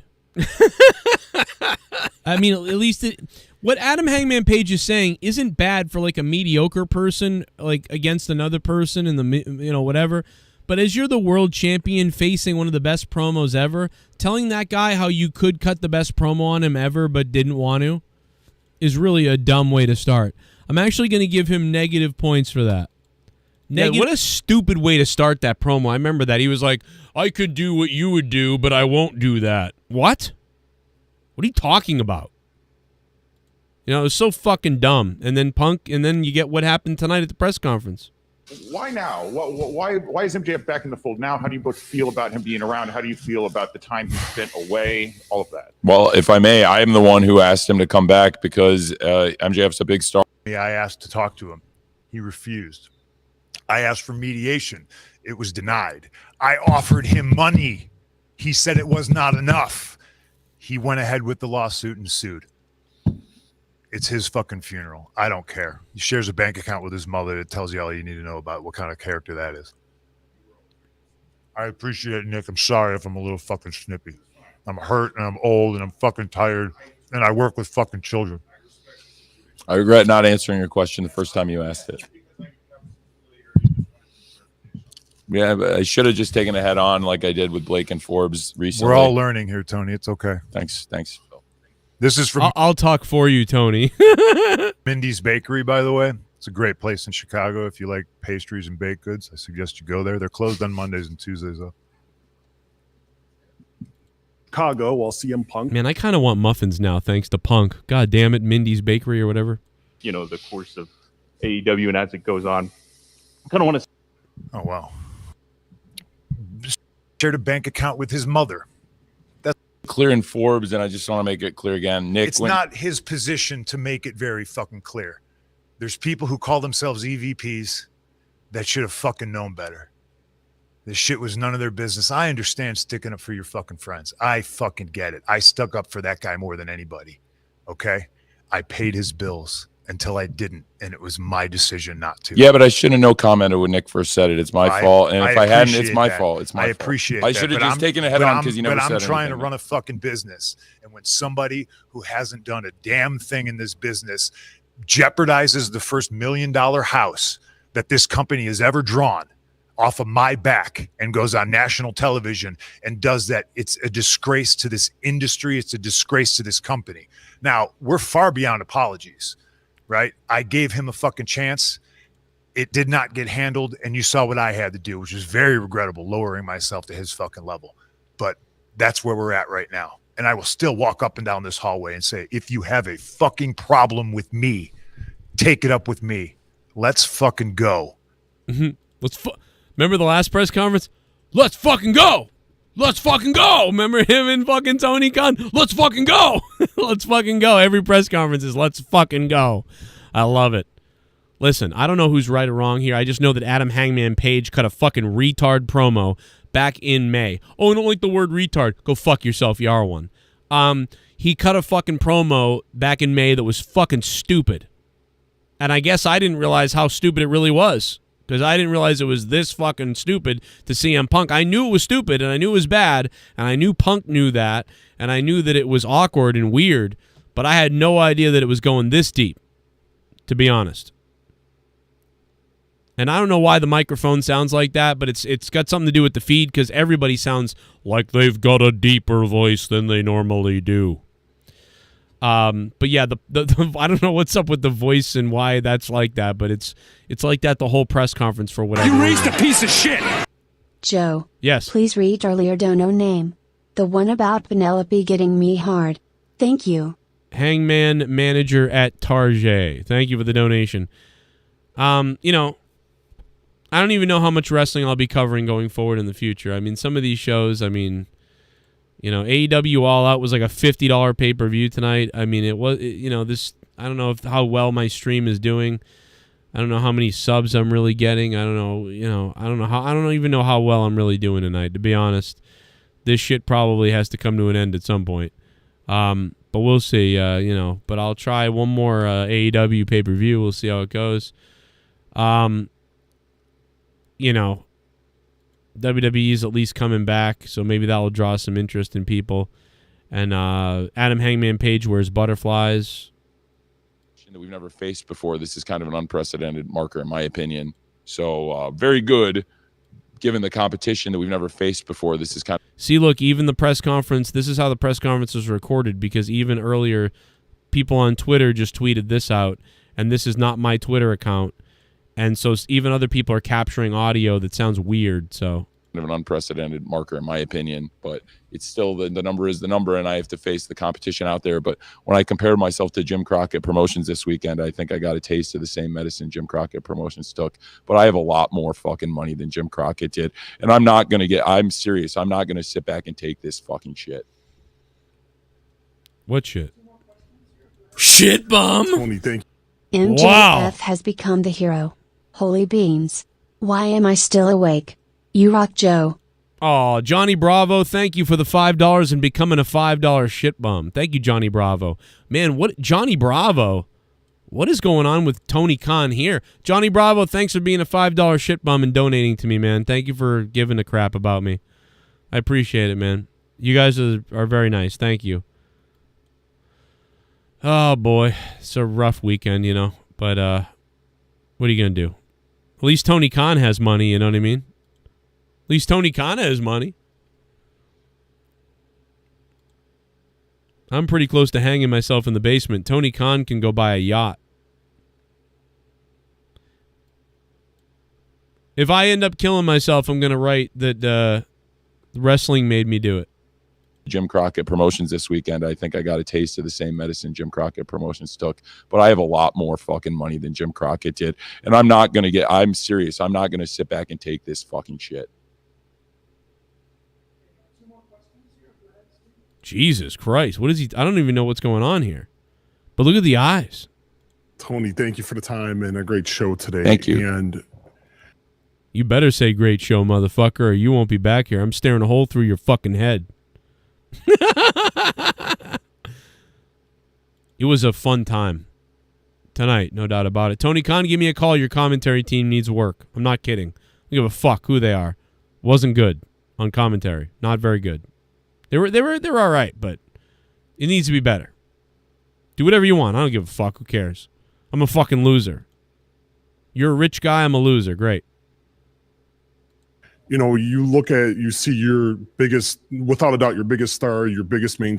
So very good, given the competition that we've never faced before. This is kind of an unprecedented marker, in my opinion. But it's still the number is the number, and I have to face the competition out there. But when I compared myself to Jim Crockett Promotions this weekend, I think I got a taste of the same medicine Jim Crockett Promotions took. But I have a lot more fucking money than Jim Crockett did, and I'm serious. I'm not gonna sit back and take this fucking shit.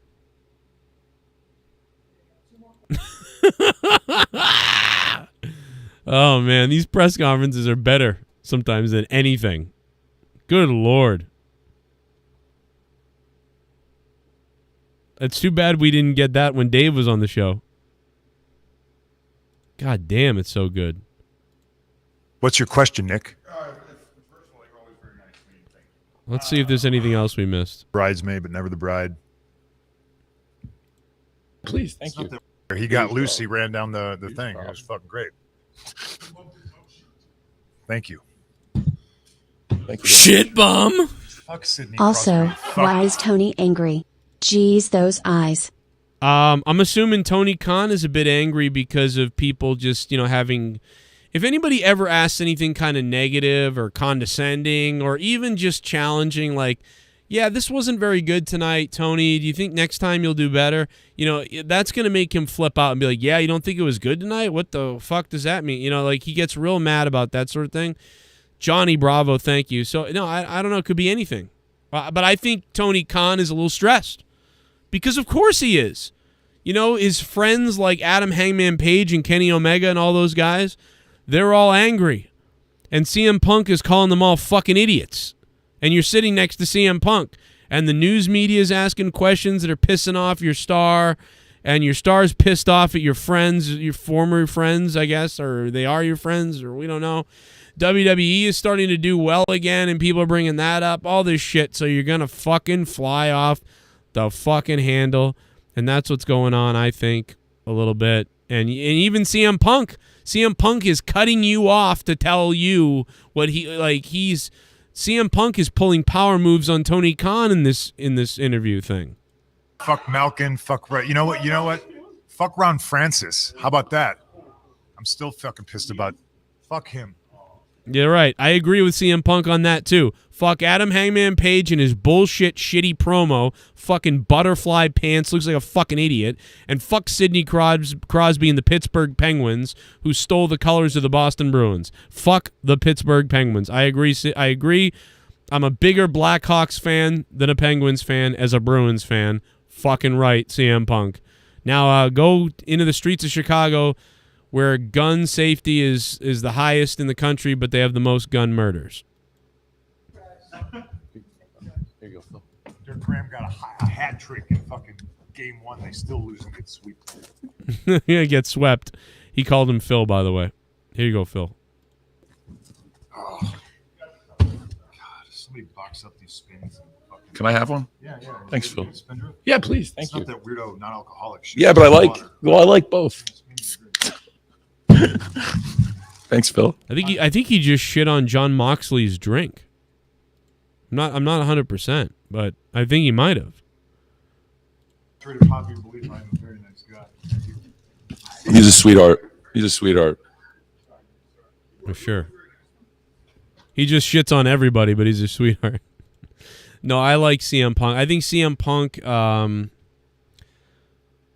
Punk would not like me. And so that sucks, but you know, CM Punk would hate my guts if he ever, I don't know. I can tell that guy would not like me. But that sucks because I there is a lot that I really like about him. And I like that he does call people out, but I think sometimes he does kind of, I don't know, man. I don't know fucking who he is or whatever, but sometimes it appears from the outside not knowing shit. It appears that sometimes he throws people under the bus sometimes. That's what it comes off as. But sometimes it feels like he keeps it real as fuck. And that he's not afraid to, you know what? If you're going to be a piece of shit, you know what? I'll call it out. Let's call this fucking shit out. Let's do that. Let's not pretend to like each other. Let's fucking get there. So I get it. I think sometimes he's justified. But I think he can't be really right all the time, right? So, I don't know, man. Something about him. But I think he would hate me, so. I like to eat with him at Jeff Ruby's Steakhouse. Hey. They better have paid you to say that. They better have paid you to say that, Tony. It's from the world champion to the world tag team champions. Congratulations. Thank you very much. Good commentary. Mogul. Thank you very much. Thank you. Very excited about this. Very excited. Yeah, these guys won't get angry at everybody. They're awesome. They got a lot of heart. To me, that was just the kind of atmosphere I liked. Like, we almost felt like we needed to prove something.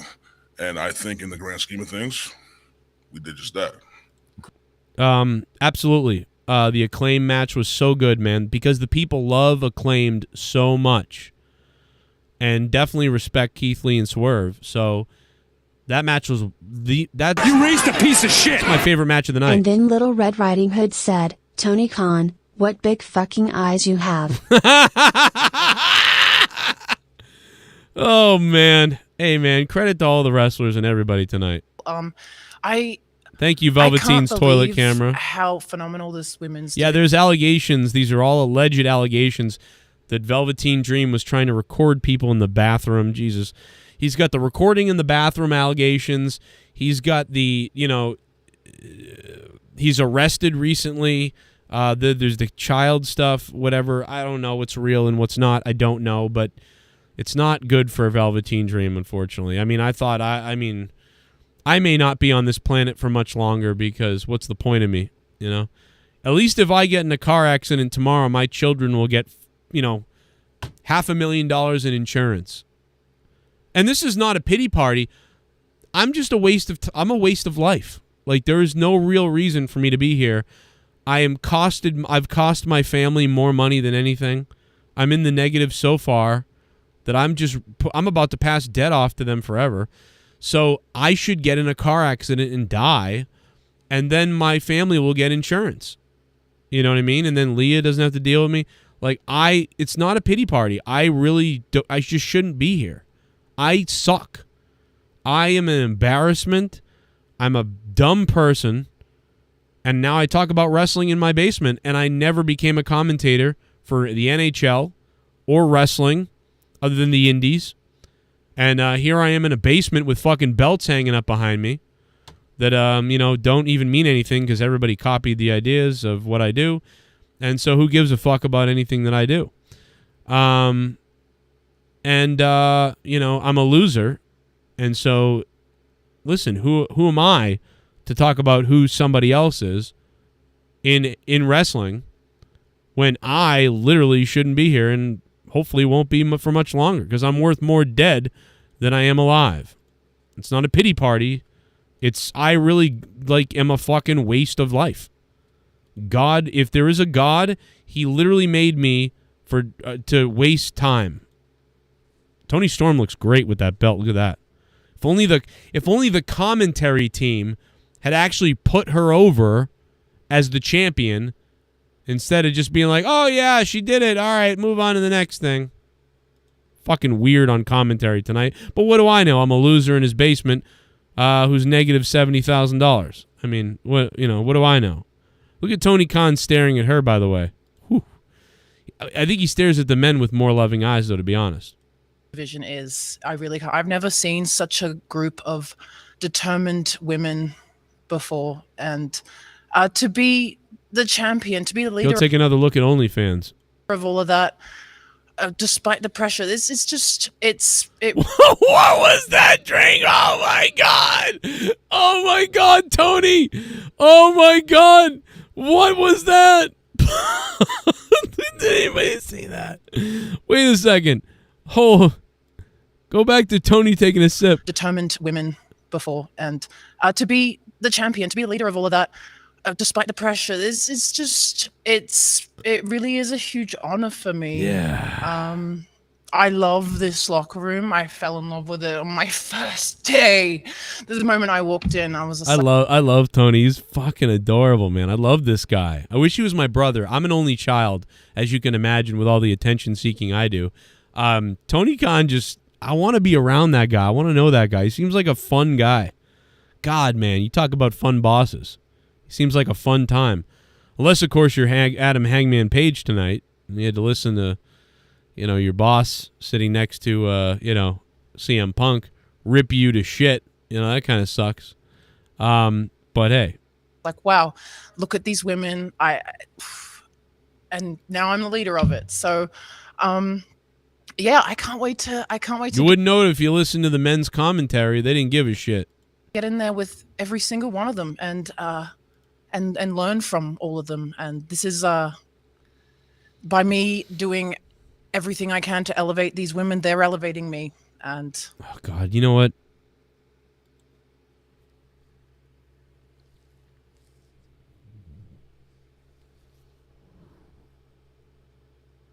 Maybe I'm a you know what? I can't do it.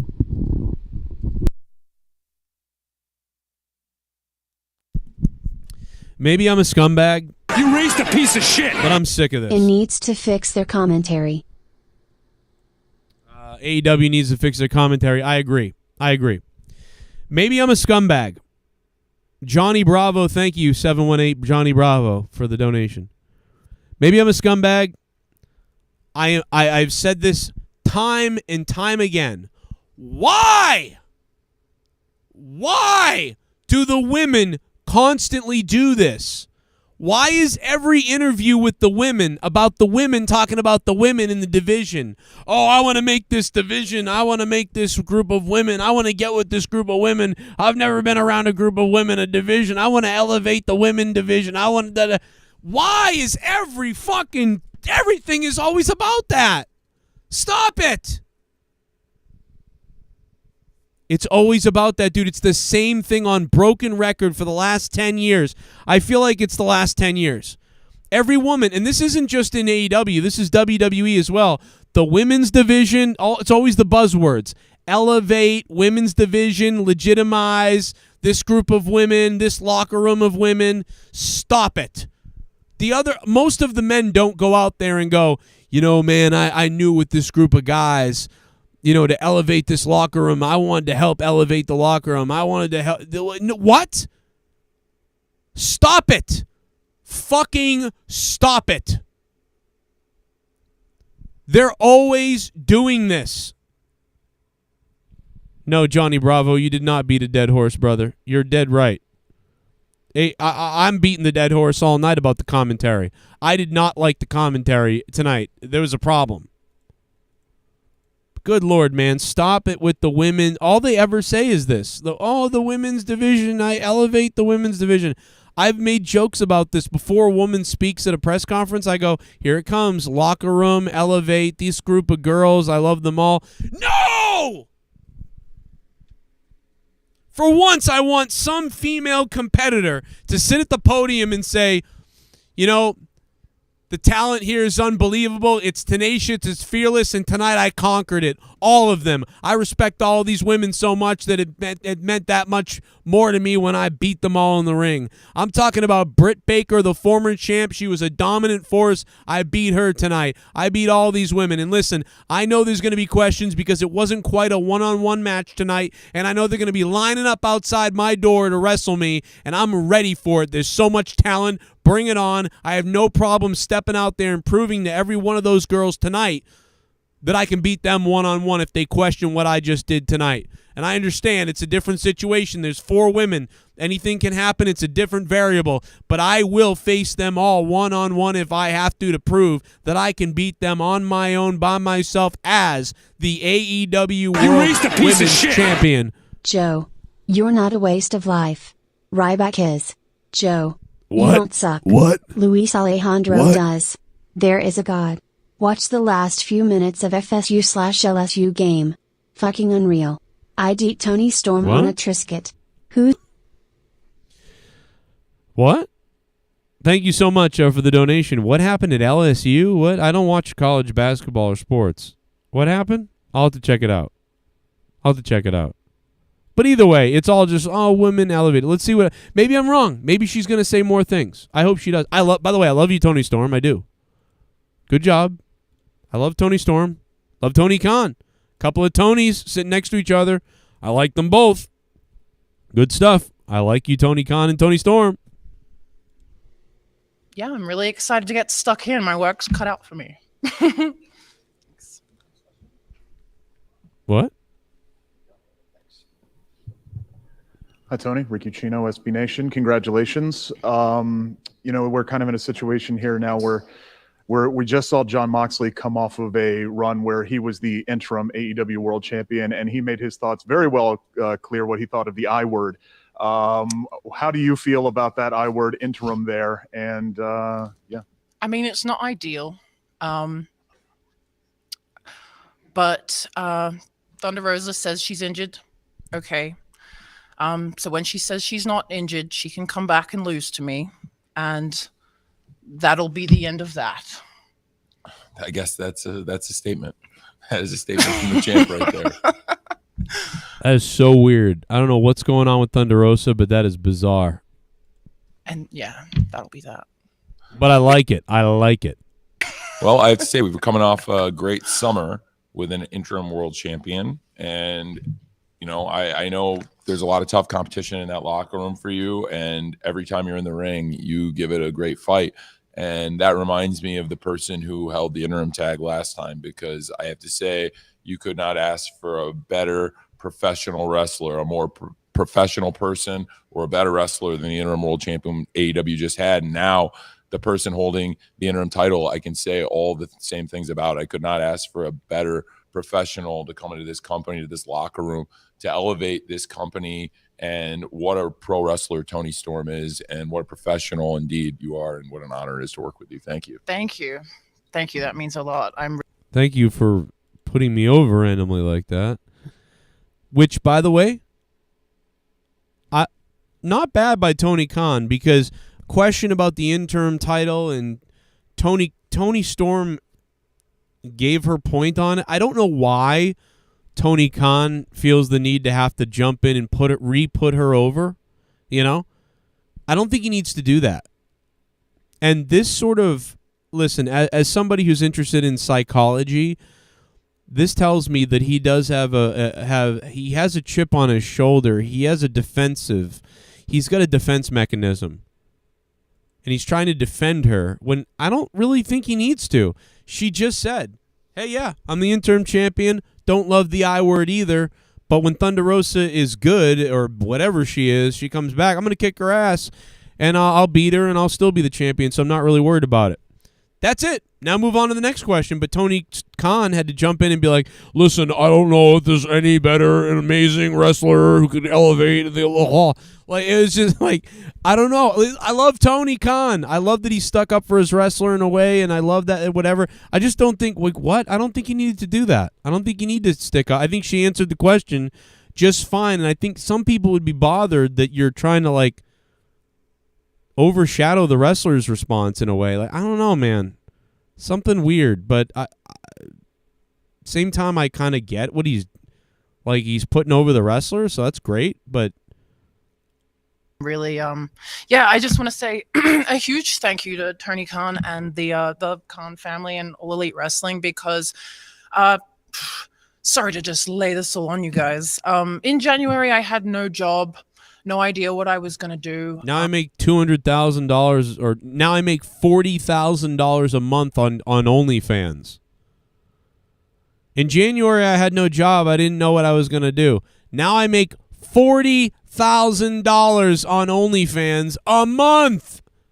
And I have a $100,000 contract, or whatever it is, probably $80,000 contract from AEW. And I make $40,000 a month on OnlyFans. You want to switch with me? Want to be in my position, Tony Storm? Want to take my position? Want to owe the IRS $80K and fucking $17K to the local state and fucking $15K in credit card debt? And work 3 jobs? Want to take my position, Tony? Fucking, in January, I didn't have a job. But now I am in AEW and I make $40,000 a month on OnlyFans. My titties. I walked away from what everything I thought was normal in the world. And Tony Khan jumped into my life and, gave me an opportunity to enjoy what I love again. And really, I do love that. She is dead right. She was miserable in WWE because WWE was fucking miserable. How good is it for Tony Storm now? You get to do the thing you love in AEW and be kind of left alone to do the thing you love. And now you're the top person, and you get to do your side hustle, OnlyFans, which is actually making her more money probably than this. I mean, bro, that's fire. So I'm feeling this. That WWE was a misery. Now it's probably good again, and now she almost maybe could have done well if she'd stayed, but she didn't know that. None of us saw this shit coming. So I get her emotion here. really find my passion again. And a chance at survival, So yeah, I just this is all just a bonus because I didn't even know I was going to have a job. So thank you. We were in Chicago, we were in the city, and we were at the United Center, and you had winning the title's a bonus.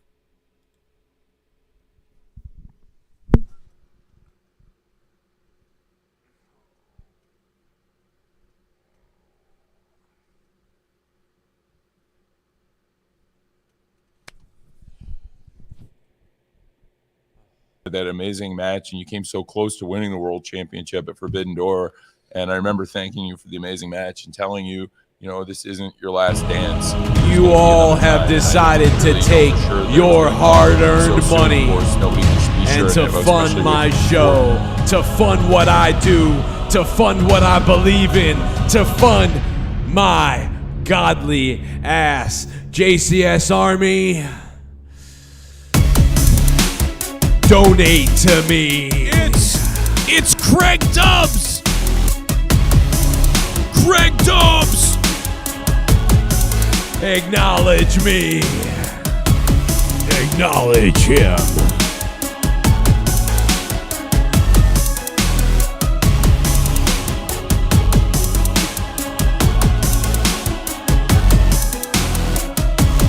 Yeah, it's me, Ryback. I want to suck a dick. Finish it. Great review tonight, bud. I'll be back on Patreon this week. Nobody was paying me for jobs I did for months. Oh my Got scary there for a minute. Everyone subscribe and join the Patreon. Hey, Craig Dubs, thank you, man. Holy shit, bro. That's crazy. I know how that is.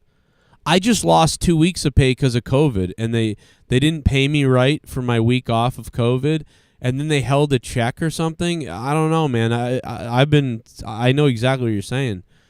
That sucks, bro. Hey, you take your time, man. I hope you're okay. And we'll see you when you come back on Patreon. Thank you for that $12. Craig Dubs. Appreciate it, man. Yeah, we could use a few more $25 producers if you want to join on Patreon. And, of course, if you guys drink coffee, there's no better coffee than my friend the Quarterings Coffee.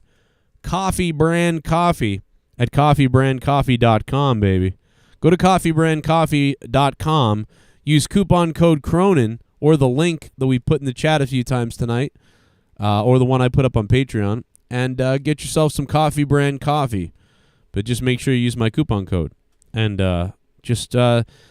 I would say set it up on, do what I do. I do automatic orders, $20 a month, $10 a month, $5 a month, whatever it is that you guys drink in coffee. There's some brands, there's some flavors in Coffee Brand Coffee that you're going to like. Put it on auto ship every month, $25 or so. Get yourself a fresh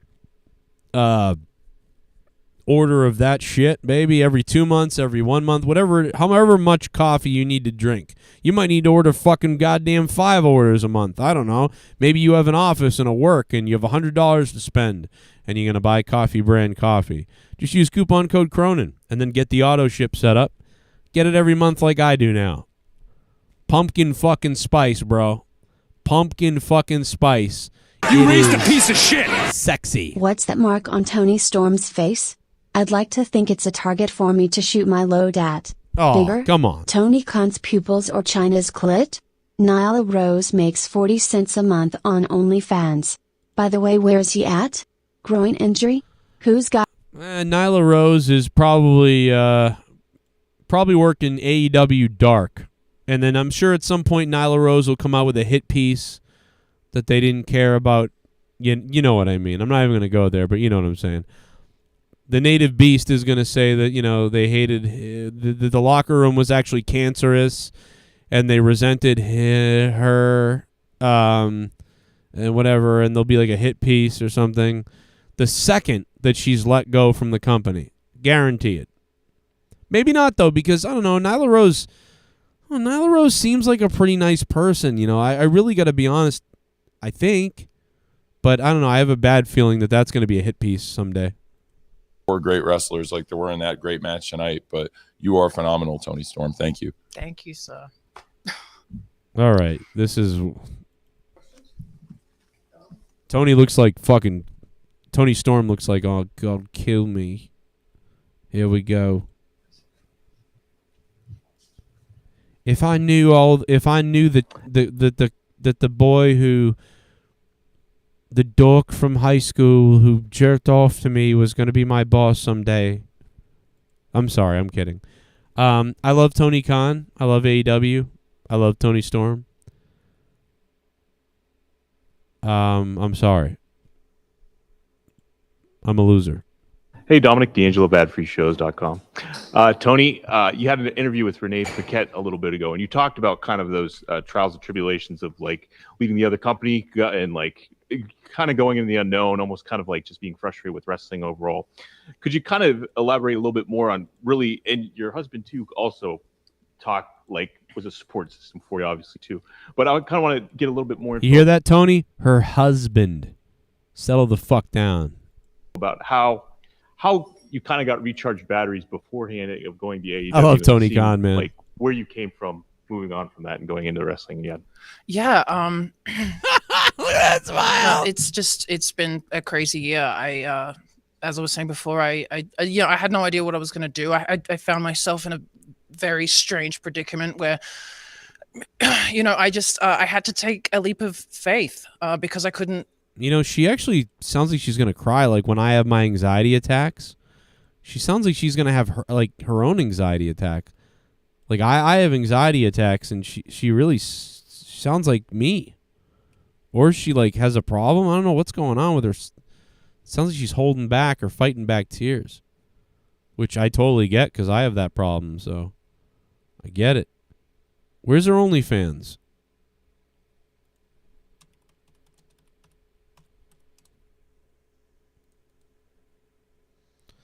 I didn't know what I was going to do. You're going to fucking make a shitload of money is what you're going to do.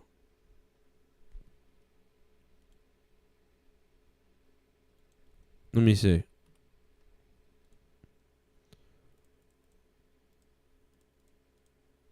Yeah, bro. She's making like 20. She's making at least 25 to 35,000 a month on OnlyFans. You raised a piece of shit. It's gonna be okay. Screw GIU, WWE all the way.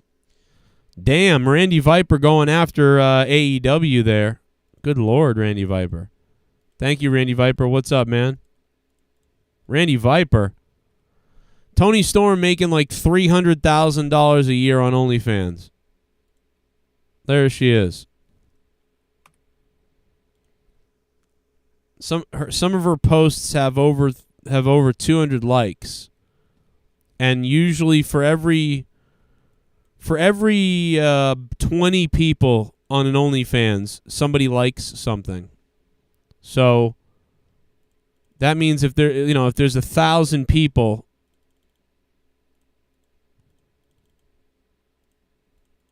you're looking at quite a lot. She's making a shitload of money because there's at least 250 likes.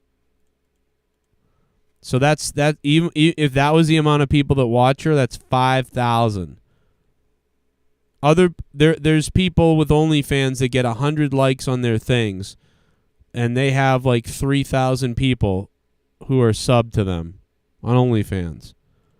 So at the very, very least, she's making $8,000 a month, but she's making more than that. I'm telling you.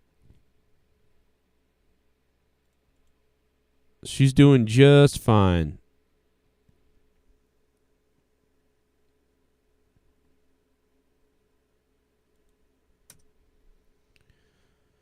Let me see if there's anything else.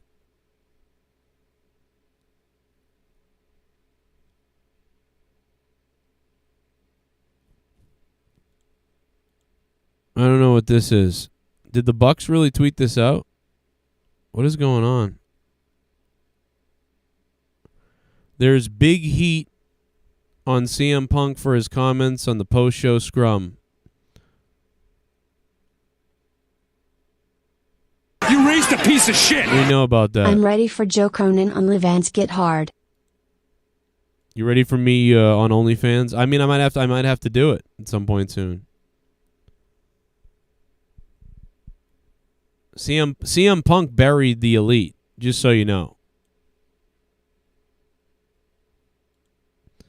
CM Punk, Adam Hangman Page fucked up a promo back in May. And tonight, where the heat should have been on MJF and CM Punk went and made it about Adam Hangman Page, which is going to detract all week long from MJF, which if I was MJF, I would now refuse to work with Punk. And I would flip out if I was MJF and say, you piece of fucking shit. We've been building me coming back for 3 months. And at the press conference, you cut some fucking crazy promo on Adam Hangman Page and all these fucking people. And now that's all that anyone's talking about. Fuck you, CM Punk. That's what I'd be saying if I was MJF. So these guys are all just fucking doing the wrong fucking thing.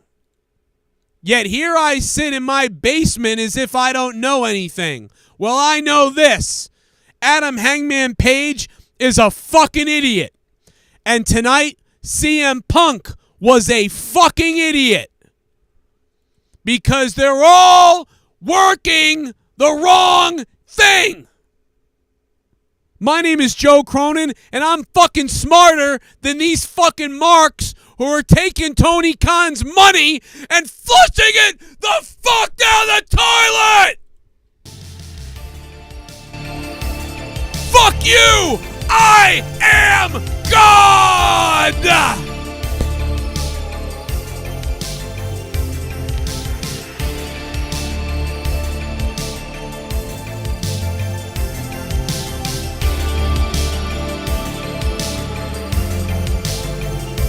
Better than you. I'm fucking better than you. I'm way fucking better than you. I'm better than all of you. I'm better than all of you. You raised a piece of shit. Idea. John Silver leaves Dark Order to become Fisherman character. Long John Silver. Tony Storm's narrate. Damn no good rotten bastard. Does coffee brand coffee make a Scarlet Bordeaux pussy flavor? You're damn right If so, they do. I'll take a case. Thunder Rose. You're damn right they do. You're damn right they do.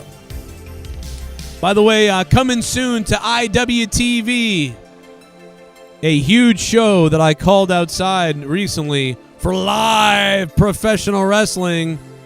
Don't miss it. I'll let you guys know when it's up. LSU punter will be killed. Thank you for the $1. What? Oh my good Lord, bro. What is that name? Here's some of the highlights. Enjoy it. Good night, everybody. If you want to help me out, become a patron on patreon.com/Joe Cronin Show, or donate to me directly with your mother's bank account, like the Jewish man, Cole Cabana. PayPal.me/Joe Cronin Show. PayPal.me/Joe Cronin Show. Oh, an AJP with a clothesline. Ichiban, springboard, forearm right to the jaw. JP caught Ichiban off the rope. There it is. Oh, God. That's it. GTS 1, 2, and 3. No! Wow! Hold is locked in. Ichiban trying to climb the ropes. Trying to fight through it. Up and over. Reverse slice bread. 1, 2. No. The people. What a beautiful victory in our first bout here today. And, oh, look at that. Wake you up. Whoa. Oh, what a shot. Congo returned the throw, man. Lord. Oh, my God. That's it. He's out. Wow. Oh, super kick. Now he might be out. 1, 2. No. What in the hell is it going to take? Go! Oh, he raked the eyes. Congo raked the eyes. Scoops him up. Oh, no. Oh, my God. 1, 2, 3. That's it. Congo raked the eyes of BRG. Here's a replay. Oh, my God. Look at this. Oh, my goodness.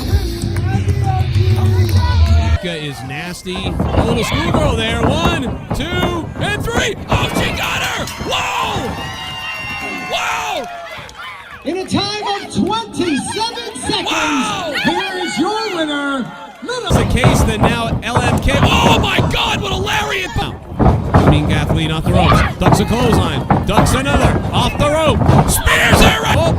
Fisherman suplex. 1, 2, and 2.5.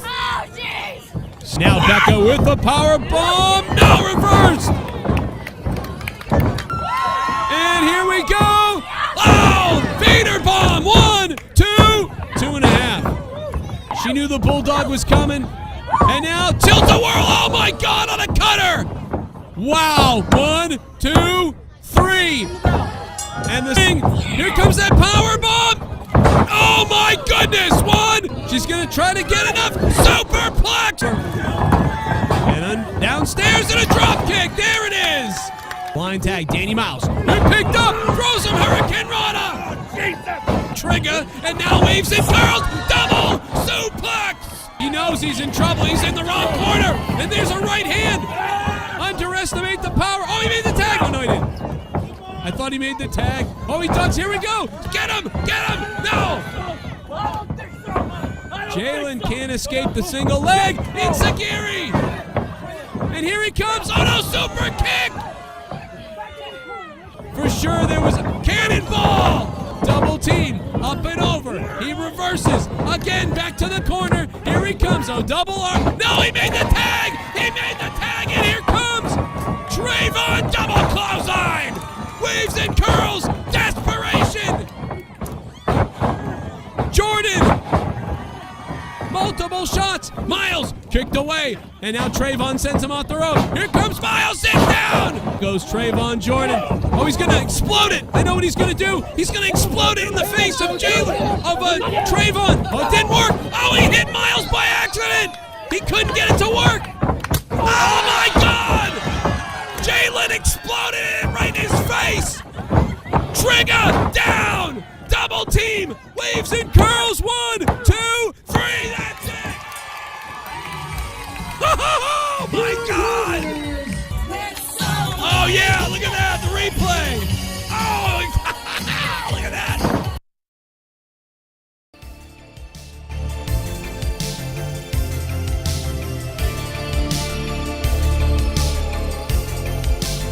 CM Punk, CM Punk. CM Punk's gonna ruin all my heat on Adam Page. CM Punk's gonna ruin all my heat on Adam Page. CM Punk's gonna ruin all my comeback on Adam Page. CM Punk in the press conference is gonna ruin it. I'm better than you.